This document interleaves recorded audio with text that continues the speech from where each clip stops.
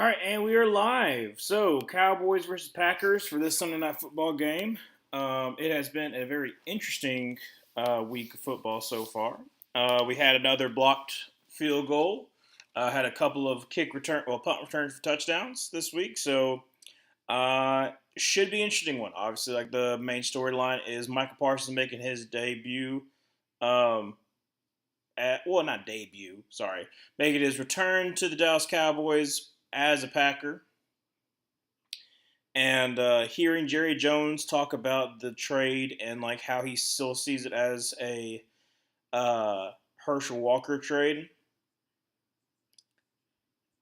it was one of the things that I kind of felt that was, and a lot of people did felt that was like going through his mind was that this would be a Herschel Walker trade. I'm sorry, I it's a wait and see how exactly the Dallas Cowboys can improve, but yeah, I don't think that this is going to be the Herschel Walker trade that Jared Jones thinks it is. I know it's a novel concept of having that take, but I don't think it's going to be the Herschel Walker trade. I think Dallas Cowboys can improve, sure. I mean you might not getting a player like Micah Parsons where you're picking, but you can still get another good player to help out your team. But I don't know. It's like I say, it's going to be wait and see for the actual trade. But I will say this: like I said, I expect the Packers to win. I don't know if it's going to be a complete blowout like what people were talking about. I think that um, Dallas will actually have probably a shot in the third quarter, and then I think the Packers will pull away late. But I don't think it's going to be absolutely dominate. Like a lot of people are trying to say it's going to be like a dominant game in the first half, and I'm like maybe. I do think that the Packers are actually going to have a pretty decent day against this Cowboys defense that has shown to be abysmal. So I don't know, but I am picking the Packers to win. Um, I think I think if Josh Jacobs has a good day, then the Packers will probably win easily, which they probably should. Um, and then as far as like Micah Parsons versus this Dallas offensive line, I'm sure that they're going to do everything in their power to make sure that Micah Parsons is not the one that kills them. He's probably double, triple teamed the whole entire time. So expect for Lucas Van Ness, um, or I mean, you could say Rashawn Gary probably for sure is going to get a little more, going to be a little bit of love this game, but I expect them to try to make sure that Micah Parsons doesn't have the game that he wants. Like if Micah Parsons has 2 sacks this game, like everyone will be talking about it. If he doesn't do a lot this game, then like people are going to be talking about it. Like it's going to be one of the two. It's going to be like, oh, look at Micah Parsons not really doing anything like going against his former team. I think he's still going to be dominant. Um, Still make a difference, but Bears went off a blocked field goal. W will be elated. Oh, yes, he will be. Well, okay. He'll be elated, but he's also going to be stressed out of his mind because that was a very, very, very close game. And they got the win, but it was a very, very close game.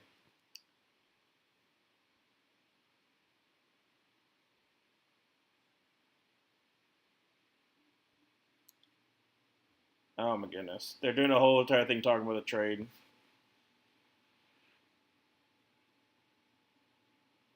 Like I said, I know that that's been the whole entire talk this whole entire season.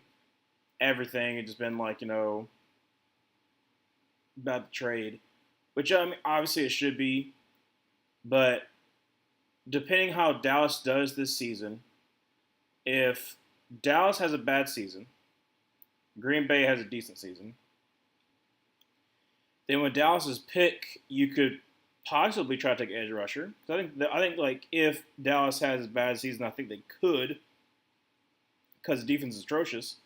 Um, Maybe you can get a difference maker, but I don't know if you'll get Micah Parsons, but you can get like a difference maker on defense. Hopefully, they can help out your edge rusher. Um, and then with the other pick for the Packers, you can pretty much just take best player available because it's not like this team. It's not like the Dallas Cowboys have no talent. They do have talent, but the talent they have is not being used correctly. Like, for instance, why did you get Matt Eberflus for your defensive coordinator, and you have more so man or prefer to do man corners, and you're putting them in zone? Like, I don't know. It's just that kind of stuff that where it's just like it makes no sense why we're doing that.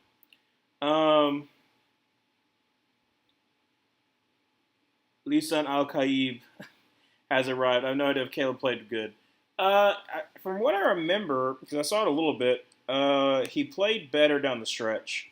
I can check and see what the overall. Let's see. Caleb was, he was 22 for 37, which is about what is it about 57? Let's see. About 11 for 18. So yeah, about like 57, 60% somewhere in there. 212 touchdown interception. He had a couple of scrambles as well. 8 for 13 on running. So he had a decent day, not a terrible day. Geno Smith had an awful day. Oh my goodness, awful, absolutely abysmal. Because I think Geno had like 3 interceptions, which is. Then you had Genty had a pretty good game today.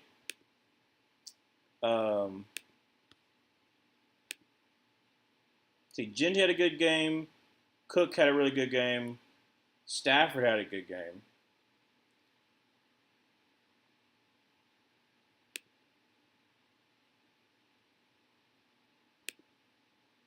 All right, about to begin.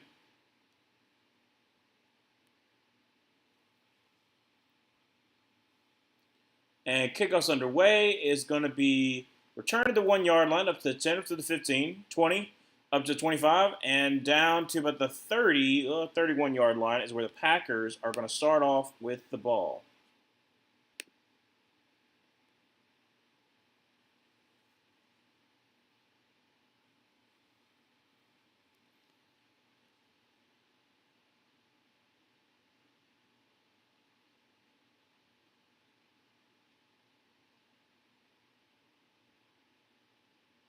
Oh, they have Kennard who's starting at the right tackle position. Okay. All right. So, first down 10. Jordan Love going to be in shotgun formation with Josh Jacobs to his left. Going to send Tucker Kraft into motion. Actually, no, that's the Luke Musgrave in motion. Going to be a throw out to Josh Jacobs who's going to stiff arm man. Goodness gracious. Number 20 just got absolutely just demoted to the shadow realm for about a 4 yard gain. It'll be second down about 6.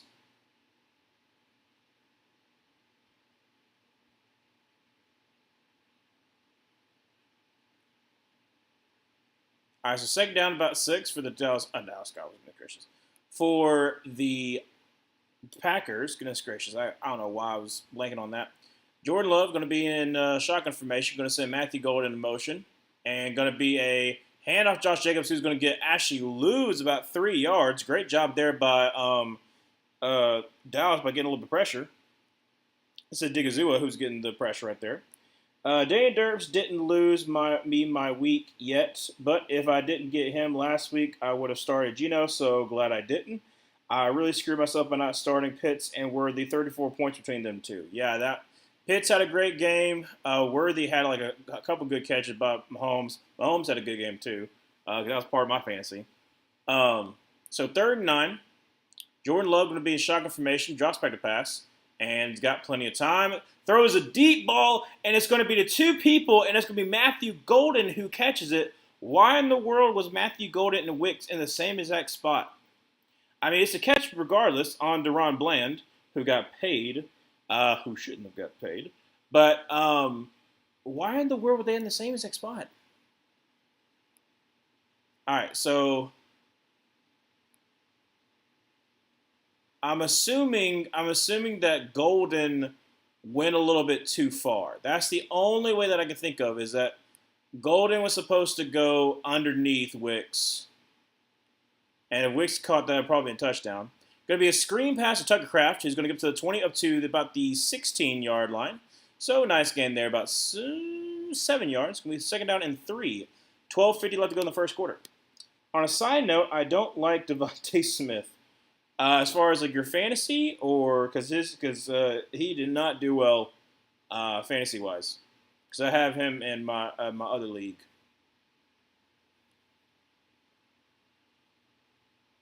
I think it's just really just usage, honestly. Because like I said, finally the Eagles offense has done something at least. You're going to see Tucker Kraft in motion and then have him in the backfield. Going to be a handoff to Josh Jacobs, who's going to have no gain right there. And that right there is Donovan Ezeraku, who got the tackle for loss. So third down and about, I'd probably say 4, because I think he lost a yard.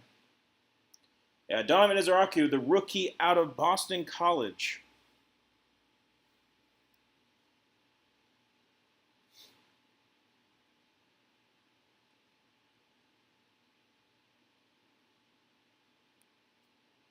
All right, so third down and 5. 11:45 left to go in the second quarter. Jordan Love going to be a shotgun formation with Josh Jacobs to his right. Sent Dobbs into motion over to the right. Drops back to pass and throws a screen. That's going to be to Tucker Kraft. He's going to get that up to the 10, up to the 5, and in. Oh, I think he's going to be just short. Dadgummit, he's just short. So Tucker Kraft at the 1, really the half-yard line. So first and goal from the half-yard line. 11:20 left to go in the first. More than likely, this will just be a handoff to Josh Jacobs. Jordan Love under center, and that's a false start. Yes, that is. That is a false start on Sean Ryan, the right guard, and that's going to back him up. I'm okay with that.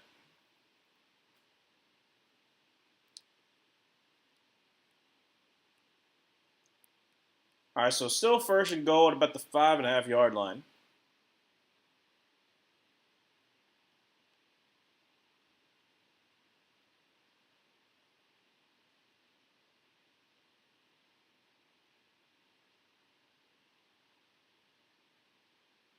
Eleven minutes left to go in the first. Under center. Going to have Bunch to the right. Oh, I saw Bunch to the left. Now I'm going to move Wicks over to the right. Going to be a handoff Josh Jacobs, who's going to get down to about the 2-yard line. So second to go for the Packers after that gain of 3 yards from the 2.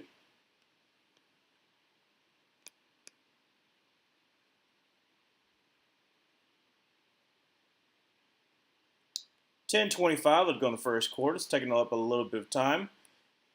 See if the Packers can actually, capitalize.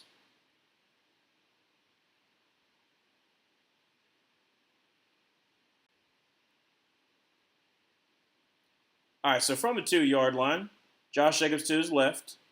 Jordan Love going to be a throw to Dobbs, and that's going to be a touchdown to Romeo Dobbs. 6-0 for the Packers. 10, I think it's 10:02. Yeah, 10:02 left to go in the first quarter.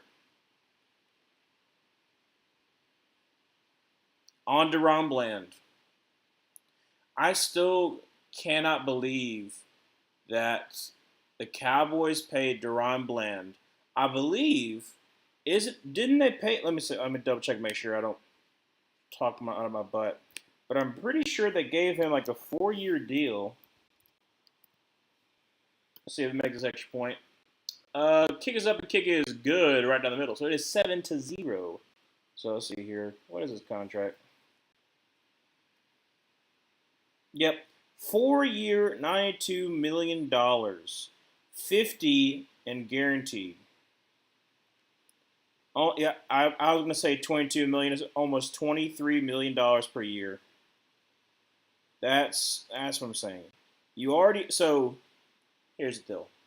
You already paid Diggs like bukus of money, because I can look up that one too. So you paid DaRon Bland and Trayvon Diggs huge money, and it has not worked out so far. And let me double check and see what his contract is. Trayvon Diggs, yep. So Trayvon Diggs was back in July of 2023. Goes through 2028, and it's 5 years, $97 million. But it is only 42 million guaranteed. So actually, look up. I'm going to look up the Cowboys. Uh,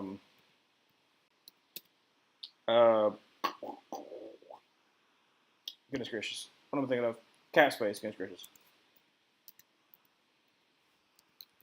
Because yes, they didn't pay Micah Parsons, and they're able to pay other people.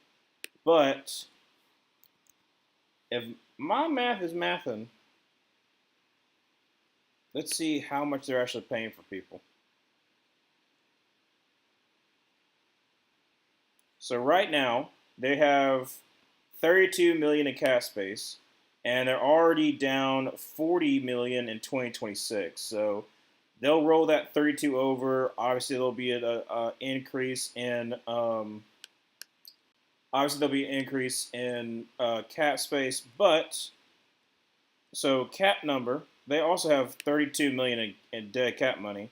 So in dead money for this year, you have Zach Martin, 8 million, 8.8, Michael Gallup, 8.7, DeMarcus Lawrence, 7.4, Brandon Cooks is 4 million, and then you got a whole bunch of other that's like in the hundred thousands, as far as like the dead money cap number.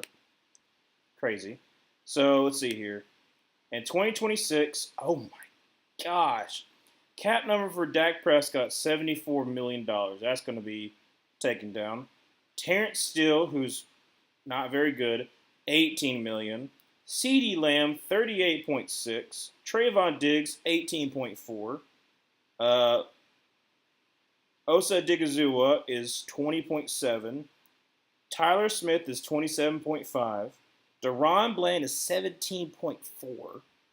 Jake Ferguson is 10.4.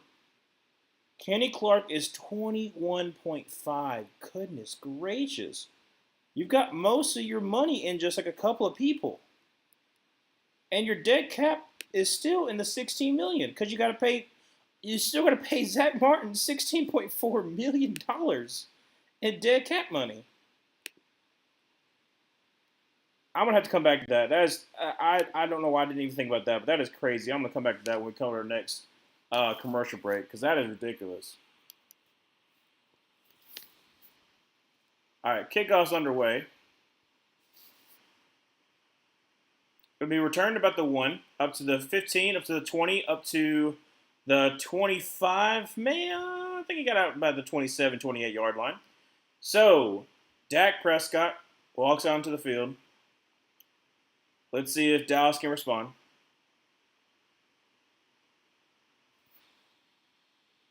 I'll make sure I'm on time with this. Okay, it says I'm live. Okay. All right, so Dak gonna be in shotgun formation with Williams to his right. 9:56 left to go in the first. Going to be handoff to Williams, who's going to try the left side. He's got the edge and going to gain about 3 yards there. It's going to be second down and 7 for the Dallas Cowboys. Walker on the tackle.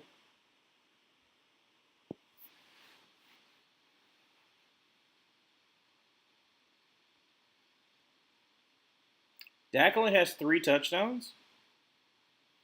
He has 3 touchdowns and 3 interceptions. 9:25 to go in the first quarter. Shotgun formation going to be bunched to the right. Actually, no. Going to be a handoff to Javonte Williams, who's going to gain about another 3 yards. So it's going to be third down and 4 for the Dallas Cowboys. So 2 straight runs.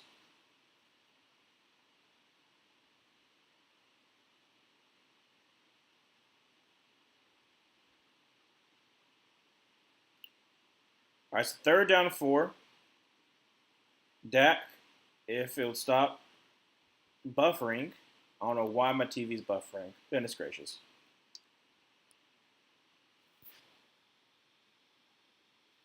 I'm sorry my TV's buffering. I got to go back into it.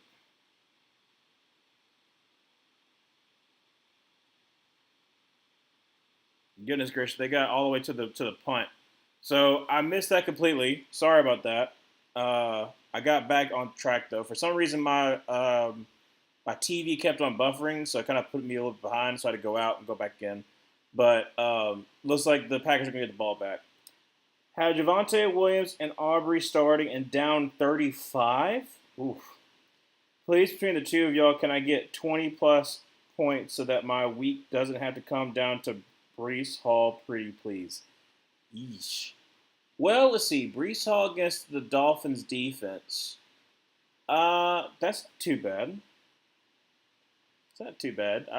I could think you could get 10. I think you could get 10 with Brees Hall. Um, I think 20 to 25 between the two. It depends on Dallas's defense. I think Javonte Williams can get some catches. Aubrey, obviously, if he's getting the opportunity, he's going to be able to kick those field goals. So I think that's fine. But going back to what I was talking about before, where we're talking about the cap hits for these Dallas Cowboys players. So in Dax in 2027, so now I'm in 2027. You've got 68.3 cap for Dak, 21.1 for Terrence Steele, 41.6 for CeeDee Lamb, 23.4 for Trayvon Diggs, 24.5 for Osa Digizua. Actually, a reduction for Tyler Smith is 15.2, so that's not too bad, actually. Deron Bland, 17.4. Let's see here. Jake Ferguson, still 9.4. Kevontae Turpin is 5.7. Okay. Wait, he's going to be 31 years old? Kevontae Turpin is 29 right now? That's crazy. Kenny Clark, $20 million. That's still crazy. And then, I mean, that goes all the way to 2028, but still. 2028 is still kind of weird. Not really weird, but I can't imagine paying Terrence Steele that. I mean, it's only 18.6, but still, Terrence Steele is not that good. $78 million for Dak Prescott. CeeDee Lamb's 21.3. Trayvon Diggs is 21 even. Osa Digizua is 24.5. Tyler Smith is 22.2. Deron Bland's 11.2. Yeah, it's just like a lot of money's tied up into a couple of players if you're the Cowboys. So it's going to be first down 10 for the 15-yard line for the Packers. Going to be under center. Jordan Love going to send Matthew Golden to motion. Going to be a play action pass. And Jordan Love going to throw on the run. That's going to be complete to Dobbs, who gets up to about the 31-yard line. Nice gain there, about 16 yards. And it'll be a first down for the Packers. 7:45 would go in the first quarter. If Williams and Hall can both get 14 points and Aubrey gets 8, that is enough to win. I want more to make up for the fact I could have won already if I started Worthy and Pitts. Yeah. But like I said, I think it's reasonable for Aubrey to get 10 because I think that he's going to get a couple of shots of having deep field goals. So Jordan Love under center, going to send Wicks in a motion over to the left. Going to be a handoff to Josh Jacobs, who's going to get up to about the 30, I don't know where he's spotted. I think he's going to be at the 37, 38-yard line. Nice gain there, about 5 yards.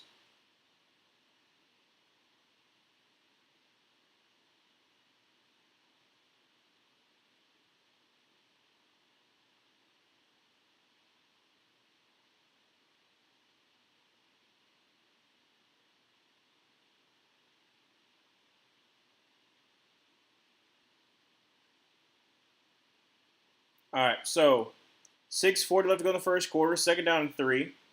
Almost offsides. Going to be a handoff to Golden, who is going to get up to the 43-yard line for a first down. Also, seeing Jadeveon Clowney in 42 is wild. Jadeveon Clowney is wearing the number 42. 6:15 left to go in the first. Still 7-0.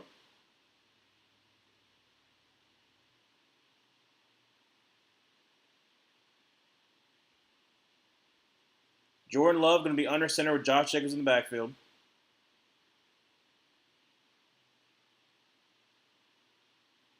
Oh, they're going to announce who's the Super Bowl halftime show at halftime. Jordan Love throws across the middle, and it's going to be, I think it's incomplete. Yeah, incomplete to Romeo Doubs. So it's going to be second down and 10, 5:49. Let's go in the first quarter.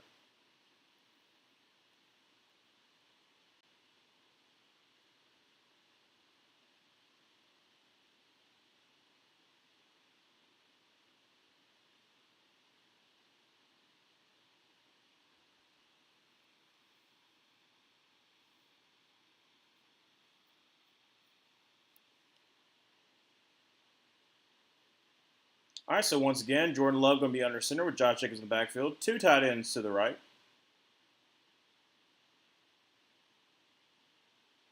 Going to send Wicks in a motion over to the left. Going to be a handoff to Josh Jacobs, who's cut back inside and going to get up to about the 50. And that's going to be third down and about 3 for the Cowboys. Goodness gracious. For the Packers.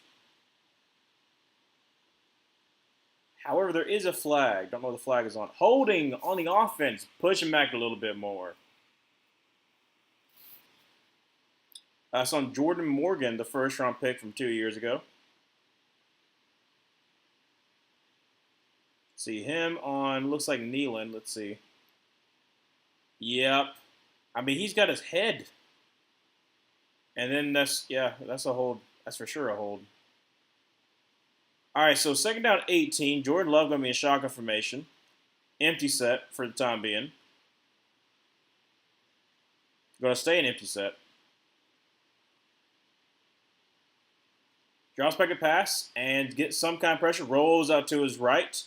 And is going to throw it away. So third and 18, 5:14 left to go in the first quarter.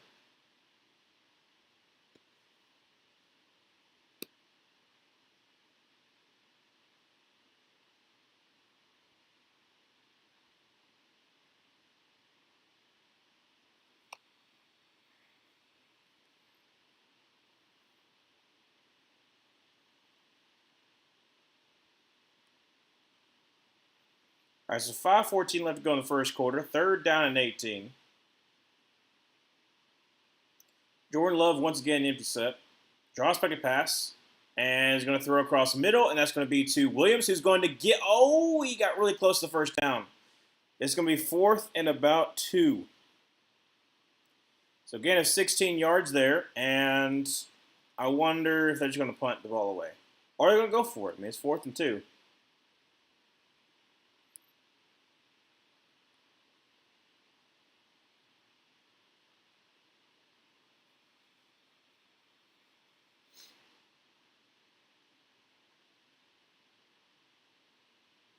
All right, so they're going for it. So 4:35 to go in the first quarter. Fourth down 2. Jordan Love going to be in shotgun formation. Got Wilson to his left. And they're just trying to get him to jump off sides. That's all it was. So delay game, push him back a little bit, and they will punt.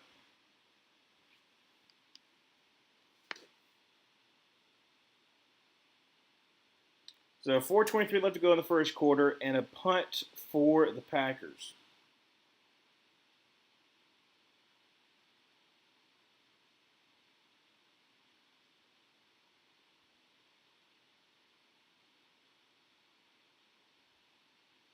Devontae Turpin on to receive.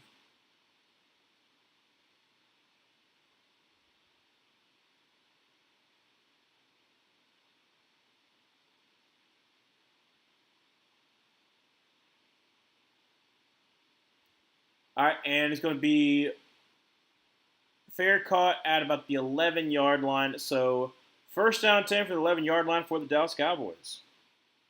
After this commercial break.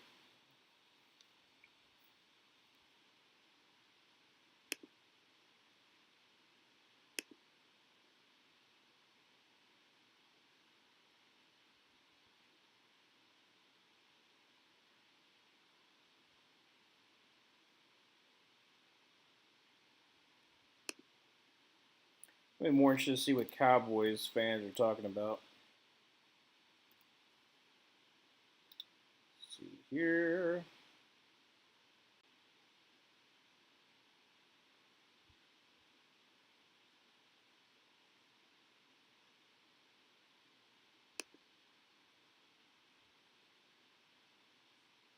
Also, I don't know, but is like Trayvon Diggs like a healthy scratch or something like that? Because he's dressed up on the field, but I haven't seen him enter just yet. So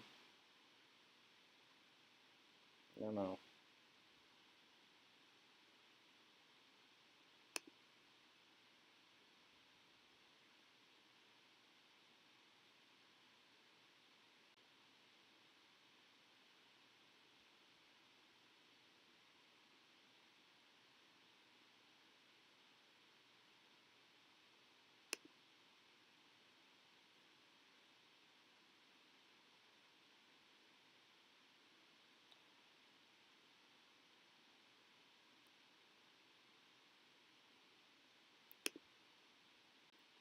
All right, we're still at a commercial break.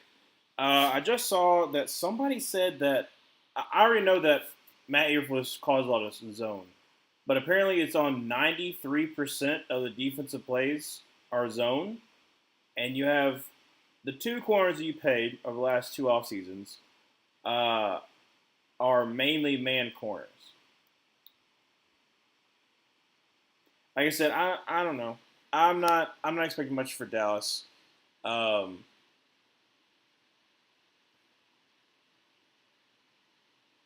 wait, it's an A24.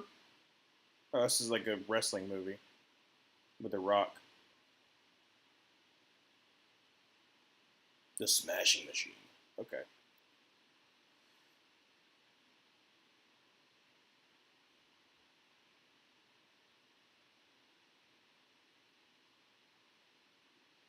All right, so about to get back to the action. So it'll be first down 10 from the 11-yard line. Dak going to be under center. Going to send Tolbert into motion. Going to be a play action PA boot, and he's got all the time in the world. Just throws it to, is that Schoonmaker? No, it's Ferguson. Ferguson for about a 7-yard catch and grab. It's going to be second down and 3. Oh, Kobe Wooden's getting the start. Let's freaking go. Love me some Kobe Wooden.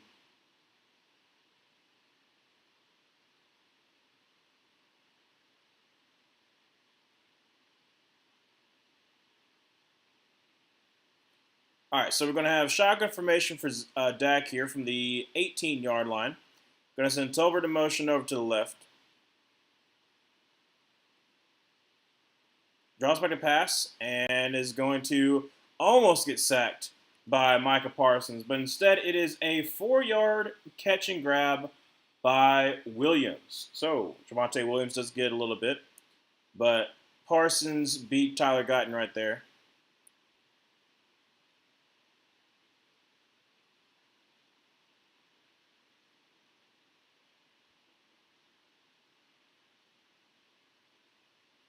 All right, so from the 22-yard line, Dak going to be under center.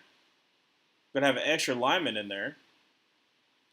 Going to be a handoff to Javonte Williams, who's going to try the middle of that field and gets about 5 yards there. So it'd be second down about 5, 2:45 would go in the first. Still 7-0. Hoping that Dallas can actually get something going on this drive. At least it wasn't 3 and out, so at least there's some improvement. All right, so 2:30 left to go in the first quarter. Second down and 5. Dak going to be in shotgun formation. Going to have Javonte Williams to his right.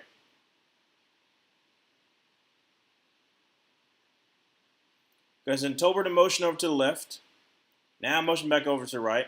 Going to be a play action pass and going to check a little deep shot and great coverage there by Nixon.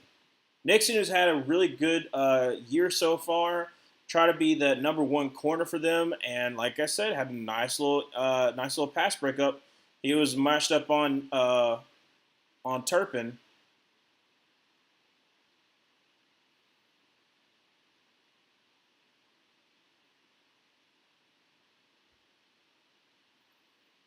And C. Lamb's on the sideline. All right, so third down and 5. Dak Prescott going to be a shotgun formation. Trips to the right with Javonte Williams to his right. Sorry, to the left. Going to be a throw. That's going to be a Ferguson who could have gotten the first down but went backwards. Why, oh why, does this consistently happen? If you know it's third down, don't be going backwards. Like just go like forward and try your best to try to get the first down. So it'll be 4th and 1. They're deep in their own territory, but they're going for it. 1:45 to go in the second quarter. Still, in the first quarter, still 7-0. But at their 31-yard line, they're going for it. Dak gonna be under center, and I'm hoping they're just trying to get them to jump off sides. There's no reason for you to go for it. And time is called by Green Bay. My thing is this: there should be no reason why you go for it. It's a 7-0 game, and if you don't get it, then the Packers get the ball at the 31-yard line. So don't go for it. Don't be stupid. Either you're not Staley, you're definitely not Dan Campbell. Don't go for it. But I'm very concerned they're about to. And Jerry looks ticked off. But when doesn't he, though? Really, truly. So they are going for it. So Bunch to the left. Now going to bring Ferguson to motion over to the right. Dak under center.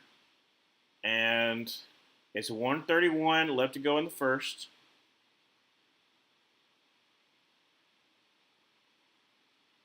They're still trying to get them to jump off sides.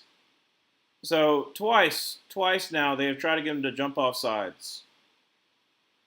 So taking delay game penalty, and then we're going to punt. That was a huge waste of time. 1:31 left to go in the first quarter, and Dallas has got to punt the ball away.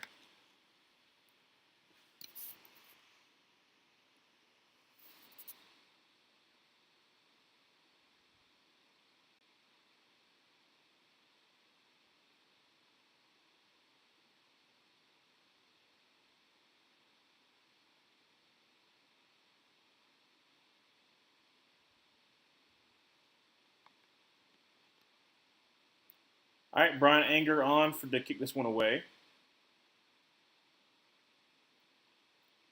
Gets it off cleanly, and it's going to be returned. It should be a nice return. Going to let it bounce, get up to the 23-yard line. Going to try to cross field.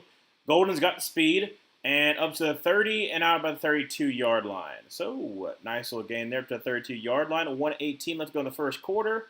Packers going to start off with the ball, but however, we are going to commercial break.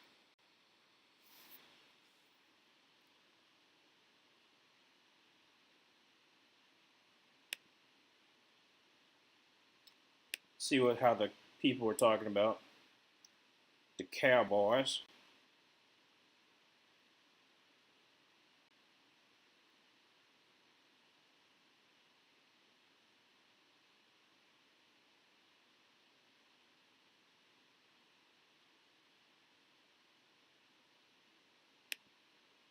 People just talking about that dumb 4th down, which I can understand.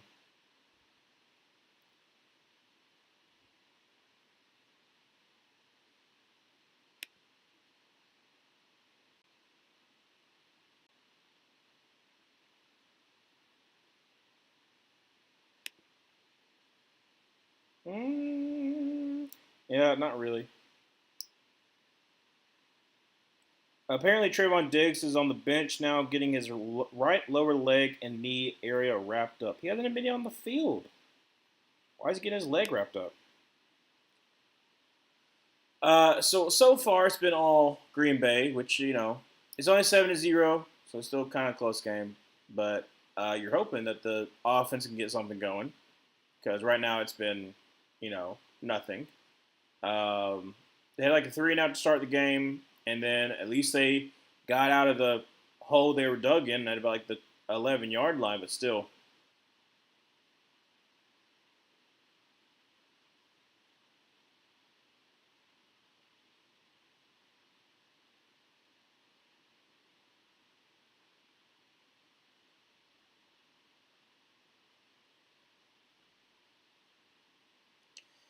I'm just trying to figure out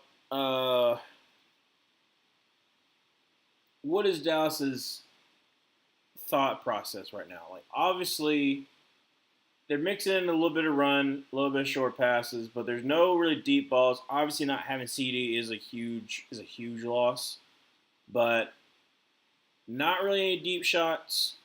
So if I'm like Packers, I'm not really even worrying about it because they're not even trying. So I don't know.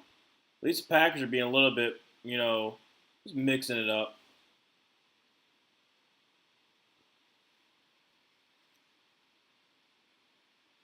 All right, so first down, 10 from the 32-yard line. Going to send Williams in a motion over to the left. Now motion back to the right.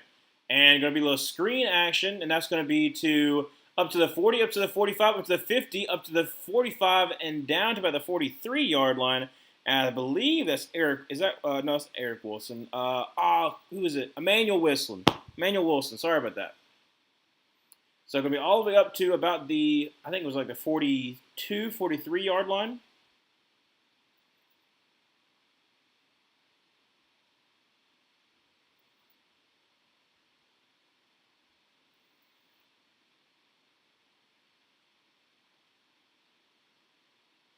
All right, so from the 43-yard line, going to be a shotgun, actually not going to be a pistol formation with Wilson behind him.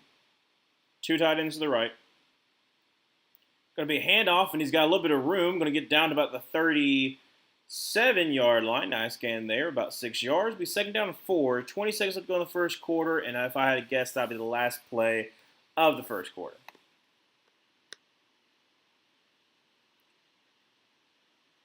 Ooh. Total yards so far, 149 to 26. So let's see what they're going to do right before the 1 minute. Nope. Okay. So into the first quarter, we second down and 5 from the 38-yard line when we come back.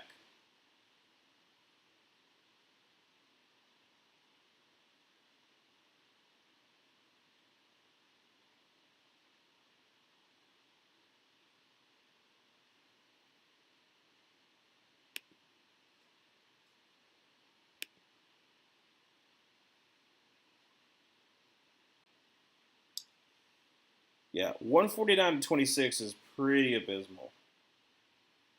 Pretty abysmal. Let's see what the stats are as far as who has what stats. Jordan Love, 8 for 10, 131.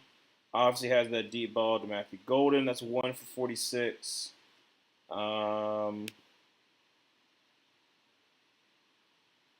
Not getting really anything on the ground game because right now Josh Jacobs is 5 for 8. But they're getting everything through the air, though. And that's what I'm saying is yeah, you don't have Trayvon Diggs out there. You do have Deron Bland. But you're, the Dallas Cowboys defense is and, I'm speaking as a Panthers fan. Our defense is bad, too. But Dallas is also really, really bad. It's like their corners just can't cover it all. That's the thing. It's like their corners just can't cover it all.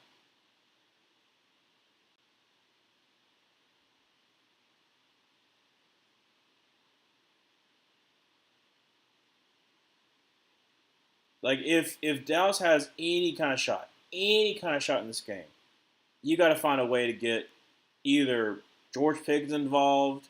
You got to try to run the ball because you tried to do that the first time around. I don't know what you need to do, but you got to get something going. You can't either have a 3 and out or not even really get close to midfield. Because Aubrey's a weapon if you're able to use them. That's the thing.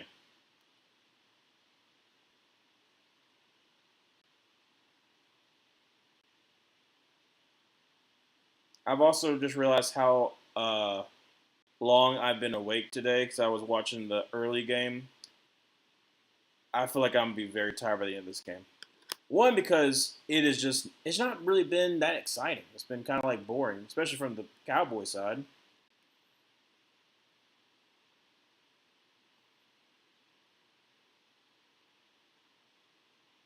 I mean, heck, I was talking about the salary cap earlier because I was just thinking about the fact of how much money they have tied up and everything.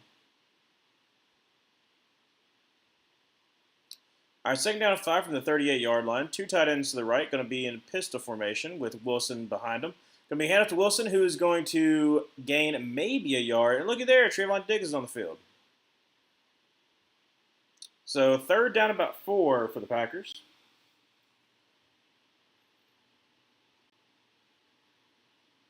And going to get a free play. Just going to throw this. It doesn't matter. It doesn't matter. Yeah, it's picked by Trayvon Diggs, but guess what? It doesn't matter. It's not really a turnover. So it's an extra man on field, so it didn't matter. Packers still retain possession.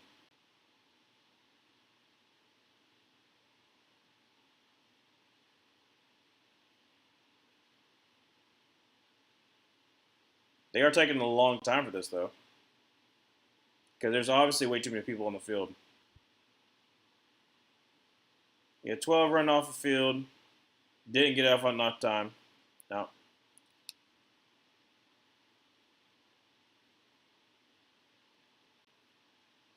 Yep.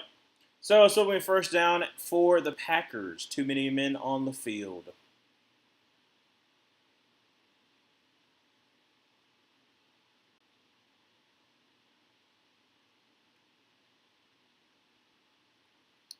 $14:36 left to go in the first. Sorry, in the first half. I could say first half. 7-0, but Green Bay is driving. Looks like Jordan Love's going to be in shotgun formation. Going to have it's like Wilson's to his left. Now going to bring Williams over to his right. Interesting. Going to bring Ty Crawford in motion. Going to be a handoff to Williams, who gets a yard. So second down and 9. Interesting play call there.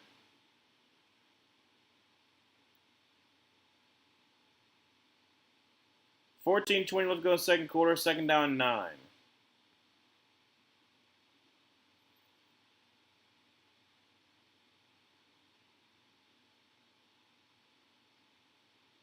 Is that Brett Favre? Yeah, Brett Favre is at the game. Odd. All right, so going to be a drop back pass. Going to throw to the tight end, and that's going to be to Musgrave.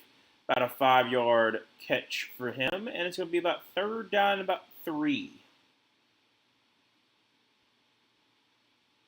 I was not expecting Brett Favre to be there.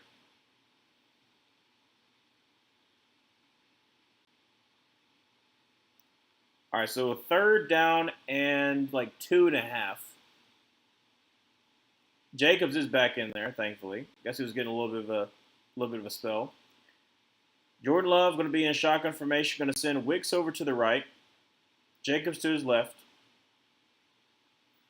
And going to be Hannah Jacobs, who is going to make a man miss, get up to about the 21-yard line for a first down. Nice gain there, about 4 yards. 13:05 left to go in the first half, and it's going to be first and 10 from the 21.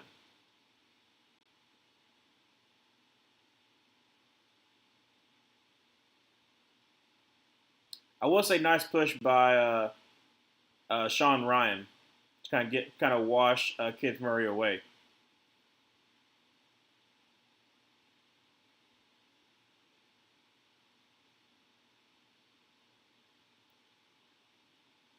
So from the 21, well, that is 20.5-yard line, Jordan Love drops by the pass, is trying to avoid the sack, and throws Tucker Kraft, who's going to get about 5 yards, but it doesn't matter because I believe there's a hold. If I saw correctly, look, there was a hold on the left side of that offensive line. Yeah, on number 70, on the right side, it's Kennard.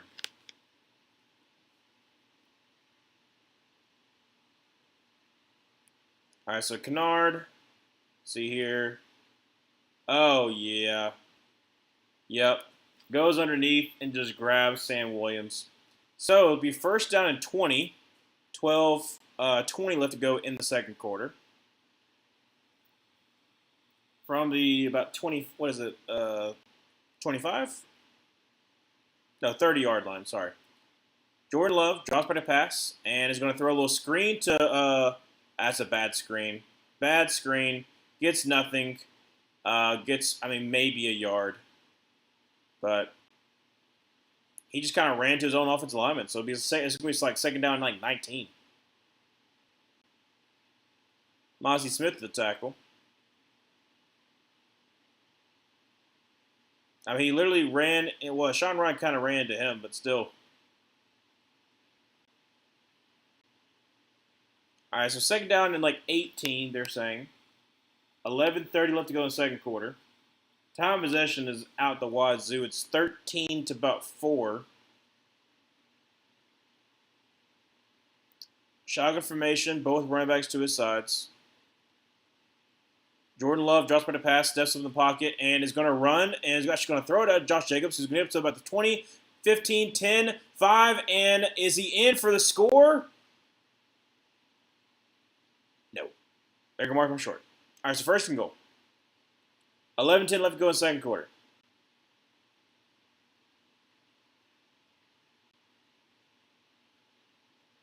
Let's see. They mark him out at the.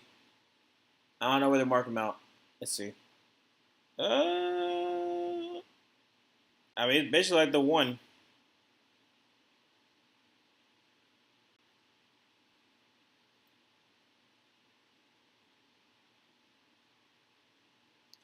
All right, so from the 1-yard line, Jordan Love under center, Josh Jacobs in the backfield. Going to be a throw, and that's going to be Romeo Doubs for his second touchdown of the day. 13 to 0, but edge point making, 14 to 0. Yeah, again.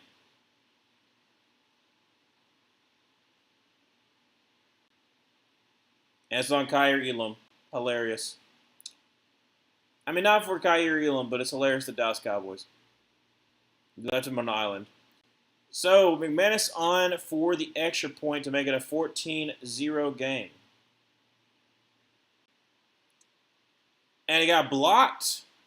And is he returning? Oh, my goodness, he might return this all the way. Yep, he is. All right, so number 14 returns it all the way back. So, it's going to be 13 to 2.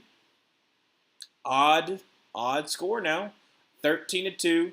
10:37 to go in the second quarter.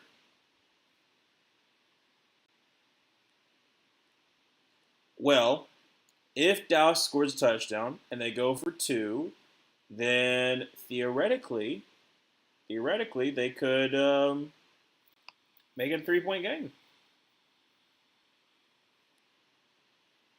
You rarely see that happen too, especially on an extra point.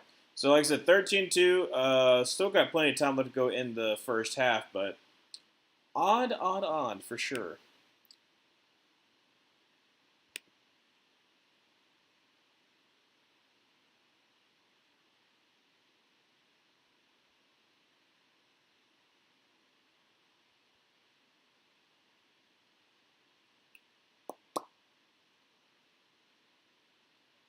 Oh, it was Marquise Bell. Okay, so he's the one who returned it all the way.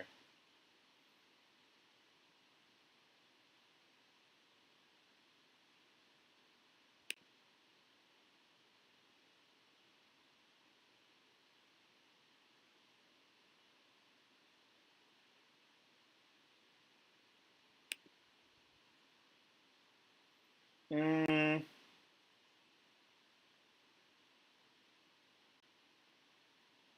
yeah, a lot of people were talking about the fact that they were giving Wilson a lot of carries. I was wondering if they were checking to make sure something was okay with Josh Jacobs, because it didn't really. It was kind of weird they were doing so.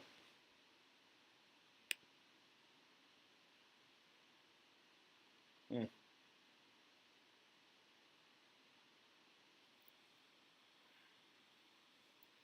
But so far, it's been all Packers, 13 to 2.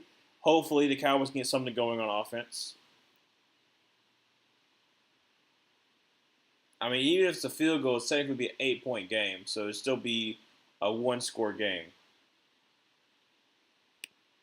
But you gotta get, like I said, you gotta get something going.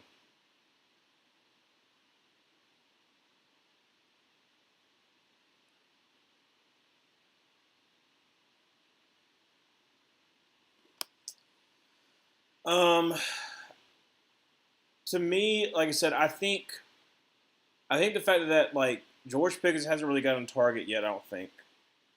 Um, you've been looking for Turpin, so you're trying to look for a little bit explosive plays, but nothing really has gone. I kind of want to say nothing really has gone the Cowboys away, except for that return, which is kind of true. So maybe they can get something going on this drive, but I highly doubt it. So 10:37 to go in second quarter, and it is a booming kick. Going to be returned in the end zone up to the 10 to 15, up to the 20, up to the 25, and down to about the 28-yard line is Turpin. There is a flag, however.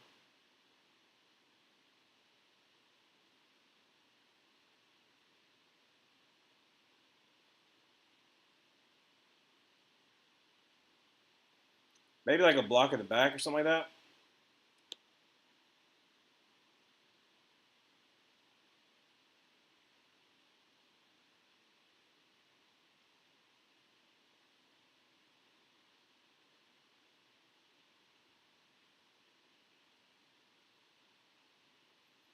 Let's see. Yep, that's blocking the back right there. On number 8-9.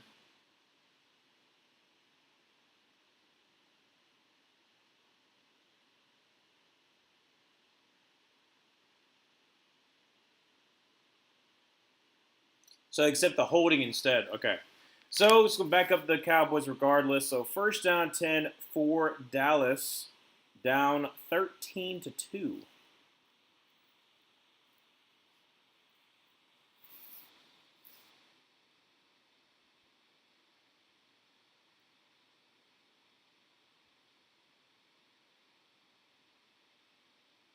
And now just talking about the missed opportunities to get the deal done.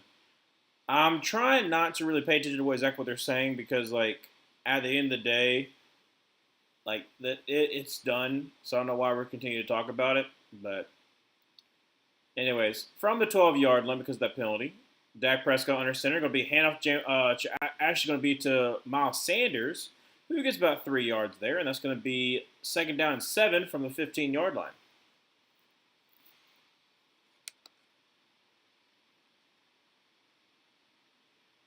And there they are again, showing Jerry.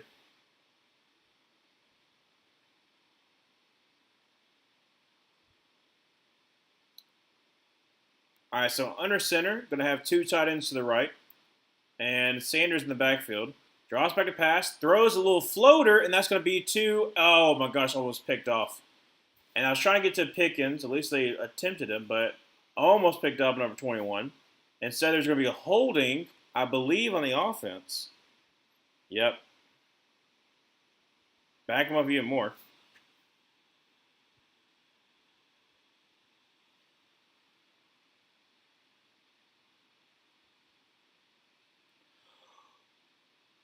Or Tyler Smith. Is it on a Wyatt? Yep. On a Wyatt. Oh yeah. And we brought him down.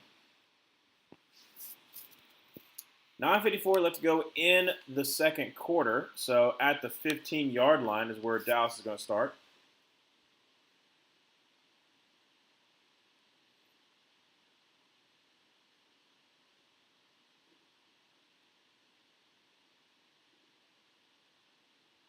Third down 7.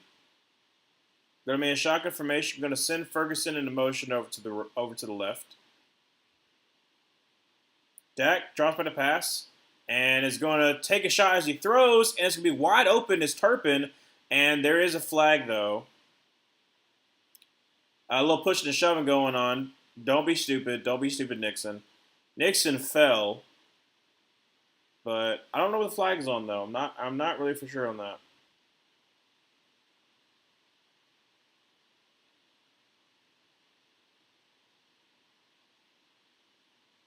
Illegal formation. Oh my goodness. Still third down. So third down and also there's Thomas. Wait, who is that?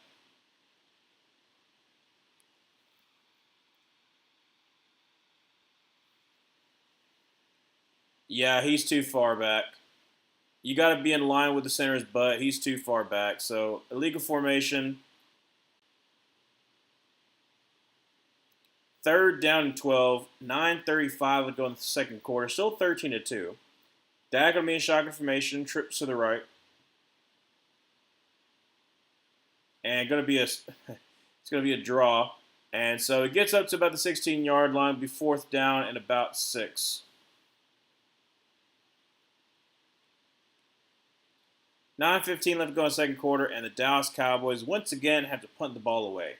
So not much have they done on offense. I think they're still they're still like about 30 yards total, just about 30 compared to one like 60, 170. To show how dominant this game has been so far. Punt is away, and it's a pretty decent one. Gonna be returned about the 30. Oh my golly, Matthew Golden. You set yourself up for that one. You set yourself up for that one. Matthew Golden tried to get a running start as he was running, and they got absolutely just lit up on the return. Spun, and then just obliterated about the 41-yard line. I don't know why he spun. I don't know why he did that to himself. But he walked right into it. So it will be first down and 10 for the Packers, up 13-2. So far, they have not been stopped. See if Dallas can have a miracle and actually stop somebody.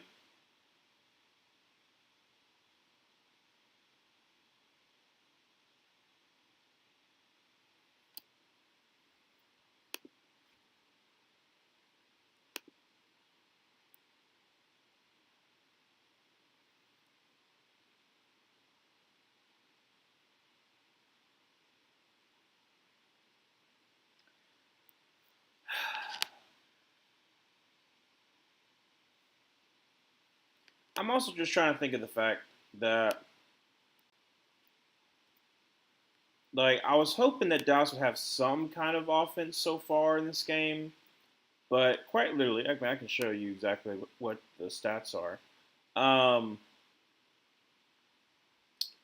But it's Dak is 3 for 5 for 15. Okay, so not good, not the best.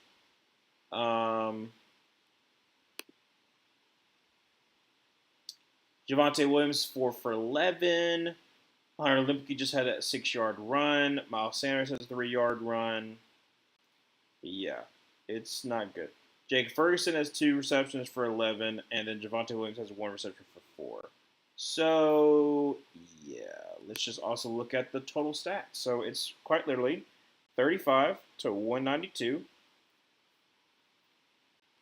So yards per play, 3.2 for Dallas, 7.7 for the Packers. Tie for penalties and time possession is 14-19 for the Packers and 6:53 for the Cowboys. There's 8.5 minutes left to go in this game. In this half. And there is a good chance that the Packers are going to have 10 more minutes than the Cowboys. That's how bad of a beatdown it's been so far.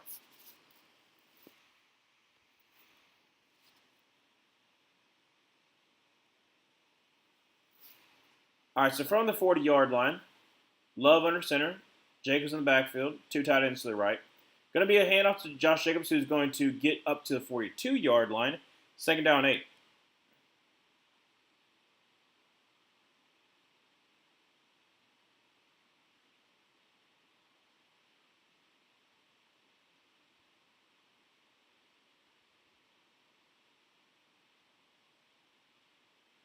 On the 42-yard line, second down, 8. Shotgun formation, going to send Matthew Golden in motion over to the right. Going to be thrown out to him. He's going to be a little bit of a screen. and he's trying to reverse field. And what is he? What are you doing? Back to the 35-yard line. So yeah, there's a flag that was thrown. Don't know what that is about, but like I don't know what Matthew Golden was doing. Packers are saying this should be a first down, so I'm assuming it might be unnecessary roughness.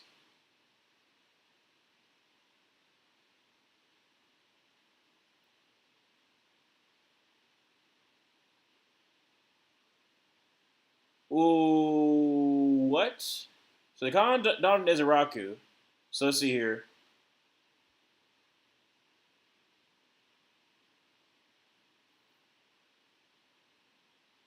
So what was unnecessary roughness? He like poked him in the eye. Yeah, he literally jacked you. Why are you jabbing him in the eye? Went meow. Like, what are you doing? Go back to Jordan Williams. Gonna be a 4-yard gain. Second down 6. But what's up, Zoe? Yeah, I don't know what Dominic Ezraku was thinking for trying to poke somebody in the eye. One, because Matthew Golden famously has a face shield. So what are you trying to do there, bud? But two, it would have been third down like 15 because he was stupid to try to cut back inside. So I don't know. It made no sense. So second down 6. From the 46.5-yard line, Jordan Love, shotgun formation with Josh Jacobs to his right. Going to be a handoff Josh Jacobs who makes a man miss and gets about 2-ish yards, maybe. Yeah, like 1.5. So third down and about a long 4 for the Dallas Cowboys. 6:30 remaining in the second quarter.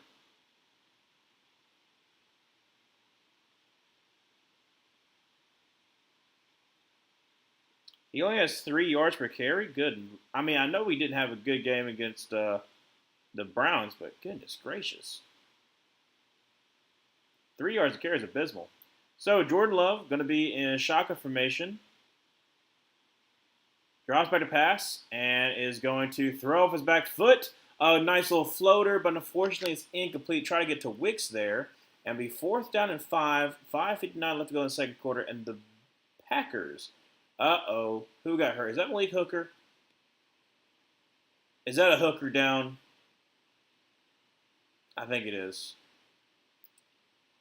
Yes, it is Malik Hooker. Dadgummit. Dallas, you already got a lot of injuries. You can't be having a lot anymore. So Waylon on to punt this ball away. Like I said, 59 or 5:59 left to go in the second quarter. Still 13-2. Dallas has not got anything on offense just yet. And when I mean nothing, I mean 35 total yards so far. Punt is away, and it is going to be down. Oh, just get there. Just get there. Ooh, very nice. Very, very nice. Down at the 1-yard line, and that's sorry. Shoot, how you say his name? I think he's from South Carolina. Shoot, how do you say his name? I gotta look it up. I feel very bad. I can't remember his name.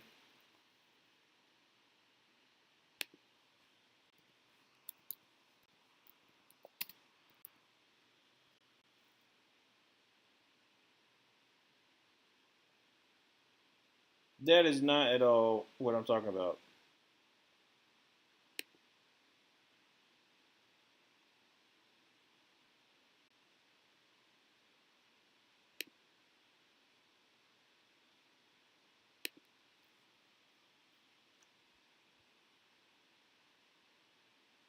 It's either Minnesota or it's South Carolina that he's from. It's a Maroon team.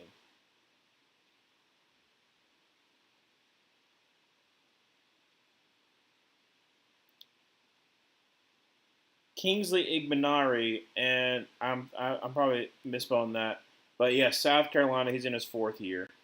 That's what I thought. I was like, South Carolina sounded right, but I know I misspelled that name, unfortunately. 2 points is weird enough for a safety on a 2-point conversion. IDK, how the defense is supposed to do that. So basically, on the second touchdown that the Cowboys did, if you block a 1-point It is a 2 point. It is one of the rare instances of where you can actually gain more points than the offense can. Well, I mean, you can technically do that when you're trying for a field goal and you block that too. But I think it's also the same exact way too. If someone goes for a 2 pointer and it gets picked off and it gets returned, I believe it's also 2 points. But I've seen it happen before. A field goal get blocked and then return it for 2 points, but very very rare. I can only remember and hope that one day the 1 point safety will happen. Yeah, because that's oh shoot, what's the 1 point safety? What is it again? I'm trying to think of the 1 point safety. It's very that one's really rare. 1 point safety NFL. Um,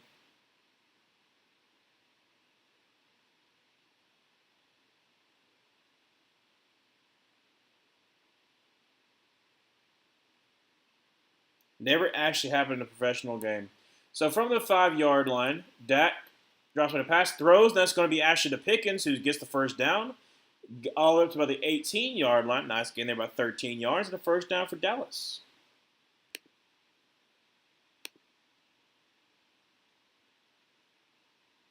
Yeah, no, they literally blocked it. They blocked the extra point because they overwhelmed the right side, blocked it, and then Marquise Bell returned all the way for for the 2 points. So that's how they got the 2 points.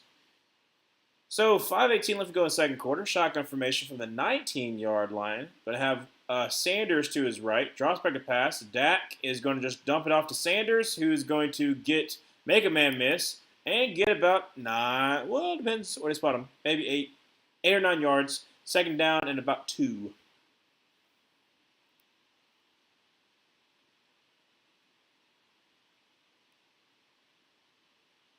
Hold up a second. No way. All right, I'm sorry. Schottenheimer's play call sheet, at the very top of it, it just has the word saying top third down thoughts. just notice that on the top of his playbook says top third down thoughts. A carry by Williams is going to get the first down up to about the 30 something. So number 67 continuously was pushing somebody. I don't know who it was, but he continuously pushed somebody, and it's going to be a flag. Why? The oh my goodness, you're so stupid. You're so stupid. I have an after play, so hopefully the first down counts. But why are you continuously going after somebody, trying to push? You're out of bounds. Try to push them again. Like, stop. Like, it's dumb. It's undisciplined is what it is.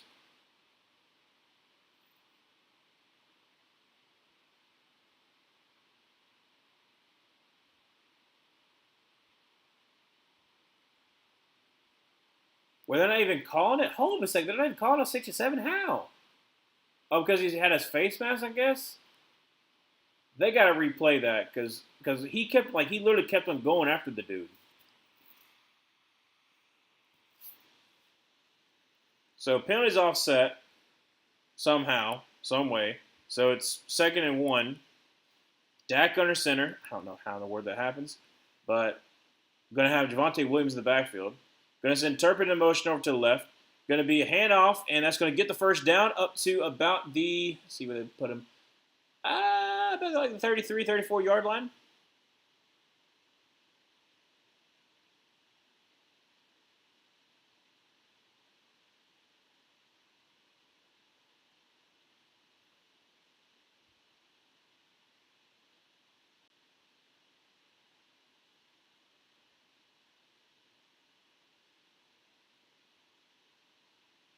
All right, first down 10 going to be actually a pass to Javonte Williams, who spin around and gets about 3 yards to avoid, about 2. Second down 8, 3:30 remaining in the second quarter, still 13-2. This is by far the Dallas Cowboys' best drive, and we're not even really at the 40-yard line.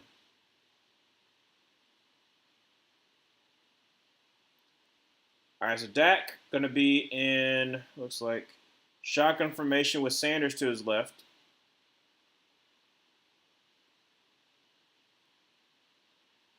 Drops back to pass and is going to throw. That's going to be into the middle of the field, and that's going to be up to about the 47-yard line. So it's going to be, I don't know how you say his name. It looks so they're up to about midfield. And so it's a two-possession game, but if you kick a field goal, it's 8 points. If you score a touchdown, get a 2-point conversion, it's only a 3-point game. So, going to send Tolbert into motion over to the right. Going to be a play action pass, and actually going to be a screen. That's going to be to Sanders, who makes a man miss and gets up to about the 45-yard line, second down and 2, and that's going to come up to the 2-minute warning. So when we come back, it'll be second down 2. Wyatt is down. That's not good. Devontae Wyatt for the Packers is down. 2:03 left to go in the second quarter.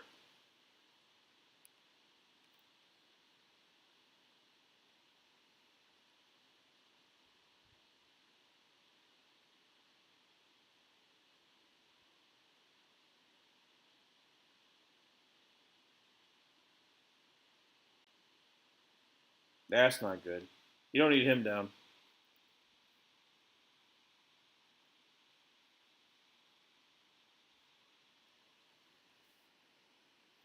I said Devontae Wyatt. He is the defense tackle that they took out of Georgia about 3 years ago. I think it's just the third year. Really good run stuffer and has actually gotten a lot of pressure from the interior. So hopefully it's not a serious injury. Because right now they're showing Kenny Clark. So they're talking about like that's what Devontae Wyatt was like going to basically be like the replacement. Yeah.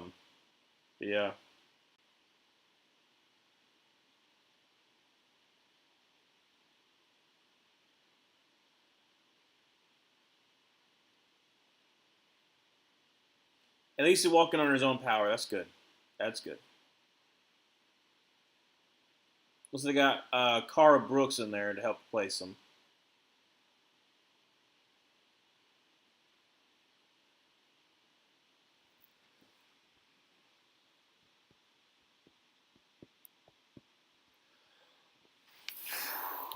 Goodness.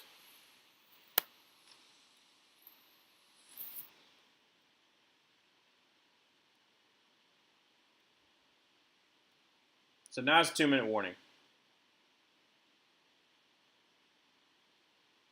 All right, so now we're going to commercial break because it's a 2-minute warning.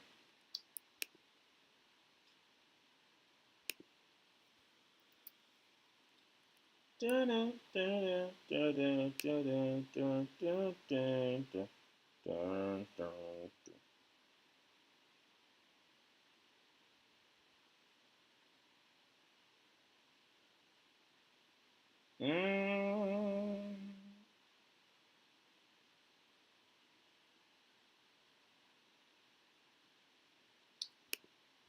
lot of people talking about the Packers haven't really been able to put away an inferior opponent.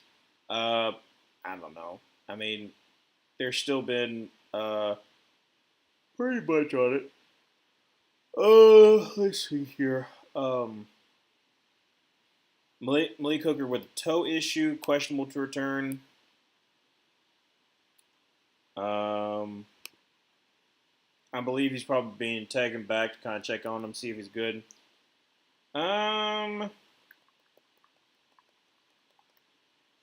Des Bryant said 3 minutes ago, Michael looked to the Dallas sideline to get the play. That's crazy. Bo really supposed to be in a Cowboys jersey. Okay.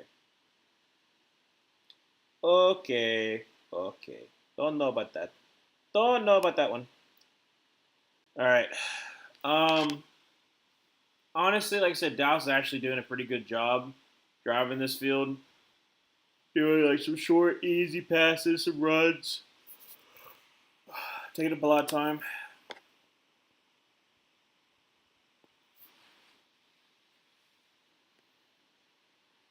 So hopefully they can get like just something. That's all you're asking for, just something. And then for you, Emmanuel, you're hoping for a long Aubrey field goal. That's what you're really hoping for.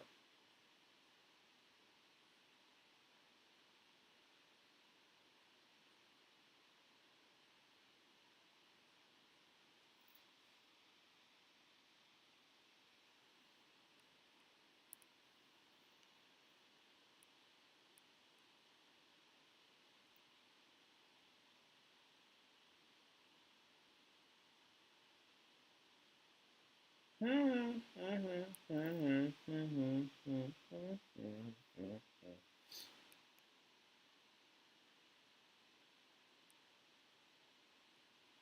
do wonder who they're going to have for the halftime show. All right, so second down and 2 from the 45-yard line. Dak going to be under center. Looks like Sanders in the backfield. Going to send Turpin in motion over to the left. Going to be a handoff to Sanders, who is going to get the first down to the 41-yard line. So nice gain there, about 4 yards. First down 10. Let the clock continue to run there, Dallas. You got to get your defense some kind of break. Yeah, top third down thoughts is literally what it says on the sheet that he has. What are your top third down thoughts? I should get this one right here. All right, so 2 tight ends to the right. Dak will be under center. Going to be a play action pass, and he's got all day throw, and it's going to be completion to Pickens. There you go. For about a 12-yard gain. Going to be up to the 28-yard line. First down 10 for the Cowboys. 1:15 left to go in the second quarter. 13-2, but Dallas is driving.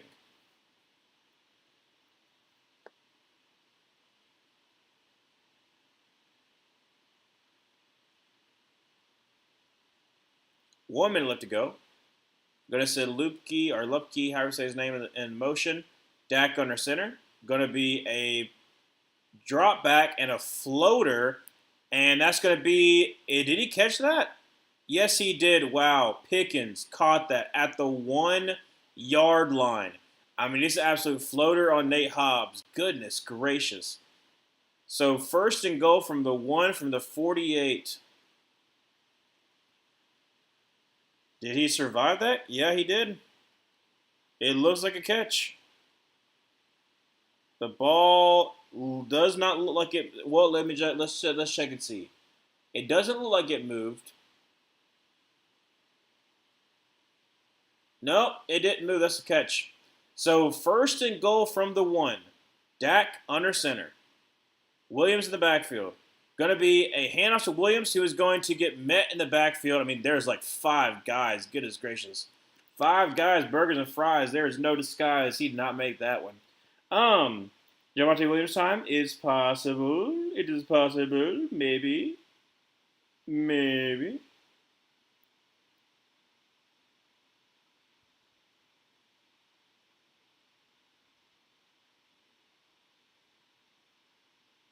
But that was a wild, wild throw right there. In a 12-man league, who do you think is a good player to trade for that I could give up Devontae Smith straight up? I'm tired of looking at his poopers. It depends, because like I said, I don't know who has who in your league, and it's probably not gonna be. Well, now they're bringing Javonte Smith over Dak on the left. Dak, shotgun formation, drops back to pass, and that's going to be a run by Dak, and Dak is going to want to score the touchdown. Sorry about that, Emmanuel. Unfortunately, it is not the case. Dak gets the rushing touchdown.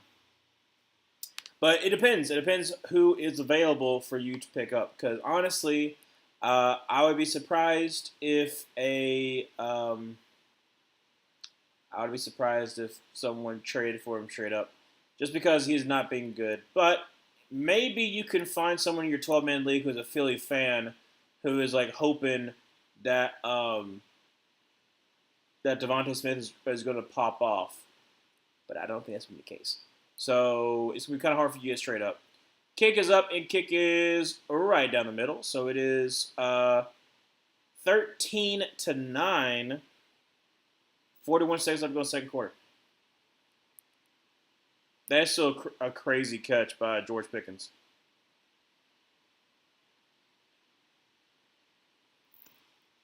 It is unfortunate that Dak just stole that touchdown, though.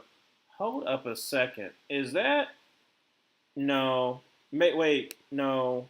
Let me double check and make sure. I thought for a second I saw Colt McCoy in the Dallas Cowboys press box.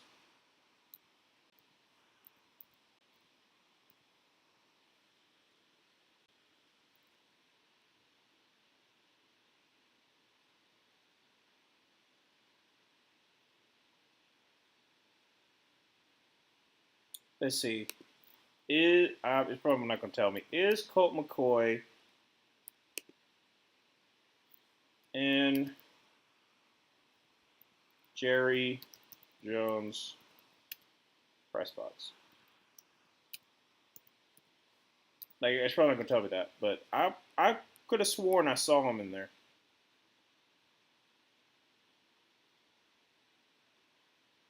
Because it sure enough looked like him.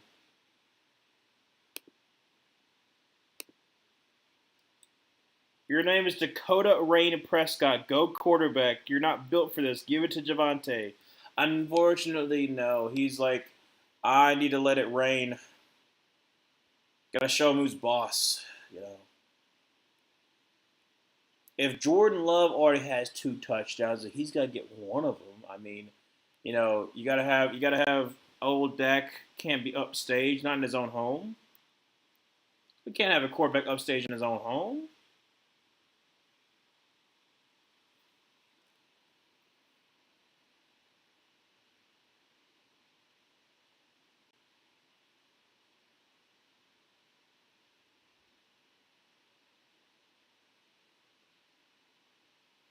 You know what is interesting? Because I have the uh, because I have the TV muted, seeing people dancing with no music, it just kind of shows you like how weird sometimes dancing can just be if you're not even listening to music. It just shimmy shakes.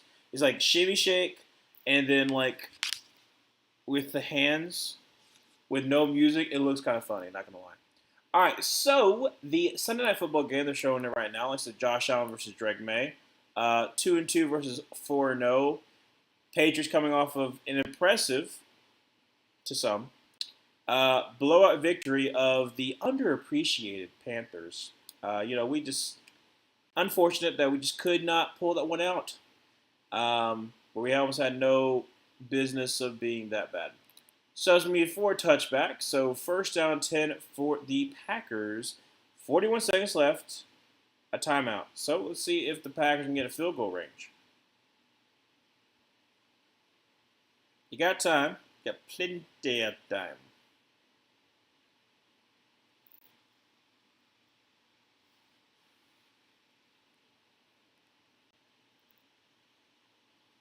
So because of the fact that the ball bounced in the line of play and then bounced into the end zone for touchback is at the 20-yard line. So that's how uh, it works. So empty set for Jordan Love. Drop it a pass. And is going to just check it down. Incomplete. 35 seconds. He was trying to take a deep shot. Let's see. I was hoping they could show like an all 22 angle, see who was open, because he was a rare back trying to throw one deep.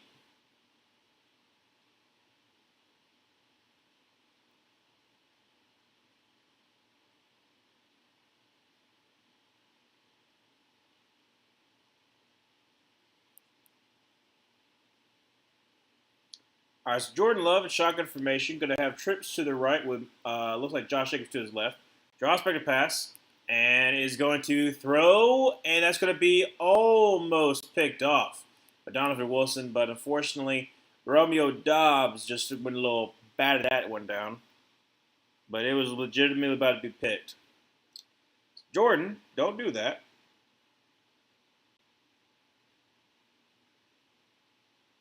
I mean, he's literally staring him down the whole entire time.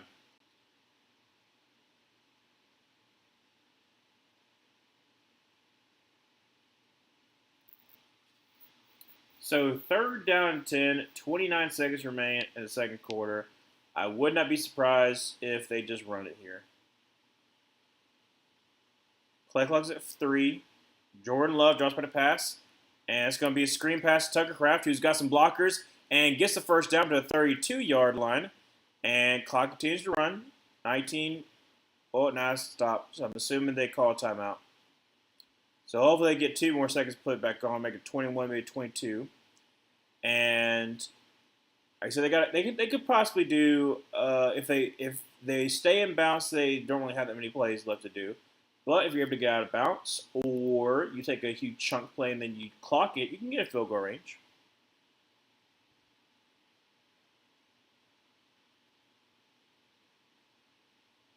It's a possibility.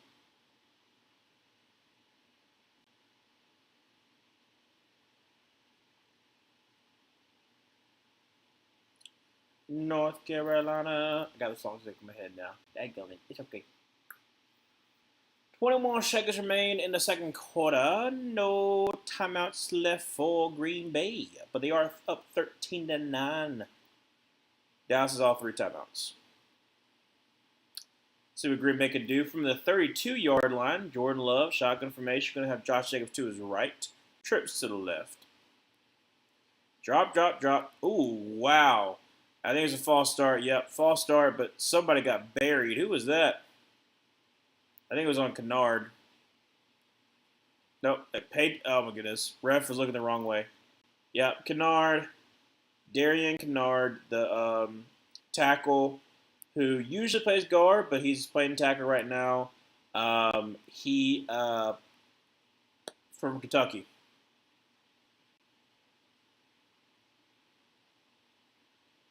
They're showing right now they're concerned that it might be a turf toe injury. That's the reason why he's questionable. Jordan Love, and it's going to be fumbled. And oh my gosh, no way! Did the Cowboys get it? I think they did. Yes, they did. At the 15-yard line, 13 seconds remain. Oh wow. 13 seconds remain. They have all 3 timeouts, and that right there. Who is that? Who's number 53? Who is 53? Is that James Houston? Yes, it is. Looky there. James Houston forces the fumble, recovers the fumble. Looky there. So it'll be first down 10 for the 15-yard line for Dallas.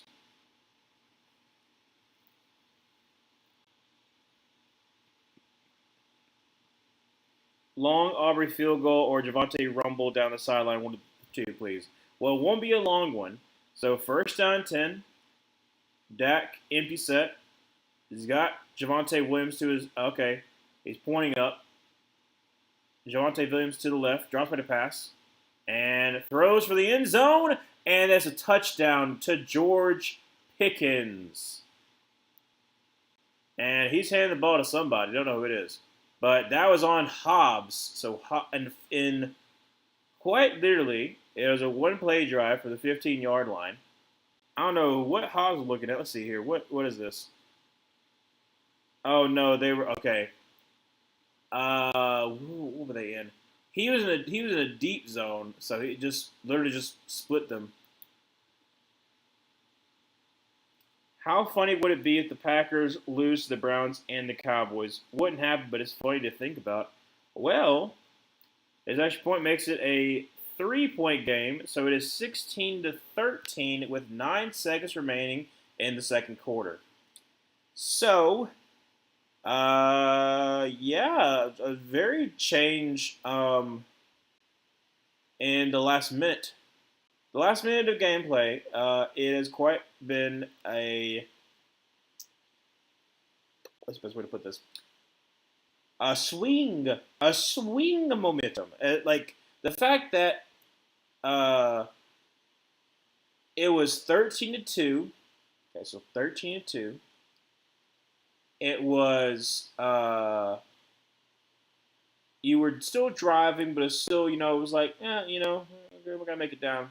And then you throw that moon ball, absolutely a moon ball, to George Pickens. Then you get, like I said, down to the 1 yard line. Dak scores a touchdown. You're like, okay, well, I mean, Green Bay's got a shot. They can be able to drive down the field. Then you get the forced fumble, and then one play, you're up. I just know Tom Grossi is stressing right now, going into a halftime down, especially because like you were dominating the game. You were dominating the game until like the final like 2 minutes, pretty much. Aubrey on to boot this ball away. I mean, it's going to be out, pretty much out of the back of the end zone. Yep. So first down and 10 for the Packers. Yikes. Yikes. That's what I'm gonna say. Yikes. Because like I said, it was 13-2. I'm trying to think the exact time that the George Pickens throw was done. But it gets down to the 1 yard line, and then basically at that point you're like, oh well, Dallas is probably going to score here, score a touchdown. Then you have 41 seconds left, and you're like, well, you know what? That's fine. It's 41 seconds left. You're doing fine. You got plenty of time to try to get a field goal range. Try to extend your lead a little bit, and then you fumble the ball. And a timeout is called by Dallas for some odd reason. 9 seconds remain. I don't know why Green Bay doesn't just, kneel it out, but maybe you think you can get something going.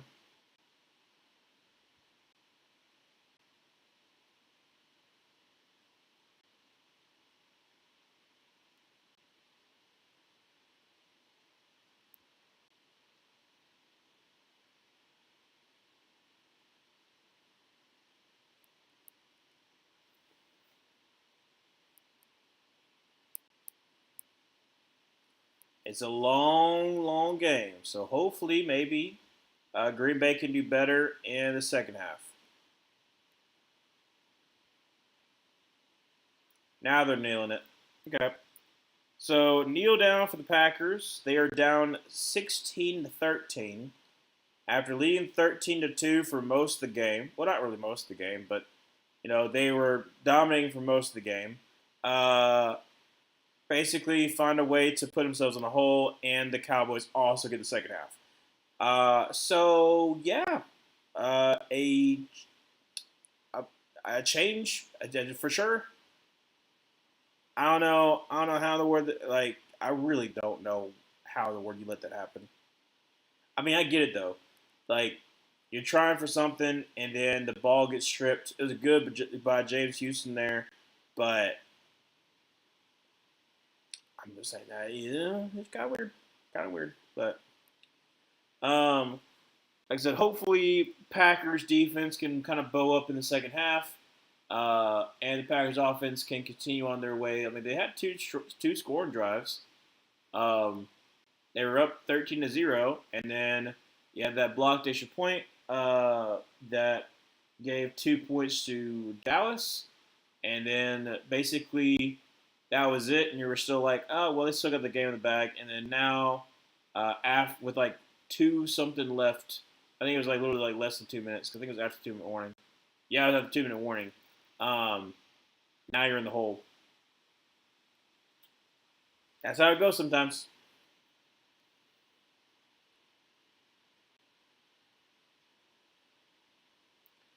Um, I will say that they finally got George Pickens involved, which has been, working pretty well for them. So I could see that happening in the second half. Williams is still having a pretty good day, so that's good.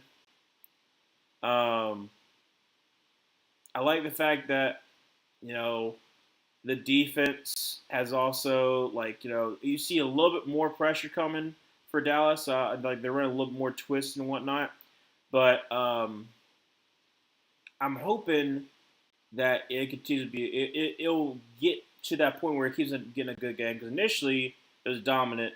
Now it's becoming a good game. It's like hey, they're up.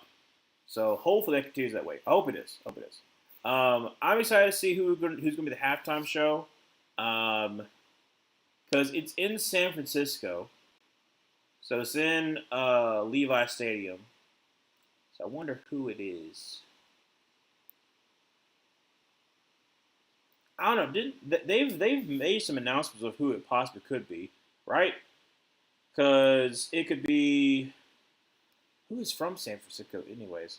There's got to be a lot of people. I just can't think of the top of my head anybody who's from San Francisco.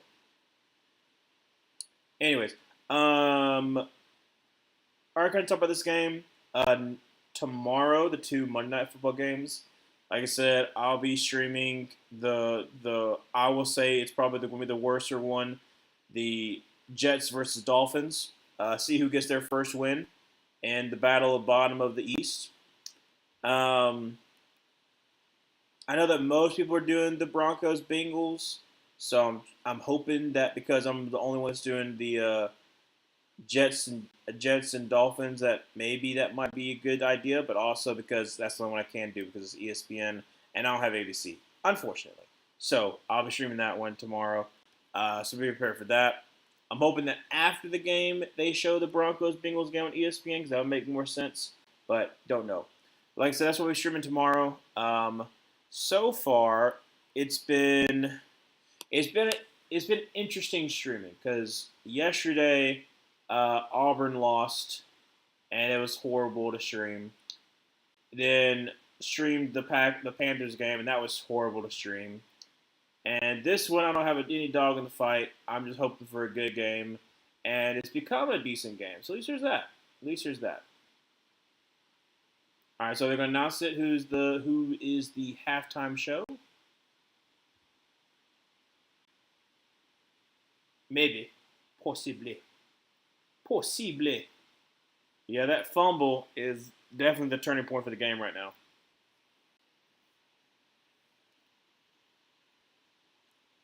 And also the Dallas Cowboys figure out they actually have George Pickens definitely helps.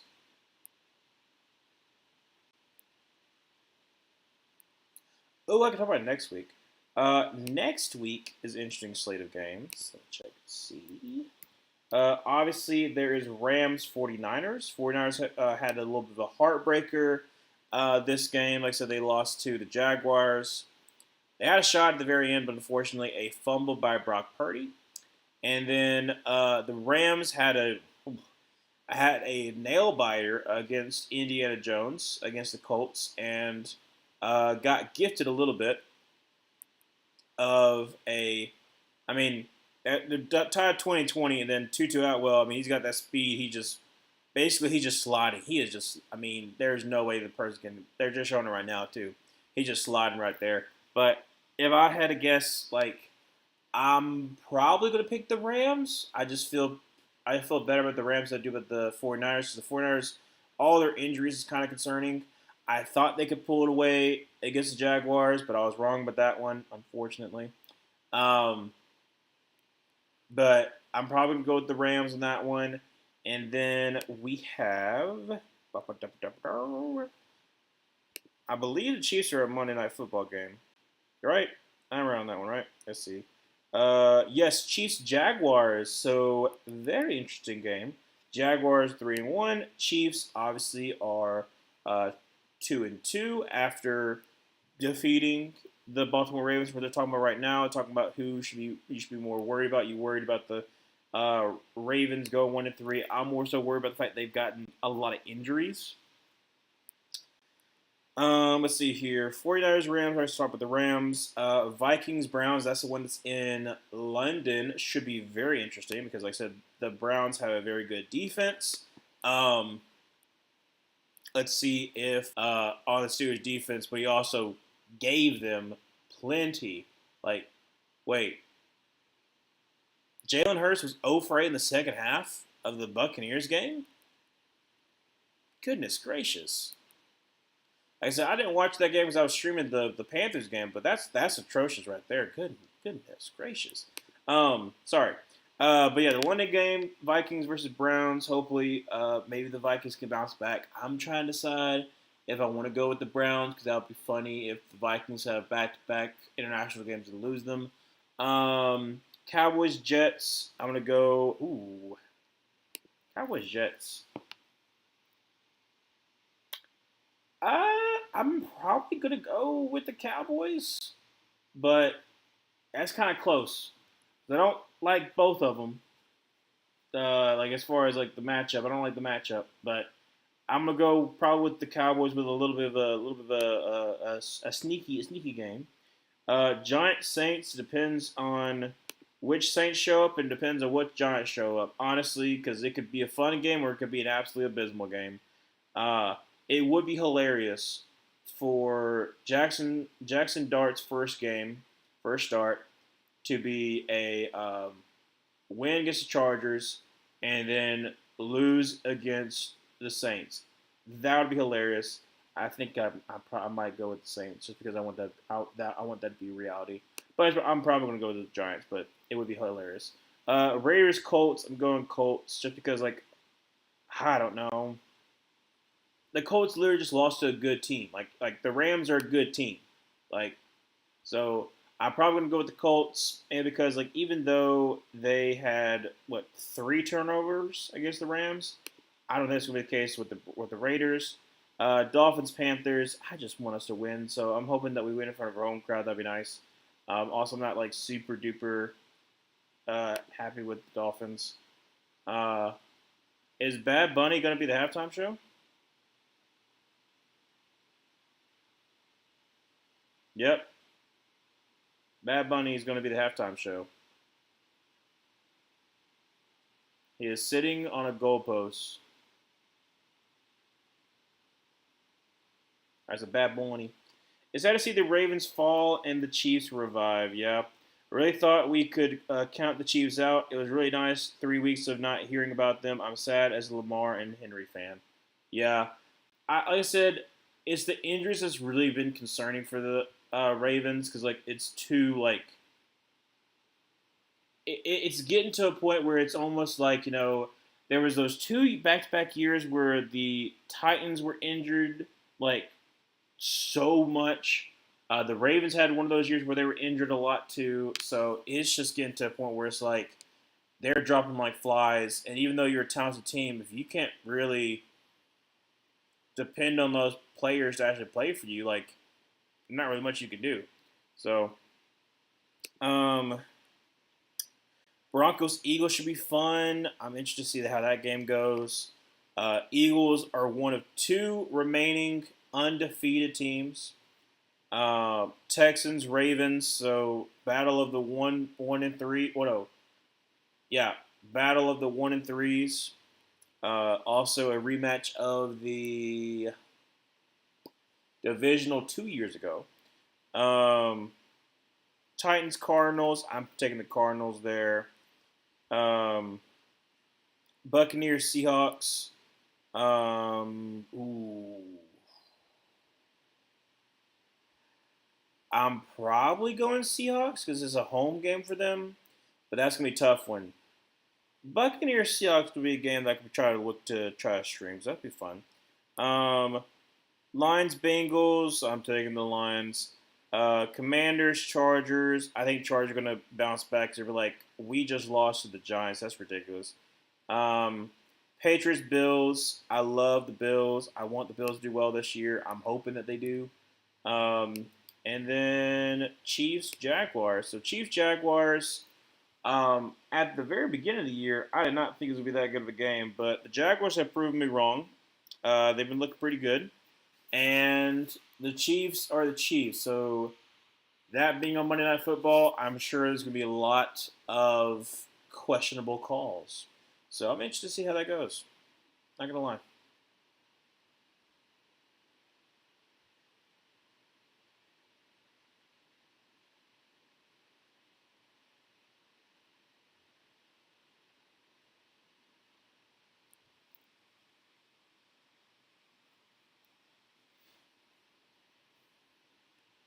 Let's actually look at the standings. I've talked about the upcoming games. Look at the standings.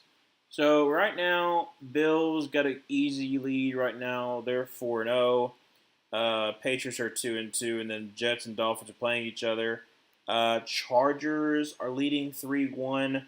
Chiefs are 2-2. Broncos are 1-2. Obviously, they can probably win against the Bengals, be 2-2.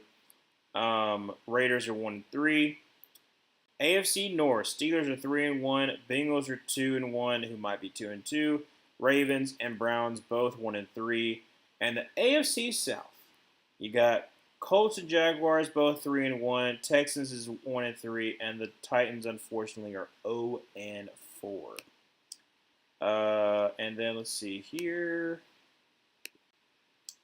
NFC East, Eagles are 4-0. Commanders are 2-2. Cowboys are 1-2, and Giants are 1-3. NFC West, crazy. You got 3-1, 3-1, 3-1, 49ers, Seahawks, and Rams, and then 2-2 Cardinals. NFC North, 3-1, 2-1, 2-2, 2-2. That's Lions, Packers, Vikings, Bears. And then the NFC South is 3-1 for Buccaneers, 2-2 for Falcons, 1-3 for Panthers, and 0-4 for the Saints. So far, the only two is it only no. There's going to be three because whoever wins the Monday Night Football game. Right now, there are three defeated teams. Like, has not gotten a single win. That's the Saints, Titans, and either the Jets or the Dolphins. We'll continue on that path. Oh, goodness gracious. I already knew I was going to get kind of tired, and I'm feeling it. All right. 7 minutes on to boot this ball away. Dallas up by 3, 16-13. Hoping to add a little bit more.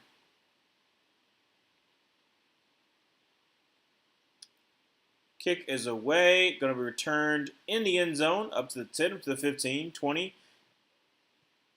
About to the 29-yard line. Sorry about that. First down 10 for Dallas.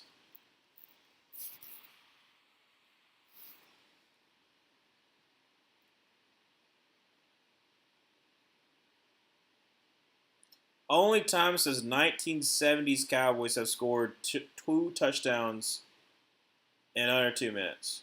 I mean, it is kind of an anomaly, so I guess it makes sense a little bit. Still, from a 30-yard line, Dak will be under center. Going to send Tolbert into motion. Going to be a handoff just to Javonte Williams, who gets down to about the 35-yard line. Nice 5-yard pickup. Second down and 5.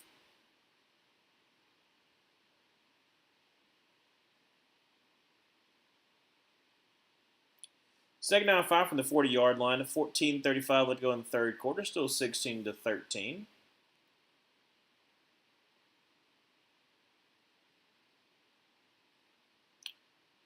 Dak in shotgun formation, going to have Javonte Williams to his right. Going to be a handoff to Javonte Williams, who gets the first down up to the 40 and down about the 43-yard line. So nice gain there, about 8 yards. First down for the Cowboys.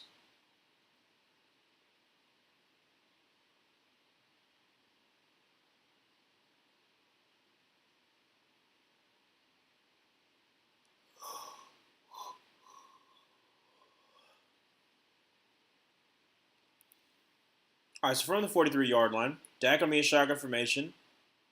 Williams to his right. Going to be handoff to Williams once again. However, I believe it's going to be a false start penalty on the Dallas Cowboys. Yep, false start.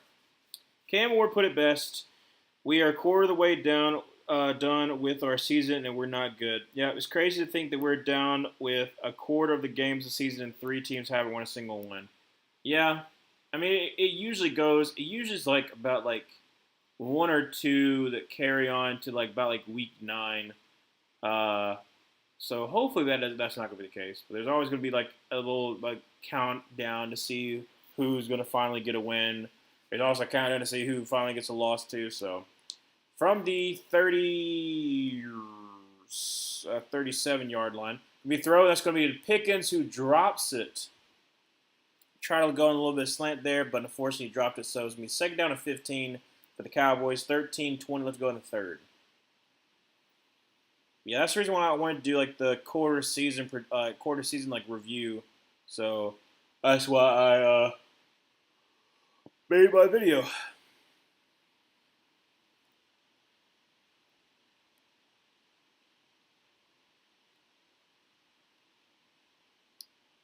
So from the 38-yard line, second down and 15.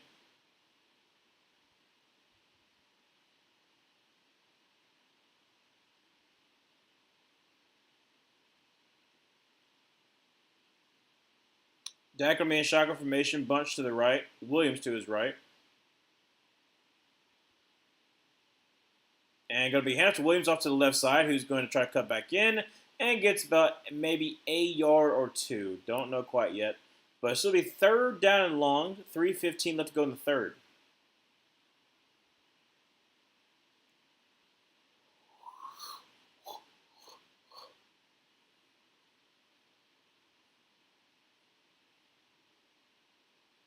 Sanders is going back to the locker room. That's not good. So that's one we haven't seen much of him. Dak in shotgun formation, drops back a pass, and is going to hurl a deep shot. Good night. And it's going to be incomplete. Try to get it to Tolbert. I mean, he was throwing the deepest balls he possibly could. So 4th and 15, 12:43 left to go in the third quarter. Punt is about to be underway for the Packers.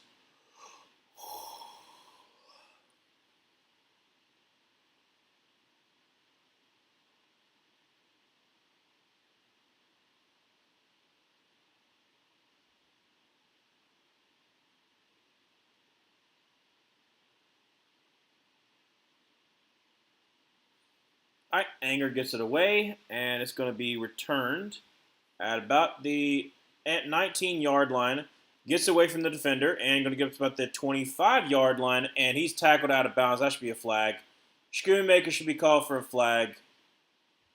I mean, literally, he was way out of bounds, and he took okay, so no flag. I mean, it's not like he hit him like hard late, but like he still brought him down, and he was well out of bounds. So I don't know about that, but anyways, you're gonna go to commercial break. Gotta go a little TV tab out. Oh, of course. Goodness gracious, I've been up for way too long. A diamond is born. I watch some kind of commercial. A diamond is born. D. Look at all my diamonds. D. Look at all the pearls. D. Like I said, it is so interesting watching commercials or watching like people like or like well, we really been watching commercials, but with no sound on. So when they're trying to do like when we're trying to do like either dancing or like it's supposed to be like interesting kind of music, and you don't hear it, it looks weird. Like it's just like it looks kind of weird. And I don't know why I'm just not thinking about it, but it does. It is odd. It is very, very odd.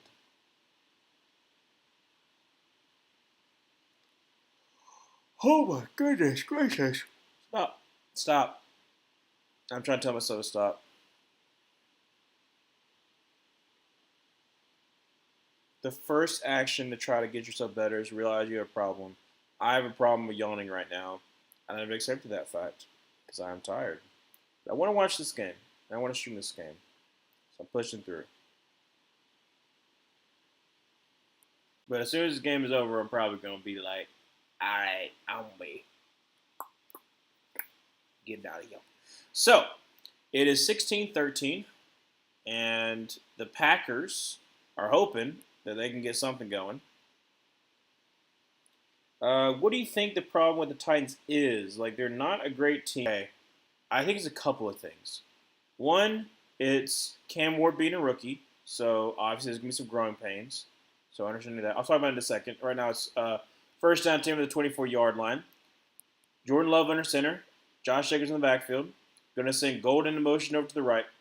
And going to be a play action pass. And he's going to dump it down to Josh Jacobs up to the 30, up to the 35, and out of bounds at about the 38-yard line. Nice game there. And be first down 10 for the Packers. So rookie Cam Ward.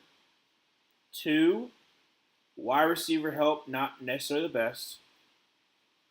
I mean, you think about it. It's rookie Alec IU minor, AU minor. Sorry, I misspelled his name. Mispronounced his name. Stanford wide receiver, a really great blocker, really good physical a wide receiver who's getting into the mix a little bit, and then Calvin Ridley, who is older, more veteran option, and then that's about it. Like honestly, if we're gonna be honest for their weapons, gonna be a handoff to Josh Jacobs, who's gonna get basically back to the line of scrimmage, so second down 10. Thirdly, you invested a lot in your offensive line, and the offensive woes are pretty abysmal. So that's been a kind of concern. That's been the main concern is that like his dad Callahan is his specialty is really molding offensive linemen, and you paid all that money to Dan Moore, and it's definitely not been working. So it's been a little concerning that you can't that you haven't been able to like really get a good offensive line around him when you try to invest heavily in the offensive line. So second down and 9, going to bring Golden in motion back out to the right. Jordan Love drops back to pass and is going to check it down to Golden, who is going to get up to the 40, up to the 35, and out of bounds by the 34-yard line. So be third down and short. Chiefs are back. We're smoking on that Ravens pack tonight. Honestly, director, y'all did an amazing job. Thank you so much for Patrick Mahomes having an amazing game. Needed that for fantasy. Obviously, there is like going to be a lot of talk of like, oh, well, not Rams, but the Ravens defense was decimated by injuries, which like sure, but at the same time, like Chiefs still doing a good job, so you can give credit where credit is due. Jordan Love kind of dancing around, and oh, that's a face mask. Yes, it is a face mask by Sam Williams. Would have been a sack, would have killed the drive, but a face mask by Sam Williams, and it's going to be a first down for the Green Bay Packers. So Jordan Love, yeah, no, it's obvious. It is bad too. That's a bad face mask. I mean, he tried to stiff arm the shoulder pad, and he just just rip down.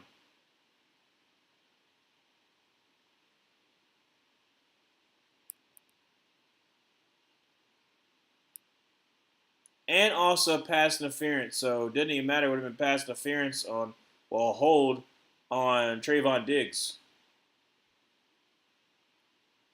Personal foul, face mask on the defense. So first down 10 for the Packers. Still down 16-13, 10:31 left to go in the third quarter. But yeah, like I said, even if like people come talking about like the fact that the Ravens defense was decimated, you still did a good job of who you went up against, handling your business, and your defense doing a good job too of limiting Lamar and that offense. So honestly, like I said, you can hold your head high. You can look at your fact you're 2-2. You got the world ahead of you, and you really need to beat the Jaguars and Monday Night Football. Because if you can get a 3-2, and the Broncos are going against the Bengals tonight. That's not, but tomorrow night, and then the Eagles. So let's say if they go 1-1 there, then they'll be 3-2. The Chargers are going against who? I forgot. I just announced that too. Who are the Chargers going up against again? Chargers are going against the Commanders. So they're the ones in the lead of the division. Even if they're 4-1, then you'd still be behind them by like a game and a half. But you can kind of close the gap a little bit on the AFC West. So I think it's going to be a tightly contested for pretty much the rest of the year.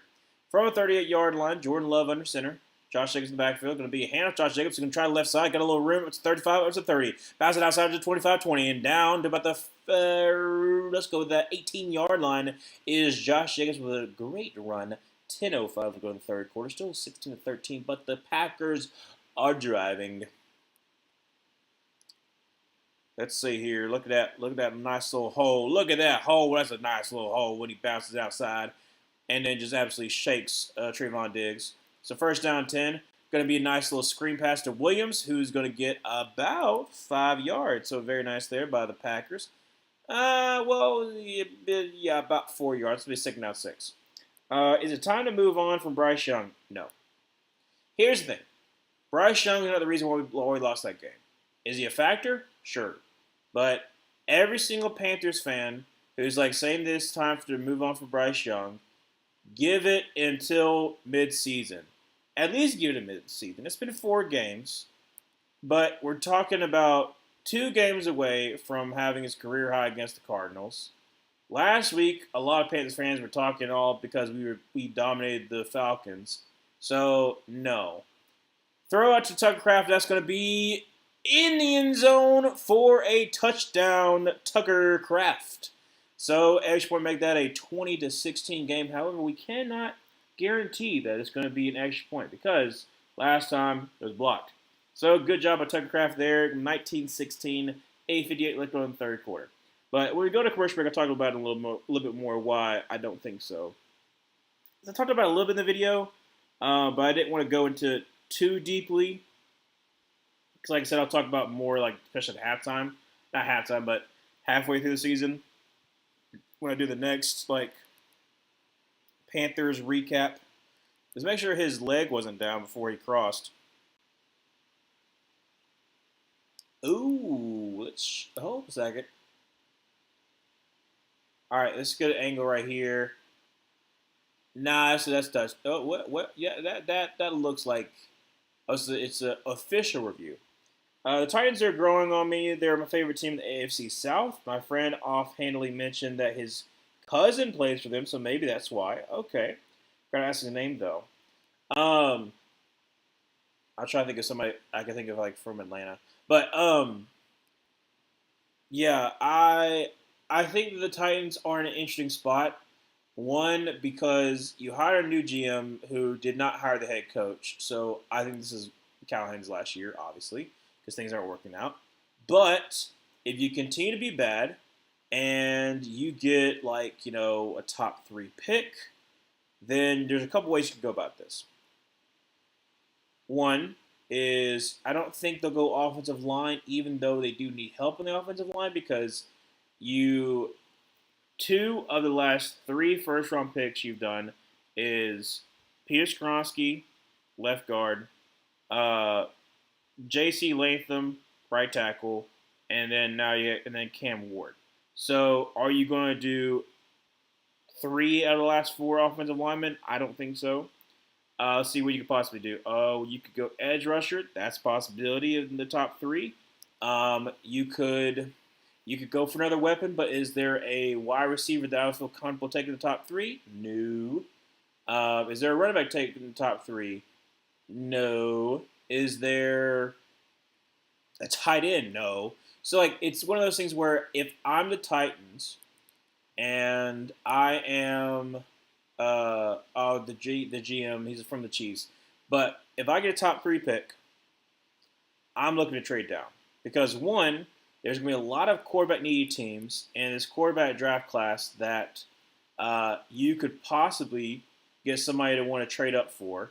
So you get more assets, you help build up that team because it's still in the twilight. Like I said, it's still like in the rebuild process. Cam Ward seems to be like a pretty decent quarterback, just unfortunately needs a little bit more help around him. Or that's like the general consensus. I kind of feel that same exact way. So I think that Titans fans want to have like a little more patience with him. But like I said, I'll talk about the Bryce Young thing in a second when we actually go to commercial break because that was a quick little one. But they are going to mark him short.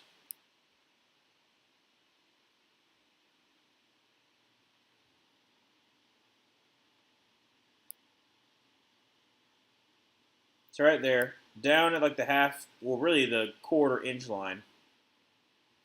So possibly Josh Jacobs time? Maybe. All right, so Jordan Love under center, Josh Jacobs in the backfield, 2 tight ends to the right. And a flag is thrown because of false start. Who?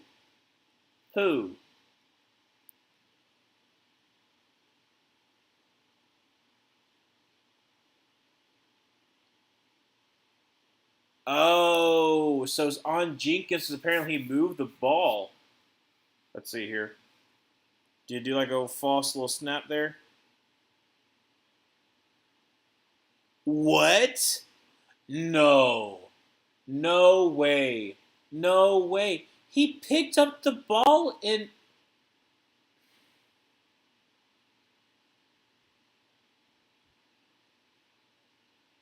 it's barely a little too far. That's ridiculous. From the 5 yard line, that's ridiculous. They say it's a little bit too far of a movement. I don't think so. Hand off Josh Jacobs. Josh Jacobs runs forward, and he gets basically about 3 yards. So second and goal from the 2. That's ridiculous. Goodness gracious. John Mateer is only first-round quarterback in this upcoming draft, even with his hand injury. Yeah. Like, okay, here's my thing. Everyone who tried to talk up Mendoza, I was like, look, Mendoza is a quality facilitator, but in no way am I taking him in the first round. No way. Because literally last week, people were talking about, like, oh, well, he needs to be he needs to be the first quarterback taken. I'm like, I don't know about that. I don't know about that. And then Nussmeier just been absolutely awful. I mean, not been awful, but he's not been his usual self this year. So, hand off Josh Jacobs, who makes a man miss, and he's going to get short. I'm going to get a yard. Third and goal from the 1 yard line for the Packers. Down by 3, 7:30 left to go in the third quarter. I mean, if I'm the Packers, I'm just going to keep on running it down his throat. I mean, nice little pressure from the backside, though.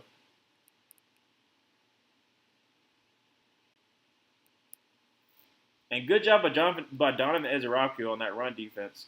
So, gonna send Tucker Kraft. No, sorry. Gonna be hand off Josh Jacobs, who's just walk in the end zone for a touchdown. A very nice little jaunt into the end zone, a little jaunt to the sideline.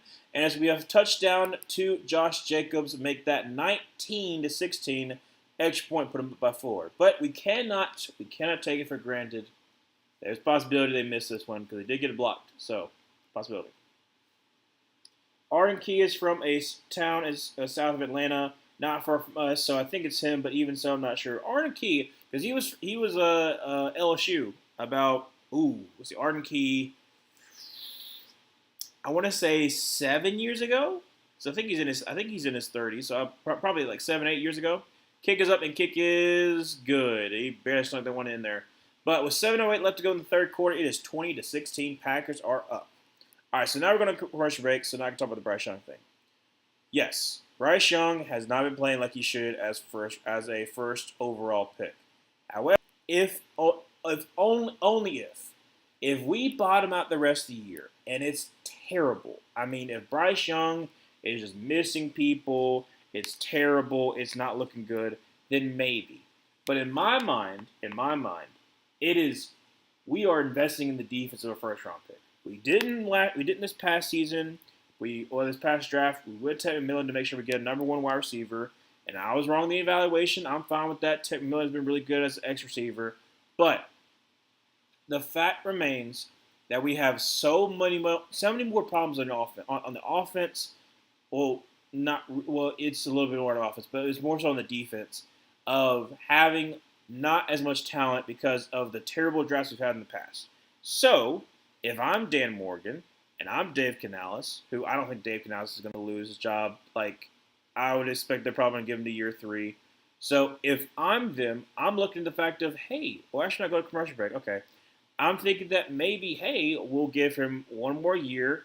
If he sucks it up in his 3rd year, you don't have to do the 5th-year option. If he does well in his 3rd year, you do the 5th-year option. But, it's not been what it needs to be, but at the same exact time, there's not really many options you can do besides start over, and then you put yourself in a bad situation where now you have wasted a first overall pick. You've wasted an opportunity to get another good player, like a defender or whatnot, because you desperately need help on the defensive side. So it doesn't make sense. It doesn't make sense to dump Bryce Young. I'm sorry. Unless it's like the worst thing you could possibly see. Unless it's 2023 Bryce Young, then sure. But it's not. It hasn't been that case. It's been either or it's been like, hey, this was pretty good. It's been or it's been, hey, it looks pretty good. It's not been awful. There hasn't been like turnover, or if there has been turnover, he played well the rest of the game. Two tight ends to the right. Dak under center for the 20-yard line. Going to be a drop back pass, and is going to throw off his back foot, and that's going to be to Schoonmaker. No, it's going to be to Ferguson, who gets back to the line of scrimmage, and that is it. So second down and 10. But it just doesn't make any logical sense. Makes no logical sense.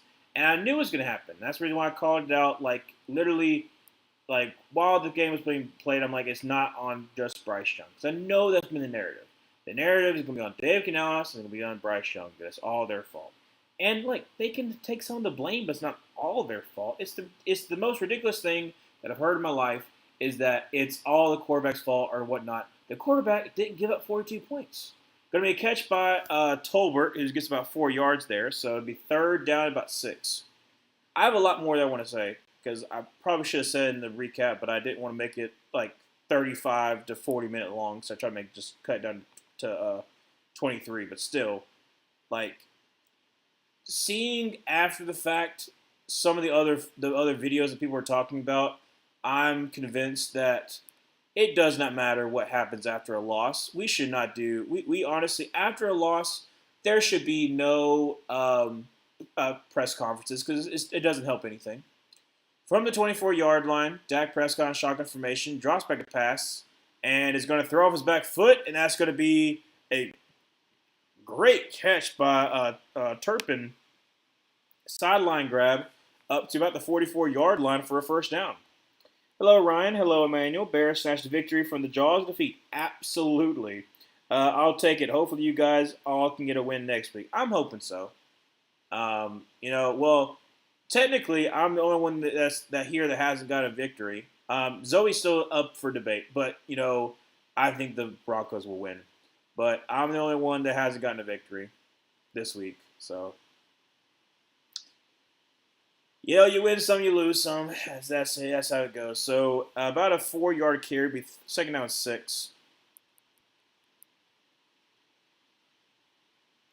Turpin's shoes are untied. His right shoe is untied. I think it's still untied. Yeah, it's still untied. Sorry, I'm paying attention to that. But he gets thrown the ball and is scooting up to the 50, down about the 47-ish yard line. Yeah, so like I said, we're very happy for you, Bears. I bet he's stressed out because like you never want to win off of a blocked field goal because like you're like just thinking, oh, it's Anders Carlson, he's probably gonna Daniel Carlson, he's probably gonna make it. So, but you won, so I'm happy with that. We hand off Javonte Williams off to the left side, up to the 40 and down about the 39-yard line. So it'd be second down about 2. Well, actually, really second down about 1 for the Cowboys. 20-16, 4 minutes left to go in third. Hello, Adobe. Great win for y'all. Knowing my team, we're going to lose the bye week like we did last year. Hope to get AJ Terrell back. Honestly, yeah. Hoping that's going to be a good. Hoping that's going to be a good little get back for y'all. Goodness gracious, couldn't think to save my life. Going to be a throw across middle. It's going to be to, how do you say his name? It's like Flournoy, but I know that's not how you say his name. But it'd be hilarious if that's how you say his name. Flournoy. It looks like the word flour, like, obviously using a bake, and then Noi. Anyways, but yeah, I'm hoping that he comes back, because like I said, it'll strengthen the Falcons team. So 3:05 to go in the third quarter, 20-16. Dak so far been pretty decent this drive, 5 for 5. From the 35-yard line, under center with Javonte Williams in the backfield. Going to fake the toss, going to hand off to Flournoy. He's going up to the 30, up to the 25, up to about the 22-yard line. And that is a first down for the Cowboys. Zoe, how do you feel about the Broncos against the Bengals, considering how the Broncos have played recently? I picked them to win personally. You got an early bye week 2. Bears need it next week, that's for sure. Yeah, and then the Panthers have bye week 14, which is like, I get it. It's late. I don't really like the too late one. I'd rather it be like week 9. But yeah, week 5 and then week 14 I think is the worst because you have to wait so long to get it, or you barely even play the season. Another moon ball, and it's going to be, try to get to George Pickens and Nixon on the coverage. So second down 10, 2:07 left to go in the third. A little bit John going on. And then Turpin, Turpin would beat Hobbs. Hobbs has been getting cooked.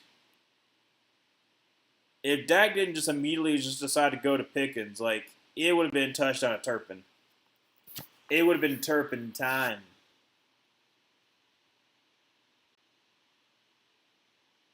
So from the 23-yard line, Dak going to be in shotgun formation with Javonte Williams to his left. Throws, and that's going to be caught, and that's going to be, I think it's Ferguson. Yeah, Ferguson for a first down. So first down 10 for the Cowboys, 1:55 remaining in the third.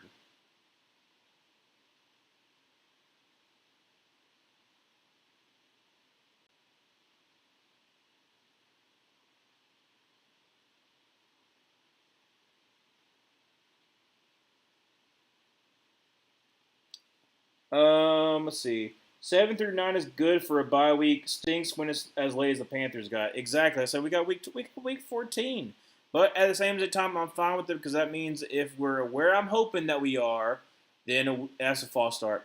If we're where I'm hoping that we are, by the time we have our bye week, we got week 15, 16, 17, 18. So it has the last 4 games. So if we are where we hope we are, we can focus up and focus on trying to win the division. Now, me saying that now after being blown up by the Patriots obviously is hilarious, but I'm still trying to stay positive with being realistic. Like, we have some winnable games the next 3 games. So if what I'm hoping happens, maybe. So from the 18-yard line, Dak drops back to pass. And going to throw, and that's going to be Javonte Williams, who's going to make a miss of 15, 20, sorry, that's 20, 10, and down to the 8-yard line. Javonte Williams, a nice little swing pass there.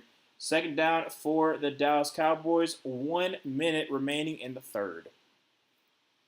Personally, I don't like early bye weeks. Last year was better, but week 5 is okay considering the situation.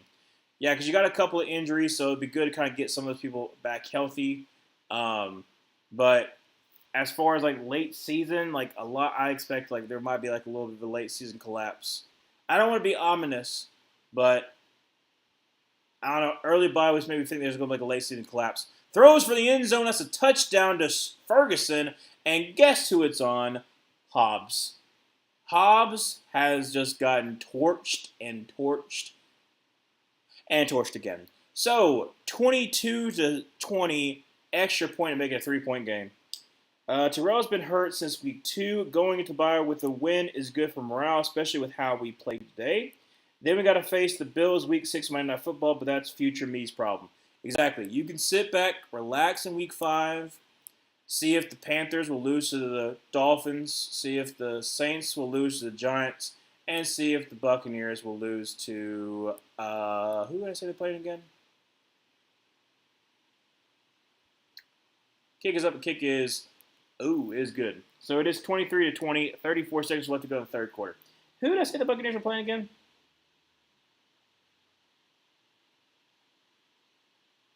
They're playing somebody hard. Shoot. They are playing this at Seahawks. That's right, at Seahawks. I think the Broncos can win it. I haven't seen much of the Bengals, but our defense should be solid, and I trust their offense to do its thing.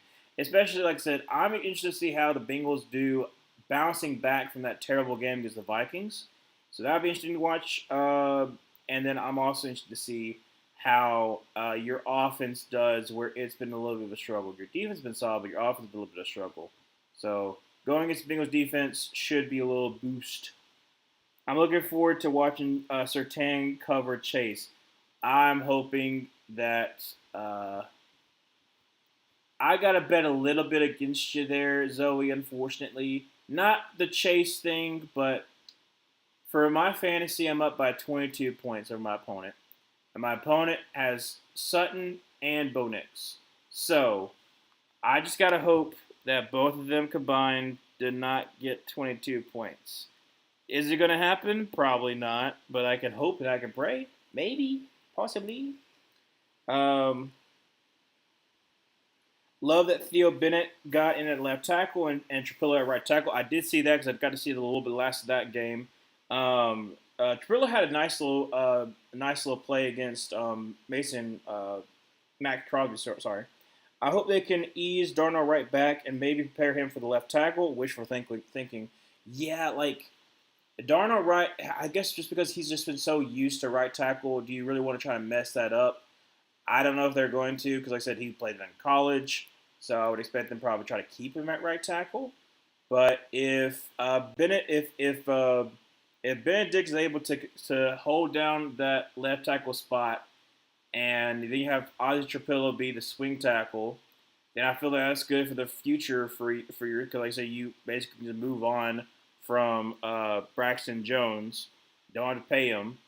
You're paying bare minimum for Thea Benedict, and you already have Oz Trapillo as basically like helping get him a little bit better, so that if Benedict you know if he fails, then you can just replace him. Where is that? Yeah. Dakota Rain Prescott, for all that is good and great in this world, get Javonte Williams a touchdown or Aubrey some more field goals. Dude, if you're a Bears fan like you are, Dobie, and it has been talked about the whole entire week, and I talked about it too. The Packers should win this game, and right now they're losing it. Oh, oh man. I can only imagine what it's saying right now in Tom Grossi's stream. Turn about the 1 yard line to the 10 to the 15, 20, 25, 30, and got absolutely up into the 30-yard line. But it'd be first down 10 from the 30-yard line for the Packers. Yeah, I can only imagine how that's going for him.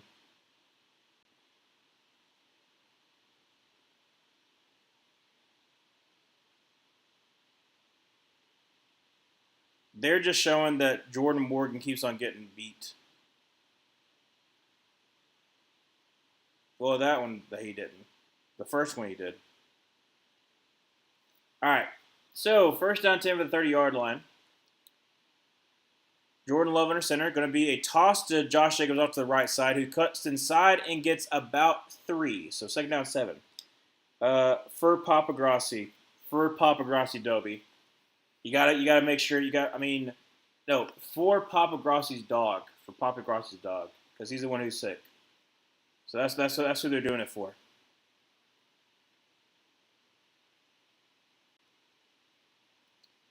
Uh, End of the third quarter, going to go to not overtime. Maybe. Going to the fourth quarter, 23-20, the Cowboys, after looking dead in the water for over a quarter and a half, have the lead going into the fourth. I do want the Cowboys to win. That feels weird to say. Just because the Packers losing is always so funny, especially considering this Micah Parsons, Michael Parsons revenge game. Yeah, it is a good game so far. Like I said, I've thankfully I'm not yawning as much as I was because it actually turned into a pretty good game. But yeah, it would be oh man. Okay, if the Broncos win on Monday night and the Cowboys beat the Packers, ooh, on Clickbait Sports is going to be interesting. On Clickbait Sports, it would be very hard because I know for a fact that all Scooter will want to talk about is Cowboys, or he'd let people talk and then he would want to talk. That's how Scooter usually does. I'm going to try to talk about. I can already see it. He's going to talk about how they could have won the game. They're winning the trade because Micah didn't do anything. He didn't get a sack. Dak is good. The Packers got help from the refs. Probably. I don't know. I'm just thinking in my head the normal Scooter rants on Clickbait Sports. I'm excited to see Surtain cover A.J. Brown next week. Ooh, that one's interesting, yes. Hopefully they'll be better for you, Ryan, in your league. I'm trying to think who I play next week. I haven't looked forward to that. But I do, like I said, I hope y'all win. I just hope that Bo Nix and Cam Sutton don't combine for 22. Very unlikely that that's not going to happen. But a man can hope and pray that his fantasy does well. That's all I'm hoping for. But it's going into the fourth quarter. It's 23-20. Cowboys were dead in the water. They found a way to claw back into this game. Packers, really and truly, it has just been a fascinating game, to say the least, because like the Packers have been able to move the ball, but at the very end of the second quarter is when you pretty much have put yourself in this hole. So from the 33-yard line, second down 7, going to be a hand of Josh Jacobs off to the right side, who's going to get the about 5, so it'll be third down about 2 from about the 38-yard line. 14-45, let's go in the fourth quarter.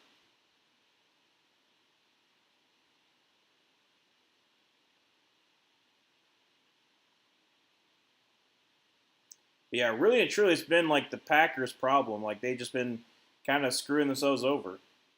Some of the holding penalties, some of the decisions they've been making.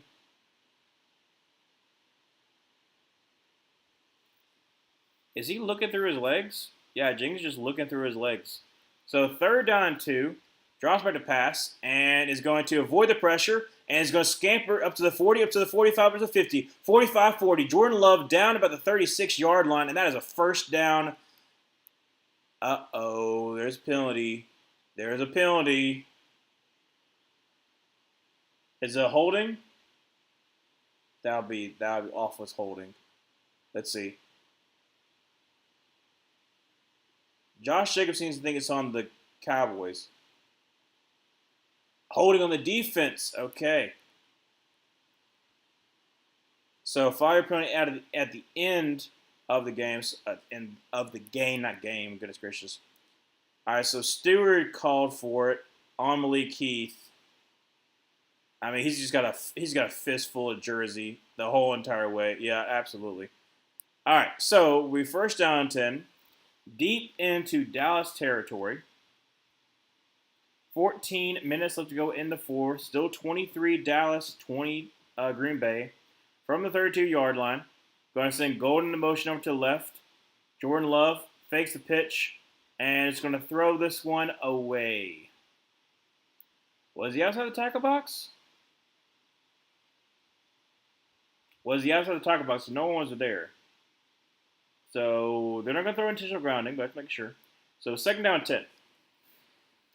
I remember Gary was the sack leader at some point with 4.5, so Parsons' presence is definitely felt. Yeah. Well, it's because of the fact that, like, basically, like, you see a lot of times where they are quite literally double teaming him all the time. He's close. He's close to inside the tackle box. So second down 10 from the 32-yard line. Shotgun formation. Run back to his left. Draws back to pass. And is going to throw across middle. And that's going to be up to the 25-yard line. So it'll be third down and 3. That was Tucker Kraft with the catch. So third down and 3. 13-38. Left to go in the fourth quarter.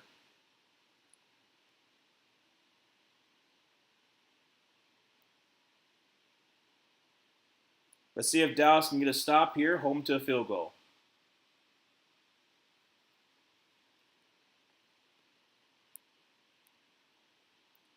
All right, so Wilson to the right of Love. Shotgun formation. Going to have Wicks in a motion over to the left. And going to be hand to Wilson, who's going to extra effort. Is going to give him that first down. That's going to be a 4-yard gain by Wilson. First and 10 for the Packers. Stats can't show everything, just like how TJ Watt might have better stats than Myles Garrett, but that doesn't show that Garrett is doubled a lot more true. And also, like I said, Garrett does better at run defense, I would say, than TJ Watt. So, also, it's technically two different positions. Like, technically speaking, TJ Watt is an edge rusher / outside linebacker, while Myles Garrett is a defensive end / edge. So, like, it's normally different. Normally, there's technically like different positions. Though, yes, they line up pretty much the same, but they're different positions. So, second down and 7 after the 3-yard gain. Approaching 12 minutes left to go in the fourth. Still 23-20. Okay, let's see if the Packers can capitalize on this great field position. Well, really great drive, honestly. So 2 tight ends to the right. Jordan Love is shot and under center. Josh Jacobs in the backfield. Going to be a handoff to Josh Jacobs, who's got some little bit of room up to the 15, 10, 5, and in for the end zone. Josh Jacobs, have yourself a day. His second one of the day, and that puts the Packers up 26-23. Extra point makes it a 4-point game. I'm sorry, but every single time they cut to Dak Prescott without his helmet on, he looks like a swashbuckling pirate. Like, literally, like, Dak looks like a swashbuckling pirate. Give him, like, an earring, and, like, it's, like, honestly, Dak, just wear an earring for, like, Halloween game, and you look like a swashbuckling pirate. But great run by Josh Jacobs there, finding the end zone. So, extra point is going to be up and good. So, it is 27-23, 11, 39 left to go in the fourth. Actually, Real Sports app has a power ranking on players for the week. Stats can tell us that now. Max Crosby, top defensive lineman. I mean, he had okay, because Dobie, you watched the game the whole entire time. From what I saw, there was 3 batted passes. How many batted passes did Max Crosby actually have? Because, I only saw 3, but, I'm sure there was more. That was a huge factor. Getting pressure, getting those batted passes, having that pick. Another one, too. He had himself a day, that's for sure. Oh, goodness. The yawning's coming back.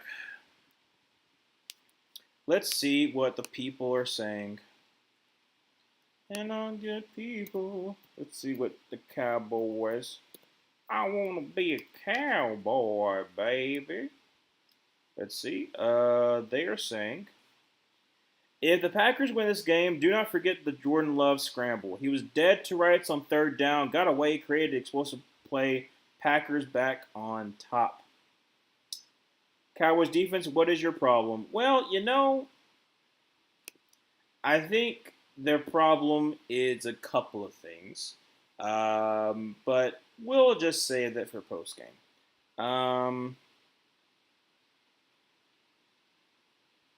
Talking about a good job of the offensive line, creating those holes. Jacobson, Trayvon Diggs to the shadow realm. Yes, he did.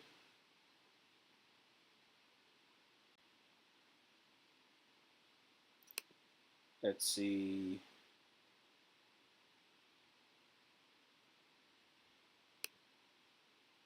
Now, is there a Packers defense in the building? That is the real question, because the Packers defense has not done quite as well as I thought. Now, I did think the Cowboys offense would do something, but not quite 23 points. But, hey, you're looking pretty good. It was 3, and then they made the moves at tackles to try to stop that.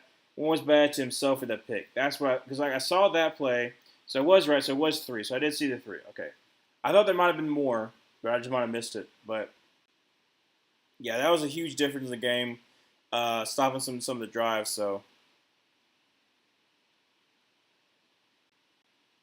the Real Housewives of Salt Lake City. I do not care. I'm sorry, Peacock. I do not care. I don't think I've seen a single. I haven't seen a single thing of Real Housewives or Bachelor, Bachelorette, Love Island. I'm just not into those kind of reality TV shows. Return by Kevontae Turpin up to the 15-20, up to the nice tackle there. Who is that? Is that McDuffie? I think it is.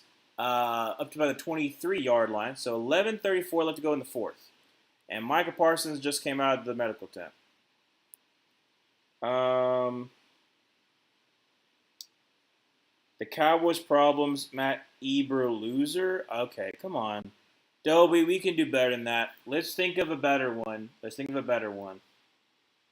Eber loser, I think we can do better than that. Dak Prescott in a PA boot's going to dump it off to Schoonmaker for about a 5-yard gain, second down 5. Adobe, is the real app better than the ESPN for news and stats? Is the UI easier to use? I don't like ESPN's mobile, but tolerated. I've seen ads for it, but I don't like them. So much easier. If it wasn't for the fact that ESPN was part of the Disney Plus package, I wouldn't even have the app. That's pretty fair.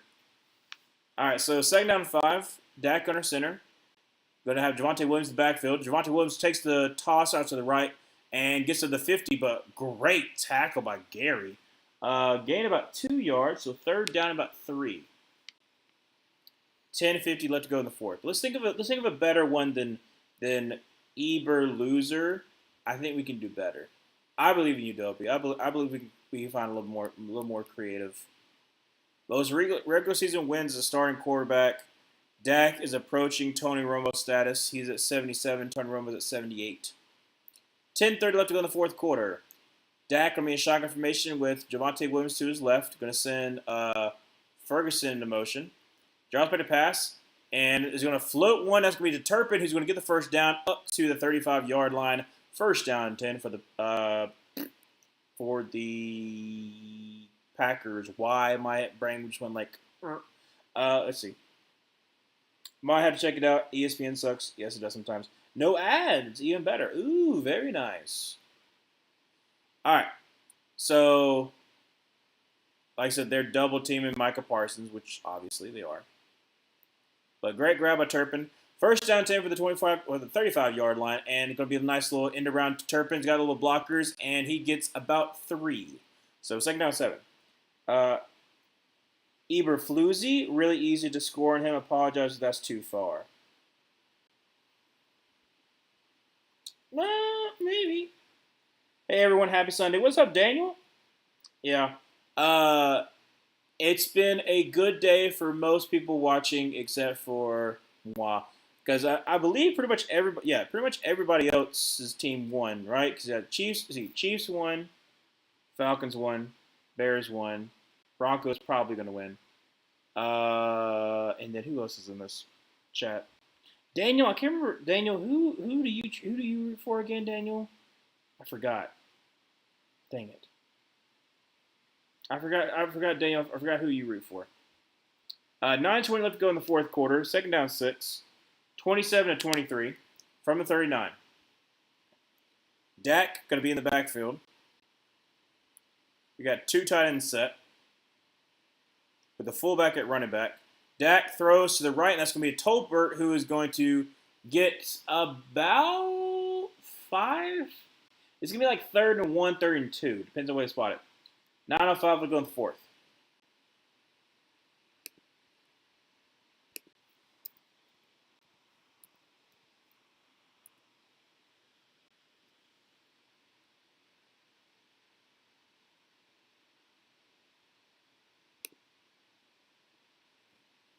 All right, 8:45. Let's go in the fourth. Third down 2.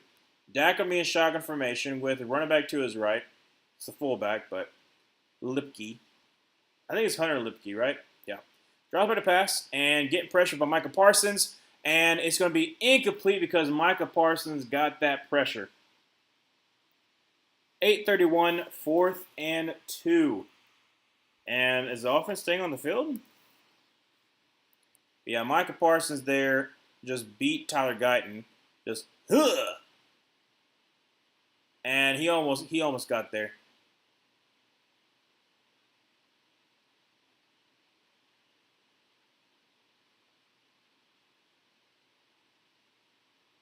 All right, so 4th and 2 from the 43-yard line. Dak in shotgun formation, bunch to the left. Javonte Williams to the left. Ash is going to move Turpin over to the right. Drops back to pass and is going to throw, and that's going to be, is that complete? Yes, it is. To none other than George Pickens to the 46-yard line, and that is a first down for the Cowboys. Very dangerous play.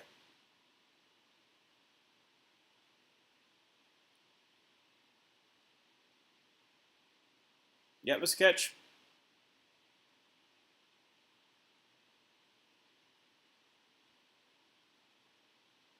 All right, so from the 45-yard line, Dak in shotgun formation. Going to have Javonte Williams to his left. And going to be a handoff to Javonte Williams, who's going to cut back inside and gets down to about the 40-yard line. So, nice gain there, about 5 yards, second down 5.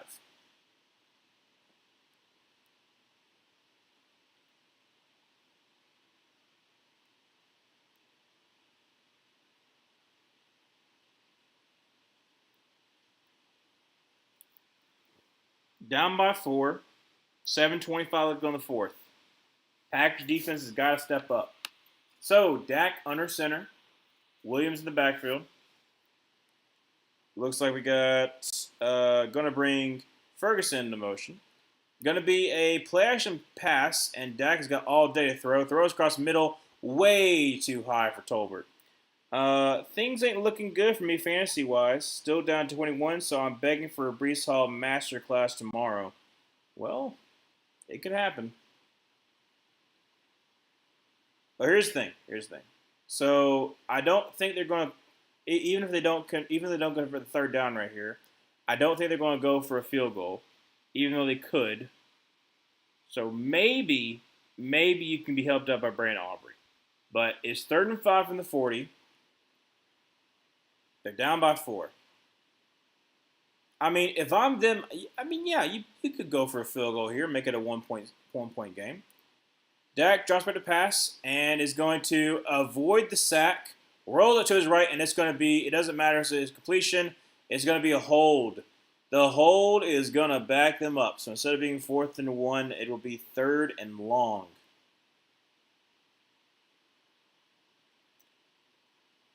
What are your favorite video games? Ooh, interesting one. Favorite video games kind of depends on the mood. I don't really play a lot anymore, but face mask on the defense.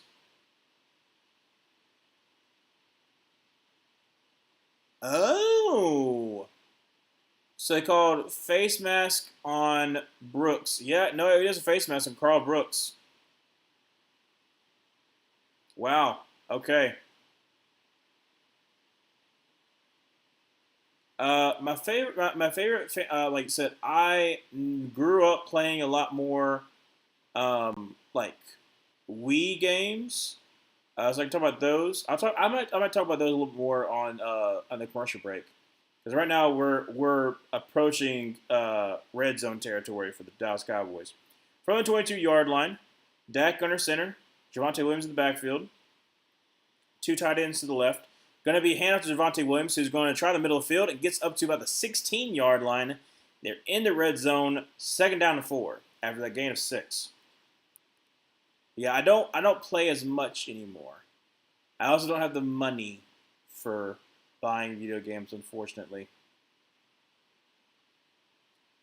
27-23, 6:24 left to go in the 4th quarter. Dak under center, Javonte Williams in the backfield. Go send tight end in motion, over to the left.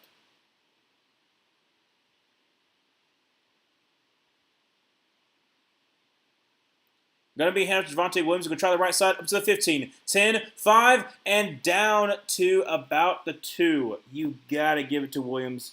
Give him that touchdown. Emmanuel, I know you want it. Javonte Williams time, hopefully. Please, pretty please. Sonic, Mortal Kombat, NFL 2K, NFL Blitz, Fall Guys, Fortnite, Pokemon, and Kirby. I can honestly say that no. I played Mortal Kombat once. It was at a wrestling tournament. We're at the hotel, and one of my teammates brought his PlayStation. Handoff to Javonte Williams, who I believe is short. Dadgummit. 2nd and goal from the 1. 5:22 left to go in the 4th. Get in, please. I'm begging. Emmanuel, I believe they're bringing in the heavy package. They're going to do right by you and try to get Javonte Williams in.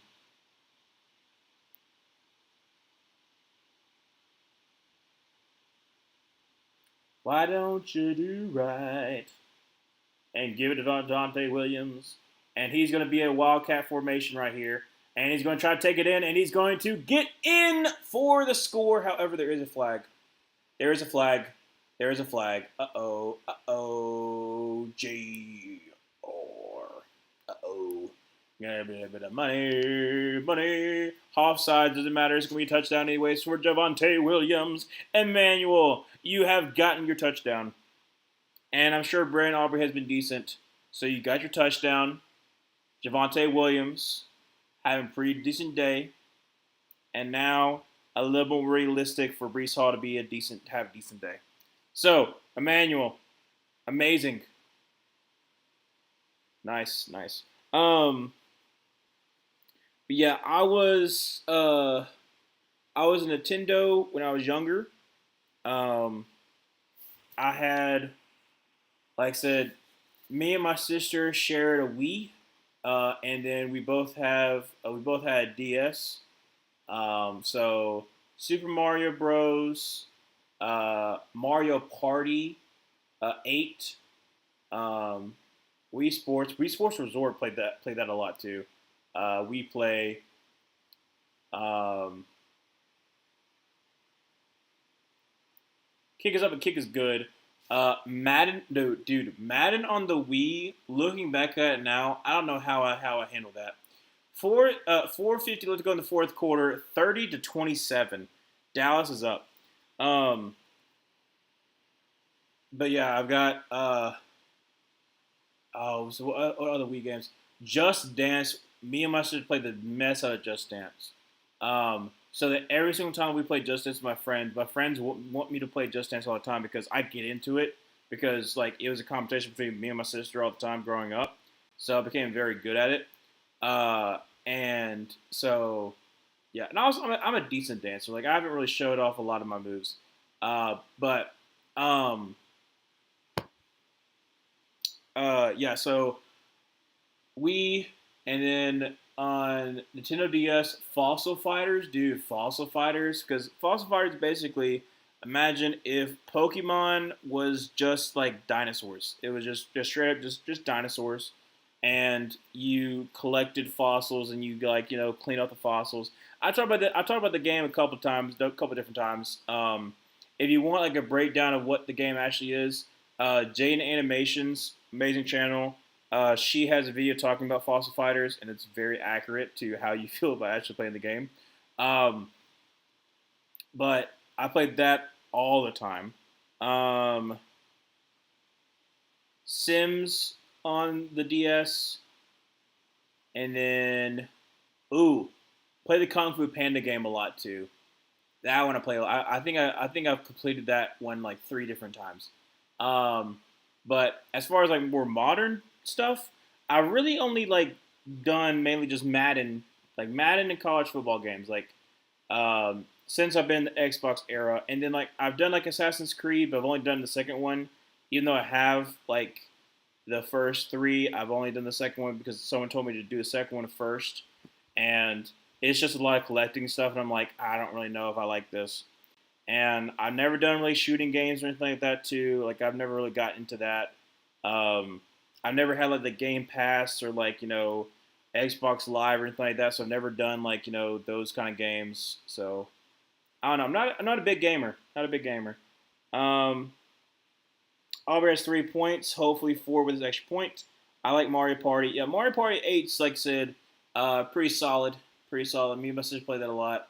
Uh, you got really good at the mini games to the point where it was like a fraction of a second for both of us.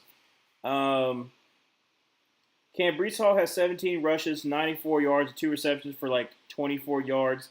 That would be enough to win now. All I need is 11 points. He could get a touchdown. Returned. Actually going to be touchback. And it's going to be first down tip of the 20. I had Madden 2009 on the Wii. Dude, I had Madden. Let's see, which one did I have? I had Madden '09 because no. Madden 10 was the one that had Drew Brees on it, right? I had the one that had Drew Brees on it. I had the one. I had what's the other ones I had? I had the Peyton Hillis one. I had like 3 Maddens on the Wii, and then I transitioned over to the Xbox 360. But playing Madden on the Wii, trying to go like this, like try to run. I'm just thinking back to the fact I'm like pointing and passing and just like doing like this, And there's also, I can't remember which one it was, but had the during like the mini game stuff, you had like the crazy footballs, like you had the monster ball, you had like the fastball, like it was like a baseball. I don't know. Anyways, but yeah, that was thinking back to that. You could play Madden on the Wii. Yeah, no, like so you had the point. You had like you had obviously you had the nunchucks that you can move around, but you also had like the Wii remote to like point pass, and or you could flick it. You could either do the flick or you could do the point pass, um, and then you could literally just like you're trying to run like especially like in certain things you're trying to outrun, so you're like shaking like this, or like if you're trying to do like a big hit, like you're like hit sticking. Like it was fun, but there were times where it was a little clunky, and you could tell by like by that last one that I had, like the one that was the Megatron one. I was like, I don't know about that, but yeah, yeah, no, that was yeah. Zoe, cover your eyes. I got it in 2009. Had to manually make the roster changes. Red Dead Redemption is so good. The University of Tennessee has a course on American history, 1885 1903, using Red Dead Redemption in class for visual aids. We're about to do the same with GTA. That's interesting. American history, 1980 to 2005, with GTA as visual aids in class. That, like I said, I like the fact that you like are using. Well, okay. It depends. It depends on what kind of context you're giving. Because you got to give some kind of context. But I mean, it's good to use it for visual aids. That's for sure. Because like people more likely have played it, so you get more people involved with actually wanting to play it. But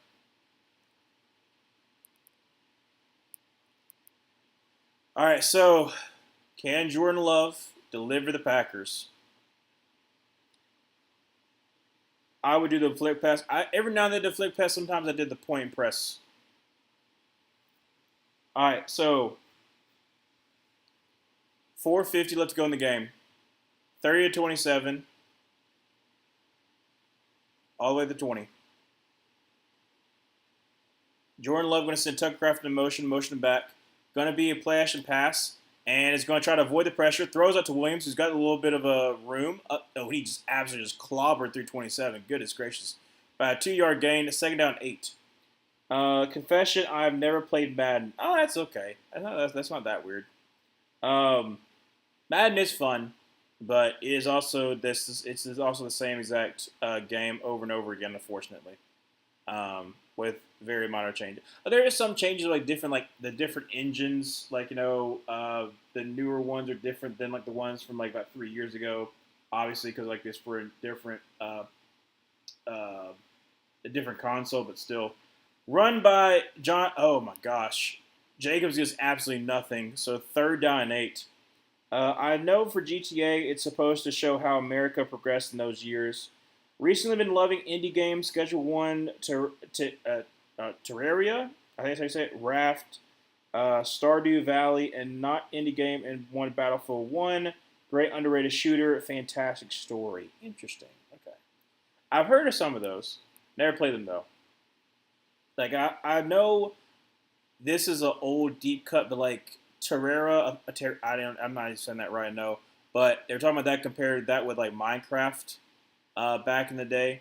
I'm sure they still do. Jordan Love's throws, and that's gonna be great catch by Romeo Dobbs up to the 40-yard line.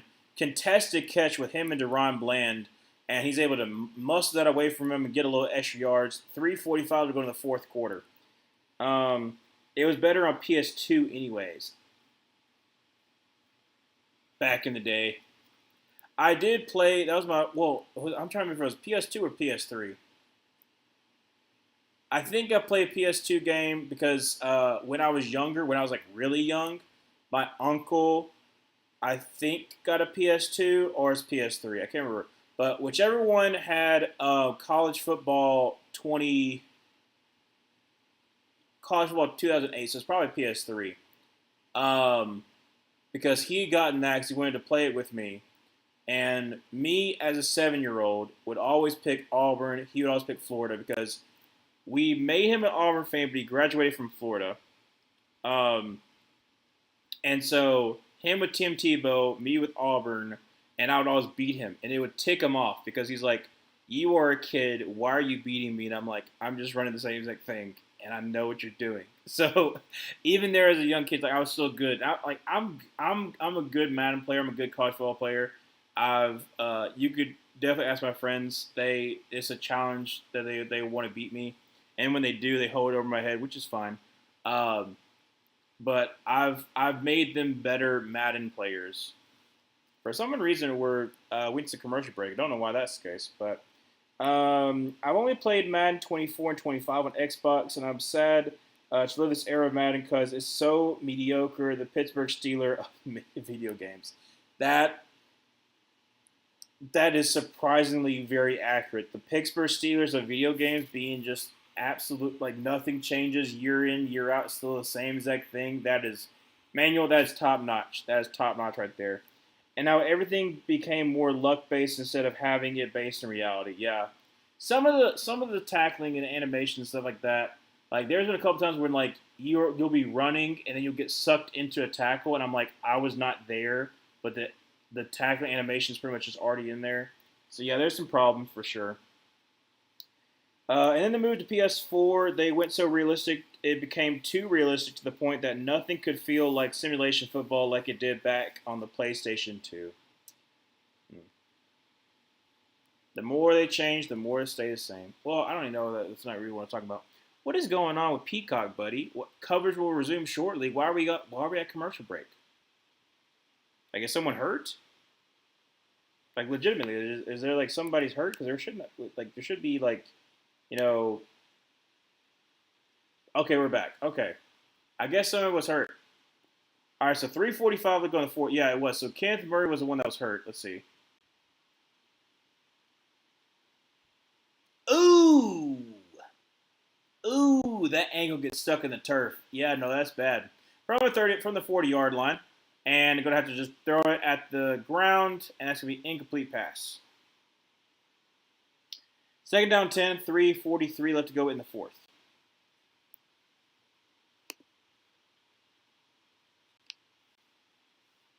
Kenneth Murray is trying to walk it out a little bit after getting his foot taped up. But yeah, his ankle, like I said, it's turf, so there's no kind of give. His ankle went like, brrr, like literally just like no. I hate turf with a passion. I really do. From the 40-yard line, second down 10, 3:34 left to go into the game, really. Jordan Love escapes the pressure, dumps it off to Wilson, who is going to cut back inside to the 45, up to 50, down to about the 48-yard line. Great job there, not only by him, but also, 88 is it Fitzpatrick? I think it's Fitzpatrick with a great little block there to help get Wilson loose.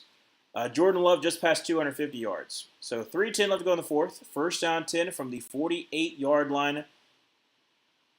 Packers driving down the field.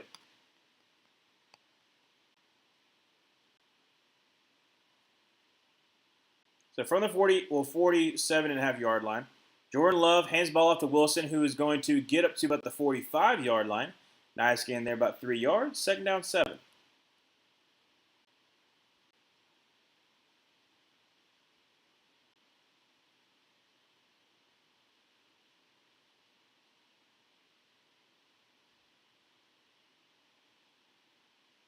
2:30 remaining in the fourth. Second down 6. Still, Dallas is up by 3, 30-27, but the Packers are knocking on the field goal range and hoping and praying they can get a touchdown. Going to send Matthew Golden in motion. Going to be a little play action pass and throws on the run. That's going to be incomplete. Try to get to Wilson. And a flag is thrown because you're so stupid. You were so stupid that the play was over, and then you decide, oh, you know what? I'm still going to hit the running back.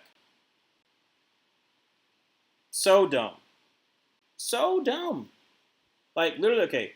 All right. Misses it. He drops it. You see that, and then you still hit him late. It's an automatic first down. Unnecessary roughness. Like there's no reason for that. There's no reason for that. Like, you literally took 2 steps, you saw he didn't catch it, and you decided, you know what I'm going to do? I'm going to, like, try to ram right through him. So 2:12 left to go in the fourth quarter. Now they're definitely in field goal range. How do you let that happen? How do like that's it's so undisciplined. It's so undisciplined. So 2:12. They're probably just gonna run this here. And going to be the handoff to Josh Jacobs. He's up to 15, up to, well, sorry, not 15, 20, 25, down to the 15-yard line. First down and 10 for the Packers, 2 minutes. And they're well within field goal range. They have all the time in the world to try to score his touchdown to go up. How you let that happen? Was that flag kind of like how Everett jumped on that on the PowerPoint? See the Georgia game? Yes. It's okay. At least with Everett, it makes sense where you're just trying to make sure he doesn't get the first down, and you're like you might get a little amped up, and so you're running and you got your full force, and like you shouldn't have jumped in the first place, but still you're trying to make sure he doesn't get the first down. This was much worse because you saw the running back didn't have the ball. He dropped it, took 2 steps while you're running, and then you decided to cross-check him. Like, that's much worse because you literally could see there was a ref right by you, and the play was dead because they blew the whistle, and then you still hip checked them. Like, that's what I understand. It's not that hard. It shouldn't be that hard to just like if you want to put your hands on them or wrap them up, that's fine. But you literally I'm gonna go in for the hit because I was ready to hit him. Like just let it go. Go to the next play. But I don't know. So it's 2 minutes left to go in the game. From the 15-yard line, found the Packers. I'm just running the ball. I'm just draining that clock. I'm forcing the Cowboys to use their timeouts. Because so far I've been able to run the ball. I mean, why would you go away from it? Why would you go away from it, risk Jordan Love throwing a costly pick because like he normally does, and just hand the ball off? Let Josh Jacobs get his third touchdown of the day. Why not? Or maybe they get it to Wilson. Maybe they get it to Wilson. But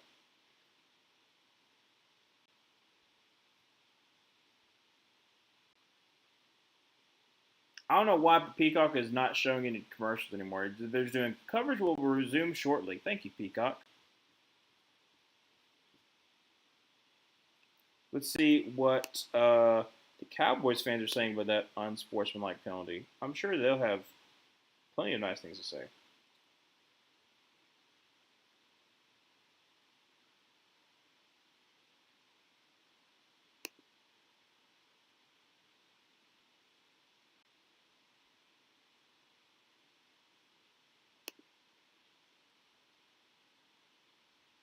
People are saying that Dallas should let them score here. They got too much pride to let that happen. All right, so from the 15-yard line, first down 10. Jordan Love's going to be a pitch out to Josh Jacobs, who's going to lose about 3. So second down 13. It's a little bit dumb play call. And a timeout was called by Dallas. 1:53 remaining in the fourth. Like, why do a pitch? Like, you almost fumbled it.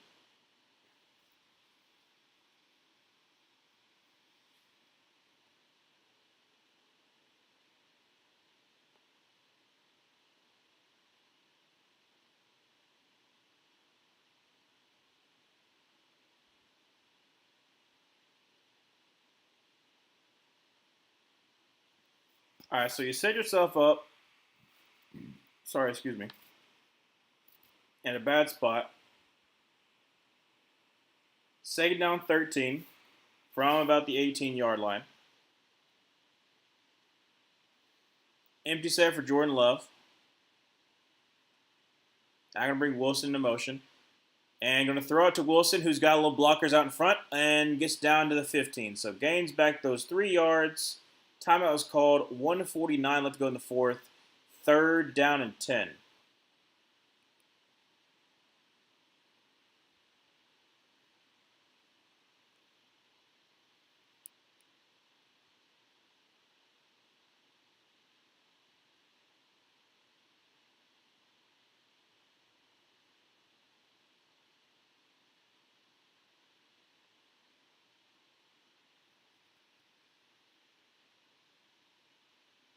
I just don't understand the pitch play. But it is what it is. So 149 left to go in the fourth. Third down 10 from the 15-yard line.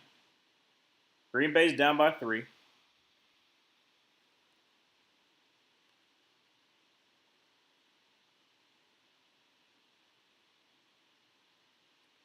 Jordan Love in shotgun formation got Wilson to his left. You know what? Screw it. Follow E-Man for the touchdown. Come on. Well, maybe. Draws by the pass and throws those back foot. And that's going to be a touchdown. Romeo Doubs, third one of the day. And the Green Bay Packers take the lead. Is that on Kyer Elam? Is that on Kyer Elam? Could that possibly be on the main man, Kyer Elam? Could that possibly be on the man from Florida, Kyer Elam? Could that possibly be the man who was on the Bills and the Cowboys side? You know what? We want to put that guy on our team. Are they going to show it? Maybe not. McManus on to make it a 4-point game. Kick is up and kick is good. So it is 34-30. 1:45 to go in the fourth. Dallas has 1 timeout remaining. Let's see. Who's it on?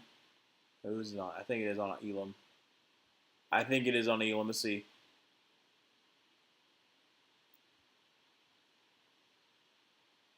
Yep, it is. That's number 20. That's Elam. Yippers.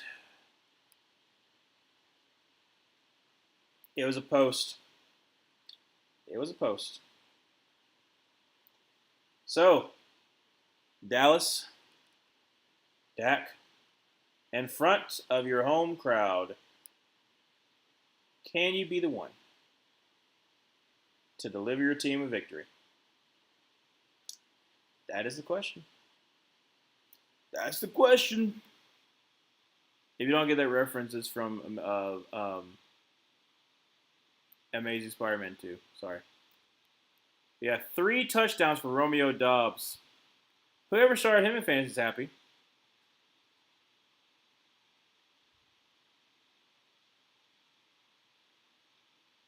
I do believe that Tom Grossi also told somebody to start Romeo Doubs.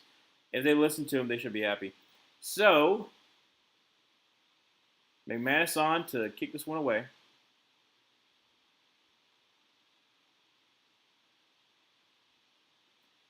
And it is going to be a little bit of knuckleball. It's going to be returned to the 1-yard line up to 10, 15, 20, 25, 30, 35, 40, up to the 45, down to the 46-yard line. It's Cavante Turpin and tackled by Brandon McManus. And great field position for the Dallas Cowboys, down by 4, 1:38 remaining in the fourth quarter, and a touchdown will have to do for Dallas. Got 1 timeout too.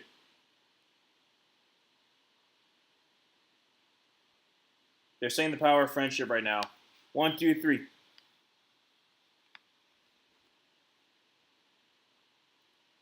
All right, Dak Prescott going to send Pickens in motion over to the right. Javonte Williams to his left. Drops by the pass and is going to dump it off. He thought that I think he thought that Javonte Williams was going to be to the left, but he wasn't. That's what he's talking about right now. He thought that he was going to be there for the little dump off.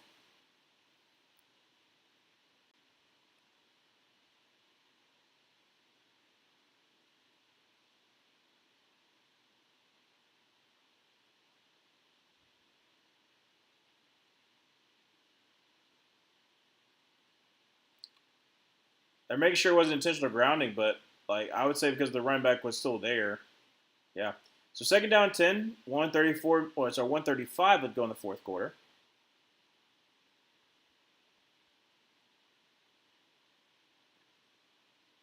Micah Parsons, this is a perfect time for you to sack.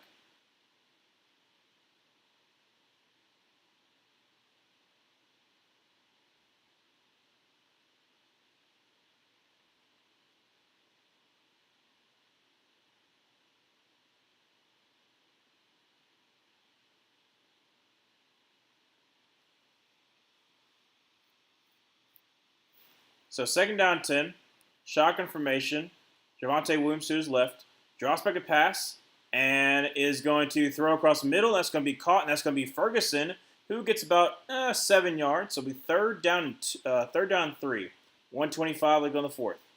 I'll tell you who ain't happy. My opponent who benched Jordan Love, Josh Jacobs, and Travis Etienne this week. I don't care if he's trying to tank, but they started players I wouldn't have if I were them. That's crazy. So throws across the middle. That's be caught. It's be up to the 35, up to the 30. Down about the 28-yard line. That is Jalen Tolbert, and a first down. 1:03 remaining in the fourth. Clock continues to run. Dallas only has one timeout. 58, 57, 56, 55. Shotgun formation. Javonte Williams to his left. Trips to the right. Dak drops back to pass and is going to get some pressure. Throws. Let's be caught. This will be George Pickens 15, 10, 5. And that's going to be a touchdown to George Pickens. 43 seconds remaining in the fourth quarter into 3 timeouts for the Packers. Goodness gracious. How? 54 yards, 3 plays, 1:02 taken off the clock. How? Well, extra point makes it a 3-point game.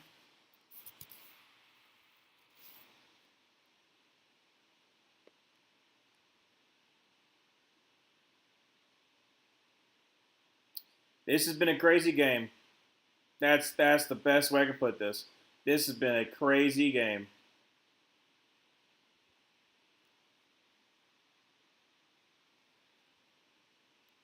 Brandon Aubrey on for the extra point.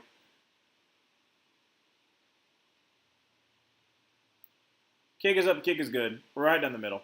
So it is 37-34. 43 seconds remain.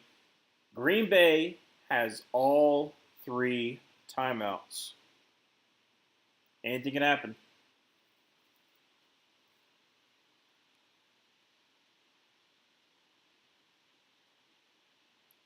And it's Nate Hobbs once again. Just gets beat. Actually, no, it's not Nate Hobbs. My bad. I think it's Valentine. No, it's Valentine. Just way over pursues. And then George Pickens pretty much just walk in.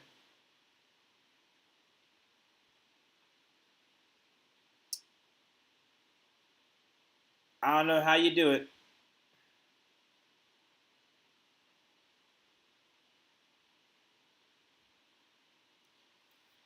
Well, Green Bay, say the least. Oh my goodness, it's so late.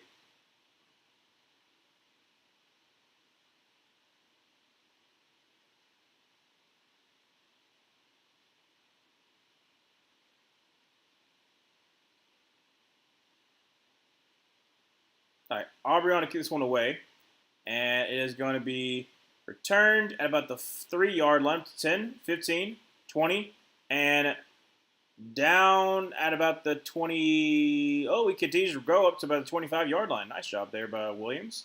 35 seconds remain in the fourth. First down 10, 3 timeouts. Can Jordan Love get him either in a field goal range to tie the game, or can he win it?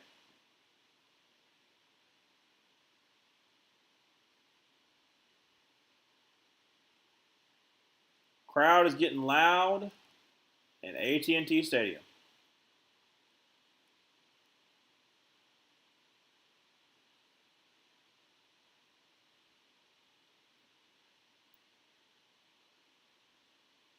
Jordan Love, shotgun formation, going to send Tucker Craft in motion over to the left.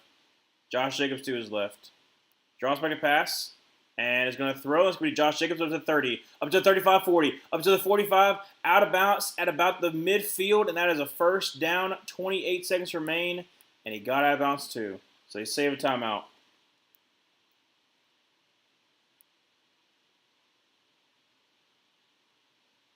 Gain of 25.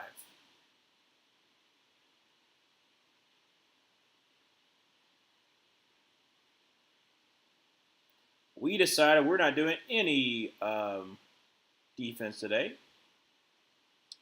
So from the 49-yard line of the Cowboys, Jordan Love shotgun formation, drops back to pass, and is going to get some pressure. Going to avoid the sack, throw out of a sack, and throw it away. 22 seconds remain in the fourth quarter. Still 3 timeouts for the Packers.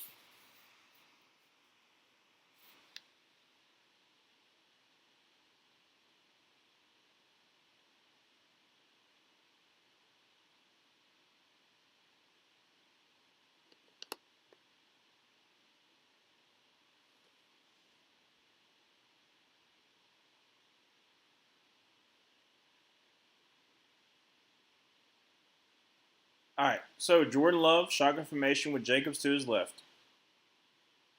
Trips to the right.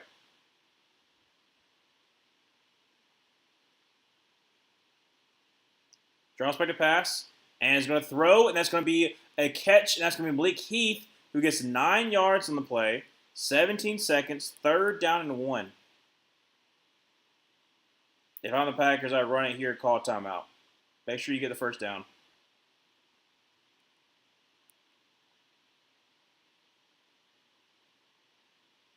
All right, 3rd down and 1.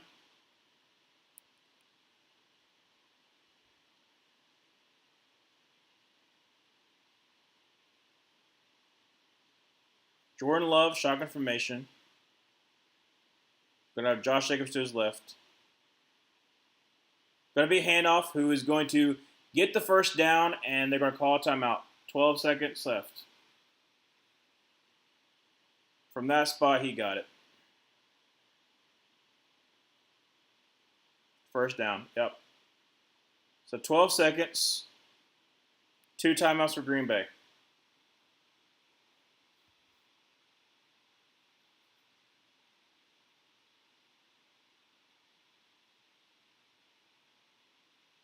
We might be going to overtime.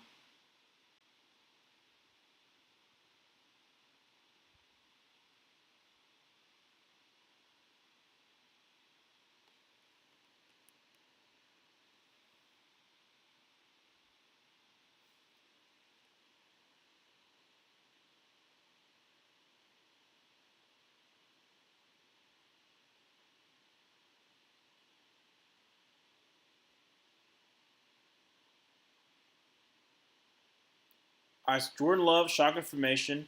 Josh Jacobs to his left.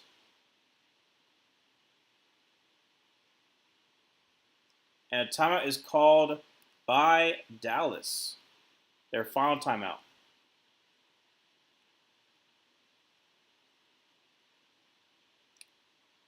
Get a little bit intense.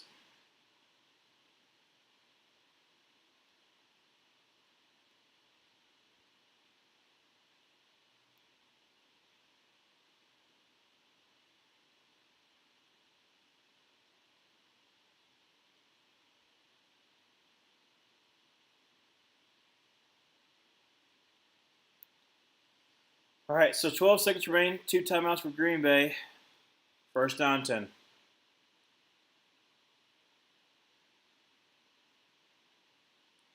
Jordan Love, shotgun formation. Josh Jacobs to his left. From the 39. And going to be handoff Josh Jacobs, who's going to get up to about the 35-yard line. Call timeout. 8 seconds left.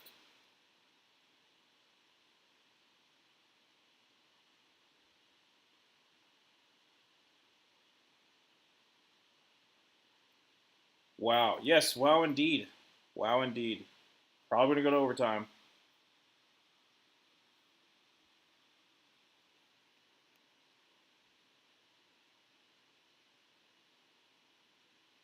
From the 35-yard line. 2nd down and 6.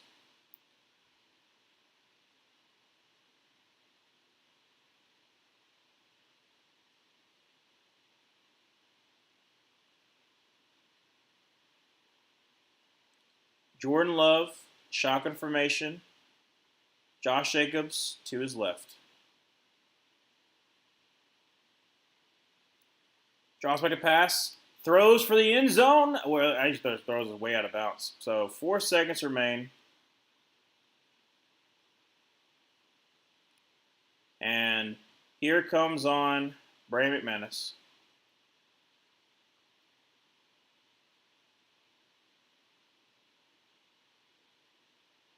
Try to tie up the game. Go to overtime.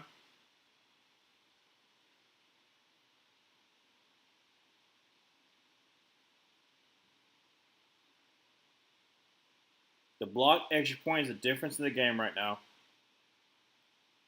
This is a 53-yard field goal attempt. Kick is up, and it is right down the middle. We are going to overtime. 37-37. They remind you that each team does get a chance in overtime to score. Who is going to win the toss?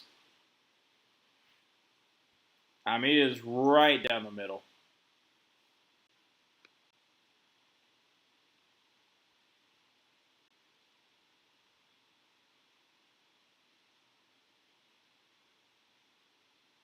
Overtime in the tired voice of Al Michaels. Yeah, no, dude. I'm tired myself. I've been up since like 6:30. Because my body was just like, oh, it's like a work day. No. Why is Joe Milton? Okay, so Joe Milton, for some odd reason, is the representation for the Dallas Cowboys on this coin toss.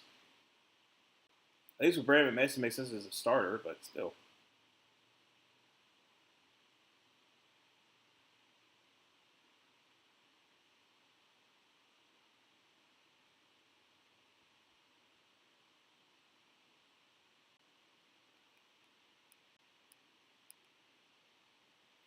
Overtime? Yeah, no, I'm feeling that way too. Uh,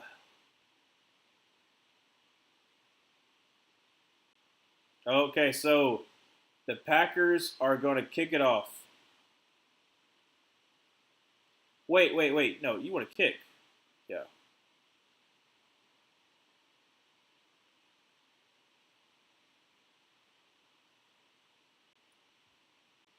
Dude, McMahon's almost messed that up. He almost said, like, oh, yeah, no, we'll receive. No, you want to kick it.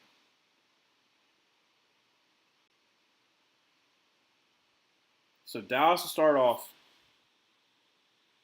This game is definitely going to go past midnight for me. Goodness gracious. Well,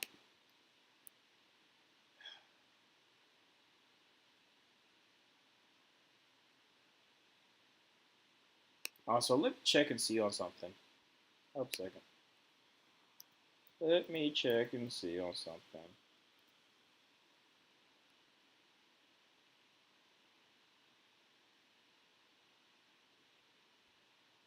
How many people does Tom Grossi have in the stream right now? I bet it's probably in the 15,000.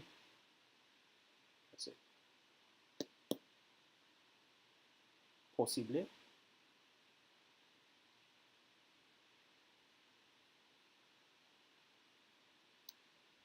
Scooter has 1.8. I was trying to see what.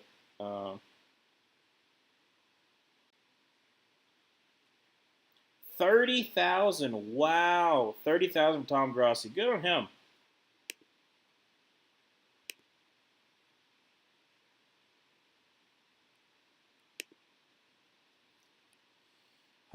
This has definitely been a game.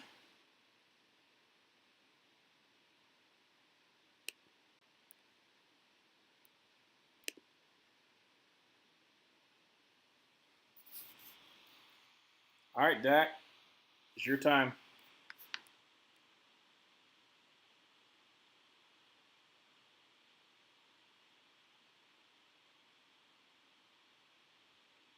All right, so kickoff about to ensue, and it's going to be return to 5, 10, 15, 20, 25, 30, 35, 40, 42-yard line. So Dallas starts in great field position thanks to Kevontae Turpin.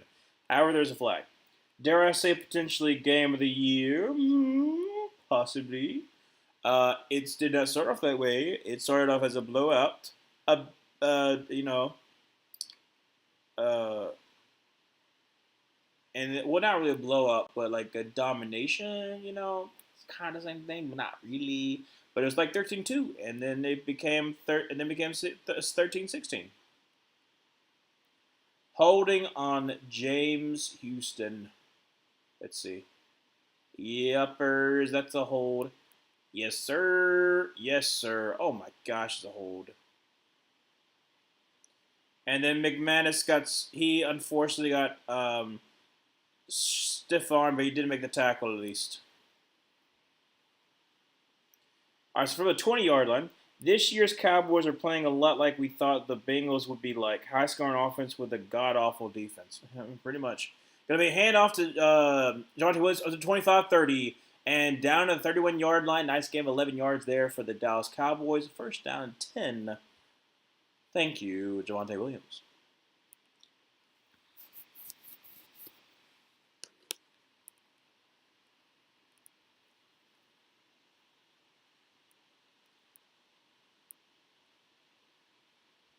From the 31-yard line, Dak under center. Williams in the backfield. Going to be a quick throw. That's going to be George Pickens up to the 35-yard line for about a 4-yard gain. Second down, 6. 9-10 left to go in overtime.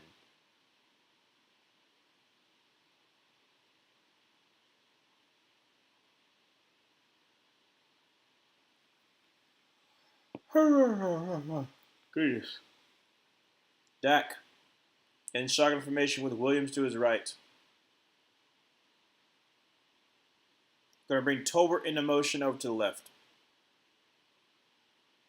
Going to be a handoff to Williams, who's going to try the middle and gets maybe 2. No, really just 1. So third down and 5 from the 36. Chandler Wooden with the tackle. My main man from Auburn. Love him. 8:25 left to go to overtime. So you're saying fourth, because, who would go overtime? These two teams. That's who. Dak in shotgun formation. Looks like you got Williams to his left.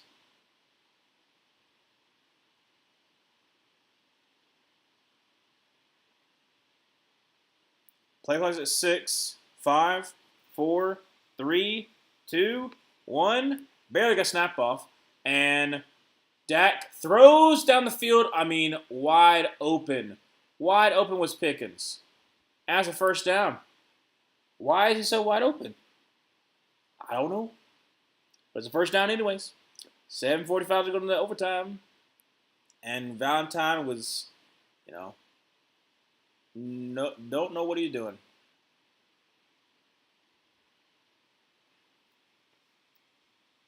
Literally, did he just get lost? No, he's playing deep, but goodness gracious, not that deep.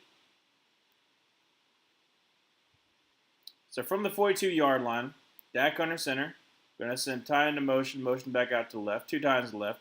Going to be a play action pass, and almost get sacked. Throws, that's going to be to Schoonmaker for about a 3-yard catch and grab. Second down and 7. Schoon.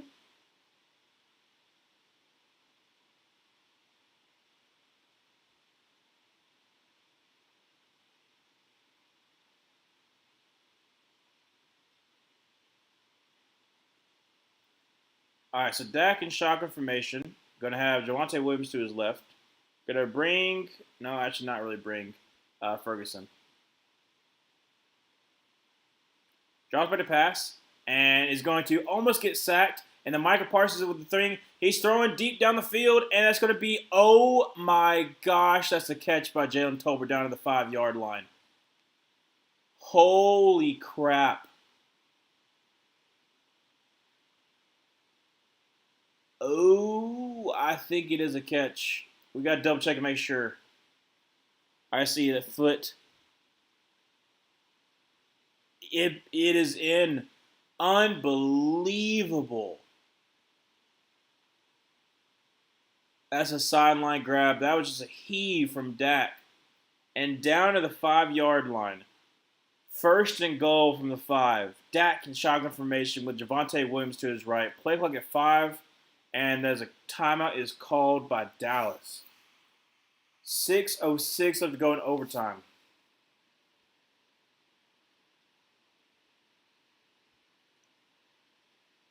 Can I just get one more Javonte Williams rushing touchdown?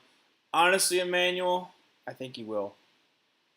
Nah, they'll sub in. They'll sub in somebody else. I'm just kidding. Loving this game, dude. This has been crazy. Great, great. Like pressure. I mean, throws on the run. Wooten almost gets a sack. I mean, it's just that's a crazy catch. That's a crazy catch.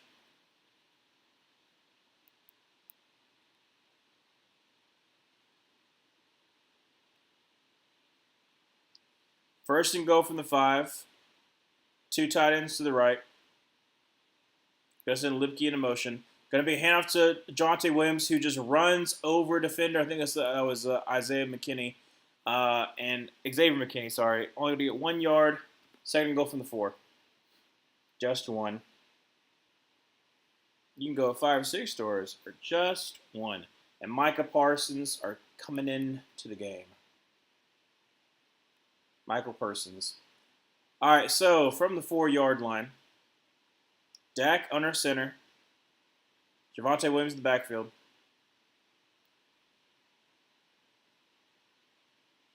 Going to be a play action pass.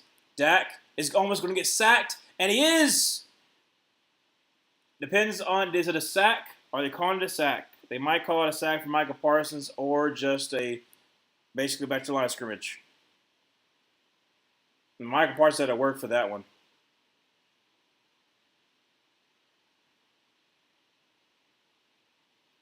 And it was almost a touchdown, too.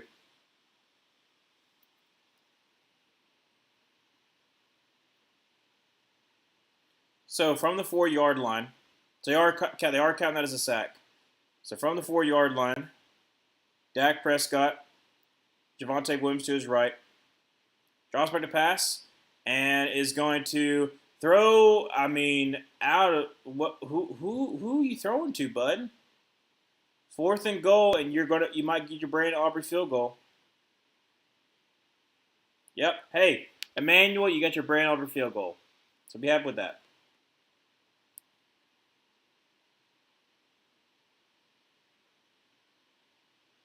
So it's not the Javonte Williams touchdown that you want, but it's a chip shot field goal. Brandon Aubrey, easy does it. 4:42 left to go in overtime. 22-yard field goal attempt. So quite literally easier than an extra point. Kick is up, kick is good. So it is 40-37, 4:40 remaining in overtime. Exactly like so. Take it. Points are points.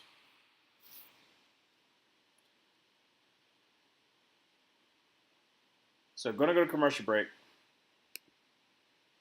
I assume. Yep.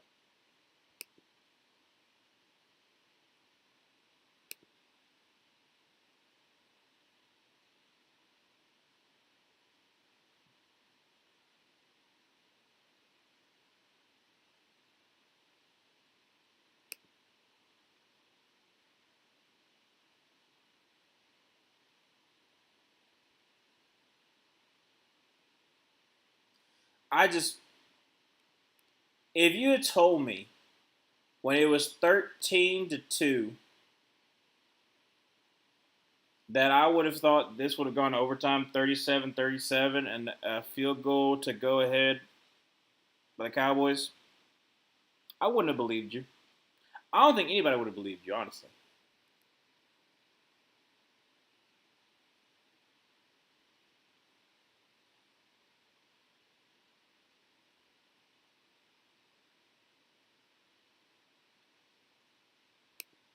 Oh my goodness. They're saying that it was a bad penalty for the unnecessary roughness penalty. No, that's legit a penalty. Like, oh, he didn't have enough time to stop. No, he did have time to stop. No, you would not take that. This is not good. I don't expect this defense to stop the Packers. Not saying it's over, but it's over. Well, I picked the Packers to win, so I hope they do. Sorry, Dobie. I want my pickups to be right. And it is going to go into the end zone for a touchback, but it'll be back at the 20-yard line because it did hit technically in the play. So 4:40 left to go in the overtime. Green Bay has 2 timeouts, and they will have to drive down the field. Jordan Love with Brett Favre watching. Are you going to pull a Brett Favre or are you going to pull Aaron Rodgers? What are you going to do? You going to throw an untimely pick or are you going to drive down the field? All right, so Jordan Love going to be in pistol formation. Josh Jacobs behind him. Going to send Wicks in a motion over to the right. 2 tight ends to the left. And going to be a quick throw to Wicks, who's going to get about 3. So 2nd down and about 7. If I pick them, I pick them too. Well, yeah, maybe. I actually think everybody else might pick them also pick the Packers, so. Do a Brett Favre, but, don't steal from poor people, please. See, I like that distinction. Make sure you make that known. Make sure you make that known before. So, going to send Matthew go into motion over to the left. Going to be a keeper and a throw at the feet of Tucker Kraft. And there is a flag. An eligible man downfield. Oh, no. Who was down the field?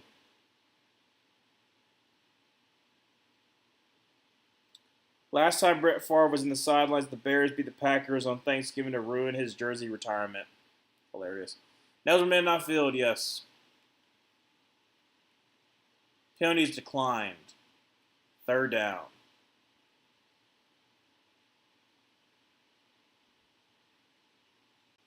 So 3rd down 6.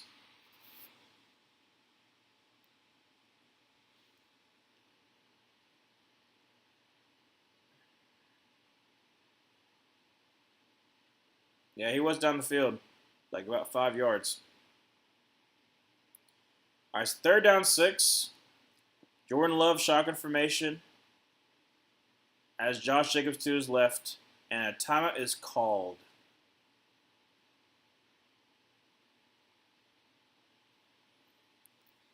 My computer's getting hot. Goodness gracious. Like I said, I got to get me a new one. Well, use one, but newer. Nice.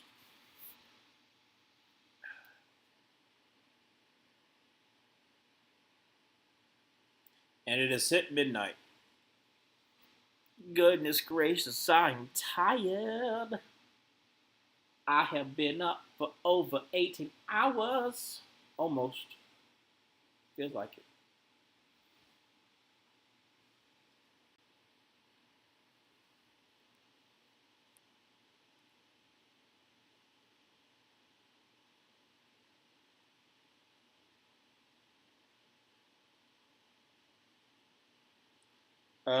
I want to say something, but I feel like I'll jinx it. I'm not superstitious, but I'm pretty stitious. 3rd down 6. Jordan Love throws on his back foot a floater, and that's going to be, that should be a flag. How is that not a flag? DeBron Bland wasn't even turned around.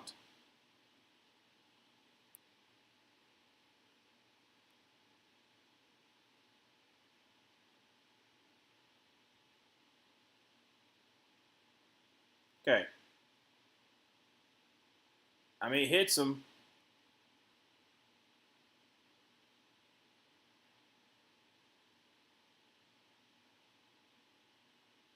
I'm surprised that they didn't call it. They normally call it like that. So bunch to the left.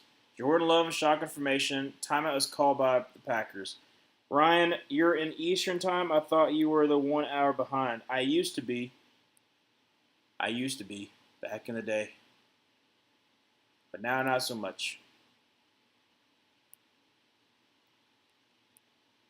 No flag. Yeah, no flag. It wouldn't have been egregious.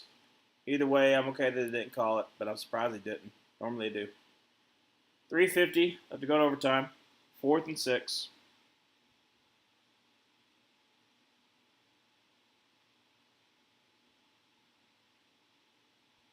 This is the game.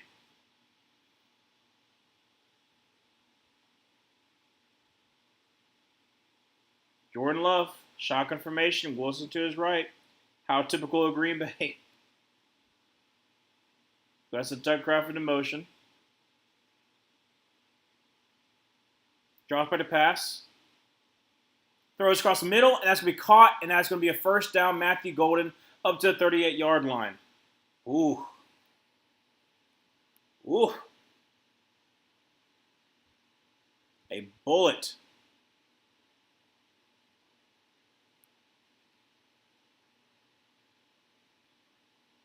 So first down 10, 38-yard line. 3:24 remaining in the overtime. Down by 3. Green Bay has one more timeout. Jordan Love going to send Matthew Golden motion over to the left. Hand off to Wilson, who's going to get up to the 45, up to the 46, down to the 47-yard line. Great run there of 9 yards. Has to be second down and 1.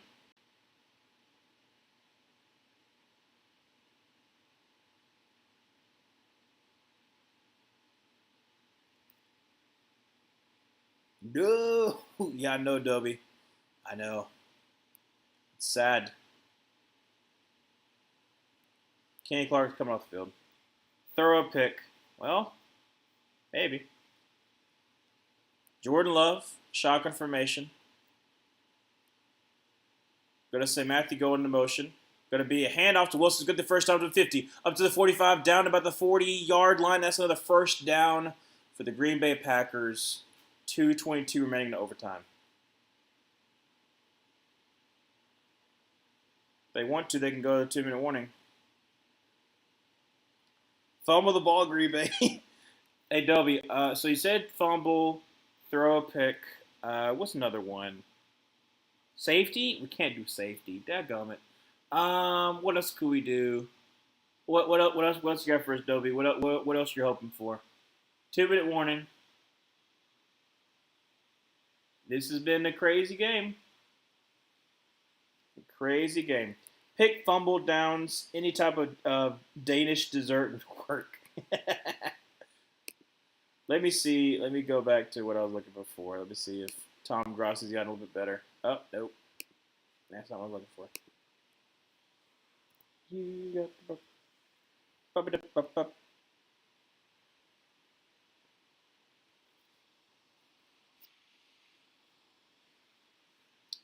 Let's see here. Tom Grossi at 36,000.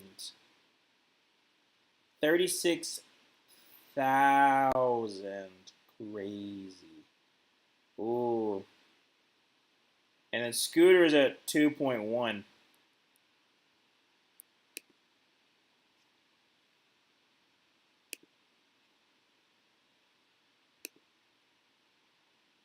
Shank it. Well, I don't know if they're going to kick a field goal.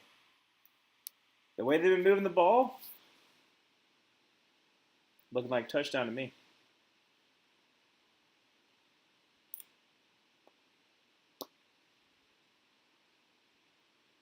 Sack to run out the time or penalty that ruins their field position. Ooh.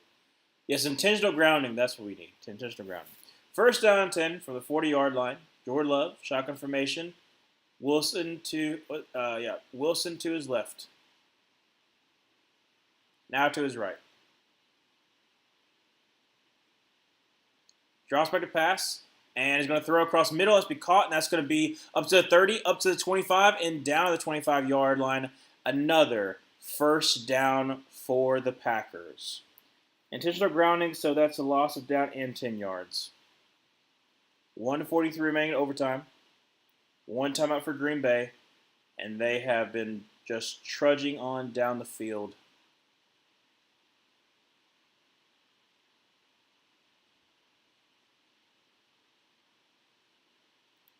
From the 25, Jordan Love, shotgun formation. That should be. They need to fix that. That's going to be.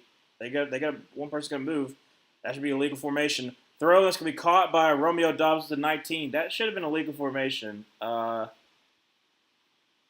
Just saying. 105 is going to overtime. Clock continues to run. Second down, about 4. Jordan Love, shotgun formation. Trips to the right. Running back to his right. Going to be hands to running back. Emmanuel Wilson is going to get the first on 15. And down about the 13-yard line. Another first down.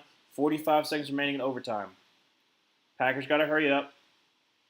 40, 39, 38, 37, 36, 35, 34. Jordan Love drops back to pass. Throws must be complete to Matthew Golden. He's going to lose back to the 15-yard line. 28 seconds remain, and the timeout is called by Green Bay. The last timeout of the game.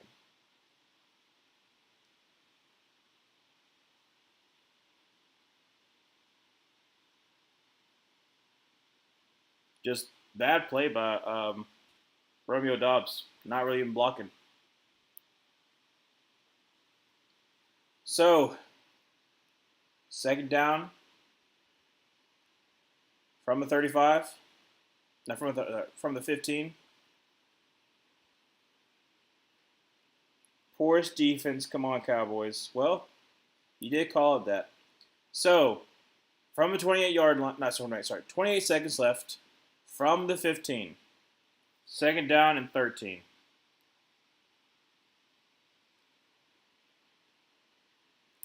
Trips to the left, running back to the left, Jordan Love in shotgun formation. Drops back a pass and is going to throw it down. Why you do that? Oh my gosh. 20 seconds, clock continues to run, third down. Jordan Love, 18, 17, 16, 15, 14, clock continues to run. This is going to be the last play pretty much. Back it on up. 9, 8, 7. Last play. Jordan Love throws, and it's going to be incomplete. 1 second remains. They can either go for the tie or go for the win. They're going for the tie? They're going for the tie?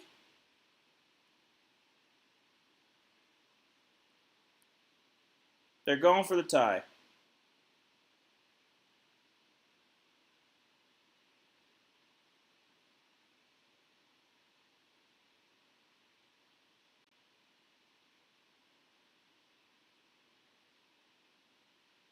Kick is up and kick is good.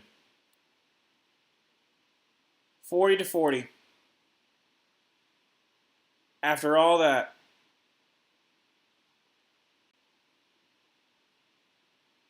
After all that, it's a tie.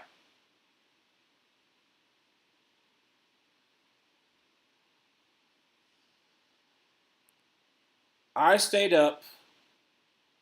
We all stayed up for a tie.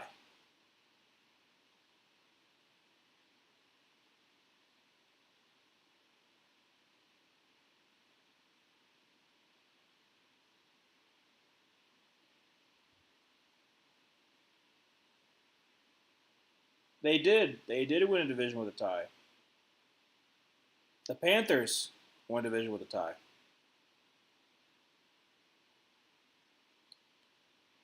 Ties shouldn't be a thing, boo. Get that soccer stuff out of our beautiful game. Wow. Yeah. First of all, 18 seconds left. Why are you checking down?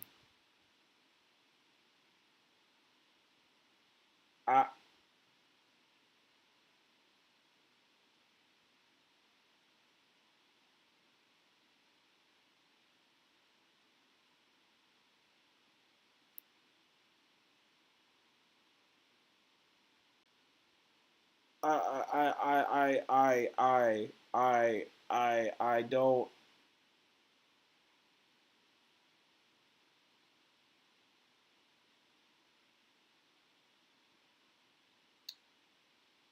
I get it from one point of you want to make sure that you still stay ahead of the curve. So if you don't get it, then it's a loss, and that could cause you to lose division or lose, maybe potential playoff spot. Um,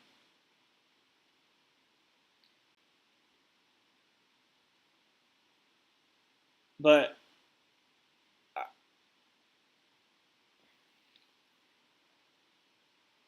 I don't I. Hey Emmanuel, do you still think it's gonna be a game of the year?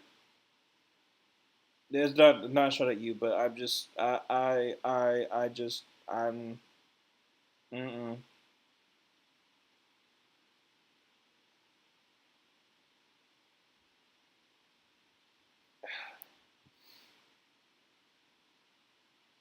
I don't know about the pickums. I mean, this like I don't do pickums, so I don't know.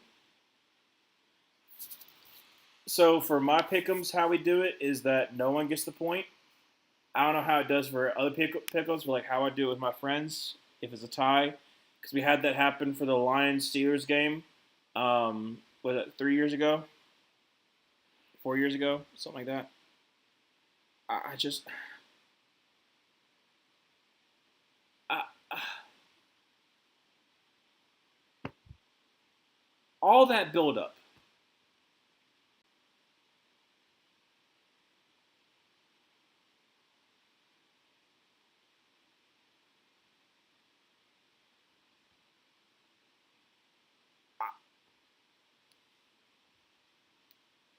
nothing coming out, nothing coming out because I don't.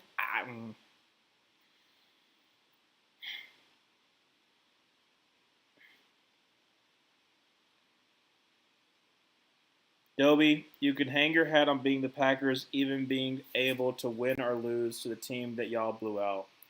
That's true. I'm across the ESPN Pick'em League. It's a push, no points.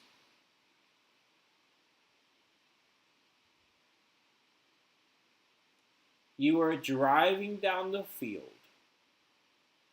You had all the time in the world. I don't mind you. I don't mind you running because it was working. But when you got down to crunch time, the decisions you were making was stupid. It was stupid. And the fact that it was 18 seconds, you had time, you decided to check it down.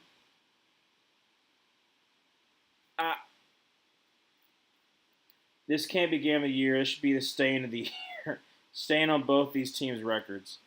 The competition committee better make this a rule next year that both teams get a loss if it becomes a tie.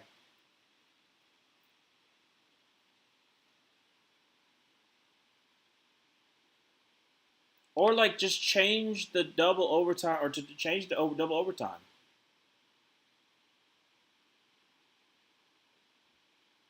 Like okay, so how it is in the playoffs, both teams get a chance to score, and then after they score, then the next person who scores wins. And so that's gonna be this is because this is gonna be a rule change. Because I can guarantee you, because it's a Sunday night football game. This is when everybody's supposed to watch, and everybody's supposed to be happy because this either their team won, their team lost, they won big, they made big money, but no, it is a tie. So everything, everything for like money line, all that kind of stuff doesn't matter. Well, I understand the money line. It probably does. I don't know. I've never gambled like that.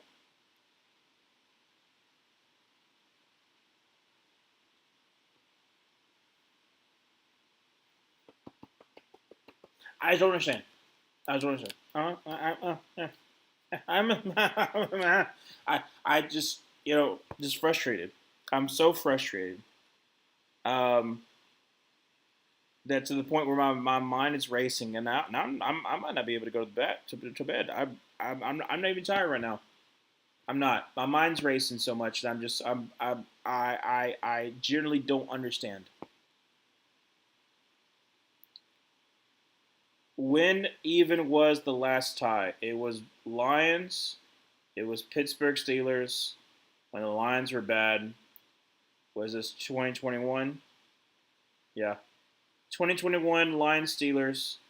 Might have been the last one I could think of because it was where it was the week before they had beaten the Vikings to end their losing streak. Tree made a worse game of like a worse game like those kind of videos about it. I mean, looky there. It's like so dumb. Just throw it away. Just throw it away, Jordan. You had time. I'm watching it right now. Now I'm being more frustrated. Just frustrated.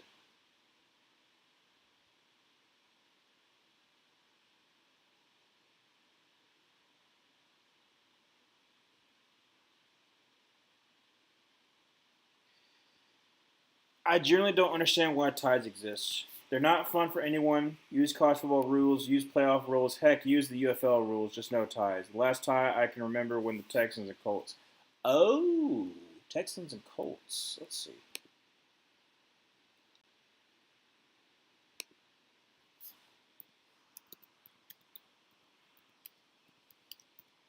The one I can remember is Lions. Oh, wait. That 2022? Yep. Okay, so Giants and Commanders was 2022 as well as the Houston Texans and Colts. They're also 2020. That's kind of crazy. Both of them were 20 to 20. But yeah, apparently the last one was Graham Gano missed a 58-yard field goal. So it's been since 2022. And then before then in 2020, because remember the Eagles had a tie and they won the division in 2020. Well, no, they were. I don't know. They were. I'm so frustrated right now.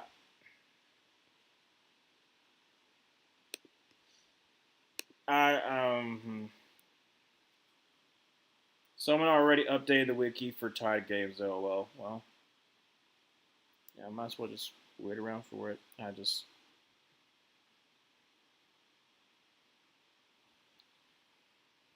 Dang, that's really impressive. Kudos to them.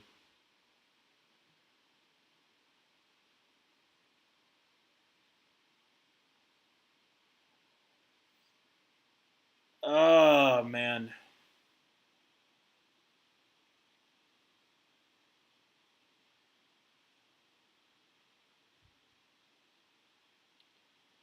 Well, I don't even. I don't even know really what to talk about. I'm just frustrated.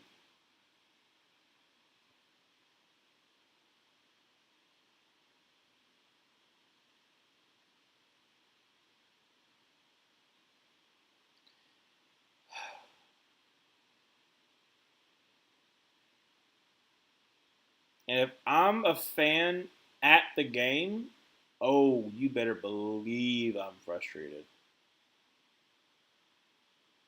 Imagine, imagine paying hundreds and hundreds, because I know for a fact those Dallas Cowboys tickets are hundreds and hundreds, maybe thousands of dollars. And you walk out there with a tie? This gives something other than the Chiefs to talk about. Yep, that's fair. Tie should be illegal.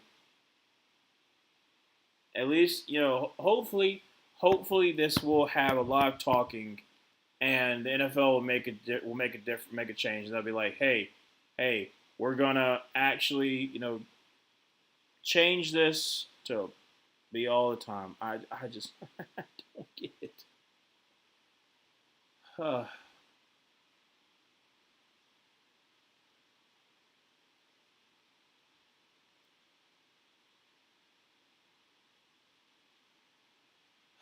Well, so I'll be streaming tomorrow. Jets, Dolphins,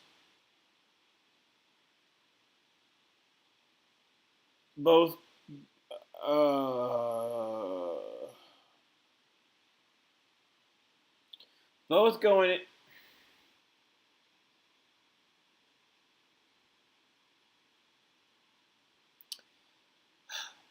Both coming into the Monday Night Football game 0-3. Somebody's got to walk out of there 0-4, 4-3, or they could tie. You know, they could tie. Heck, it could be 0-0. All I care. I don't care about those teams. Ow.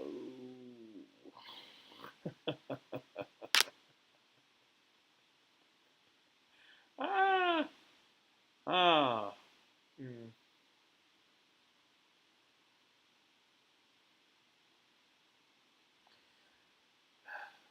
What a roller coaster game. That's right, Zoe. What an absolute roller coaster of a game. I was tired because I've been up for a while, and then it was 13-2, and I was like, oh well, this is gonna be a slow kind of game. And then the Cowboys drive down the field, score a touchdown, get a quick turnover, score a touchdown, and up by 16-13. I'm like, oh hey, what a weird game this is. But you know what? Hey, maybe we have a little bit of a game. And then we did. And we did. Back and forth, back and forth, back and forth.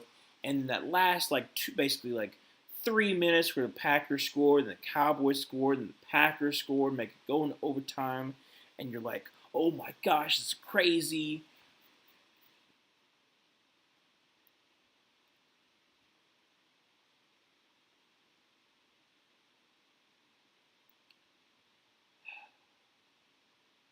Weep. That was a massive letdown. Shame on the Packers. Great stream, Ryan. Hope the best for you and the rest of y'all. Have a great day, y'all. You do too. No way I could predict it to go like this. No, not at all. Not at all. At least Micah got his sack. No, at least there's that. And thanks, Javonte Williams, for a good fantasy preference. That was helpful. Performance, sorry. This is the same Packers team who their fans told me he was not impressed with the Bears beating the Cowboys and their defense. My, how the turntables have turned. Yep. There are going to be a lot of conversations on Monday. There have been conversations of the undefeated teams that are no longer undefeated. There's going to be talk about the tie. Yeah, I'm gonna have to go. I'm frustrated right now. Thank you so much for joining the stream. Like I said, I'll be here on Monday. I'll see you then.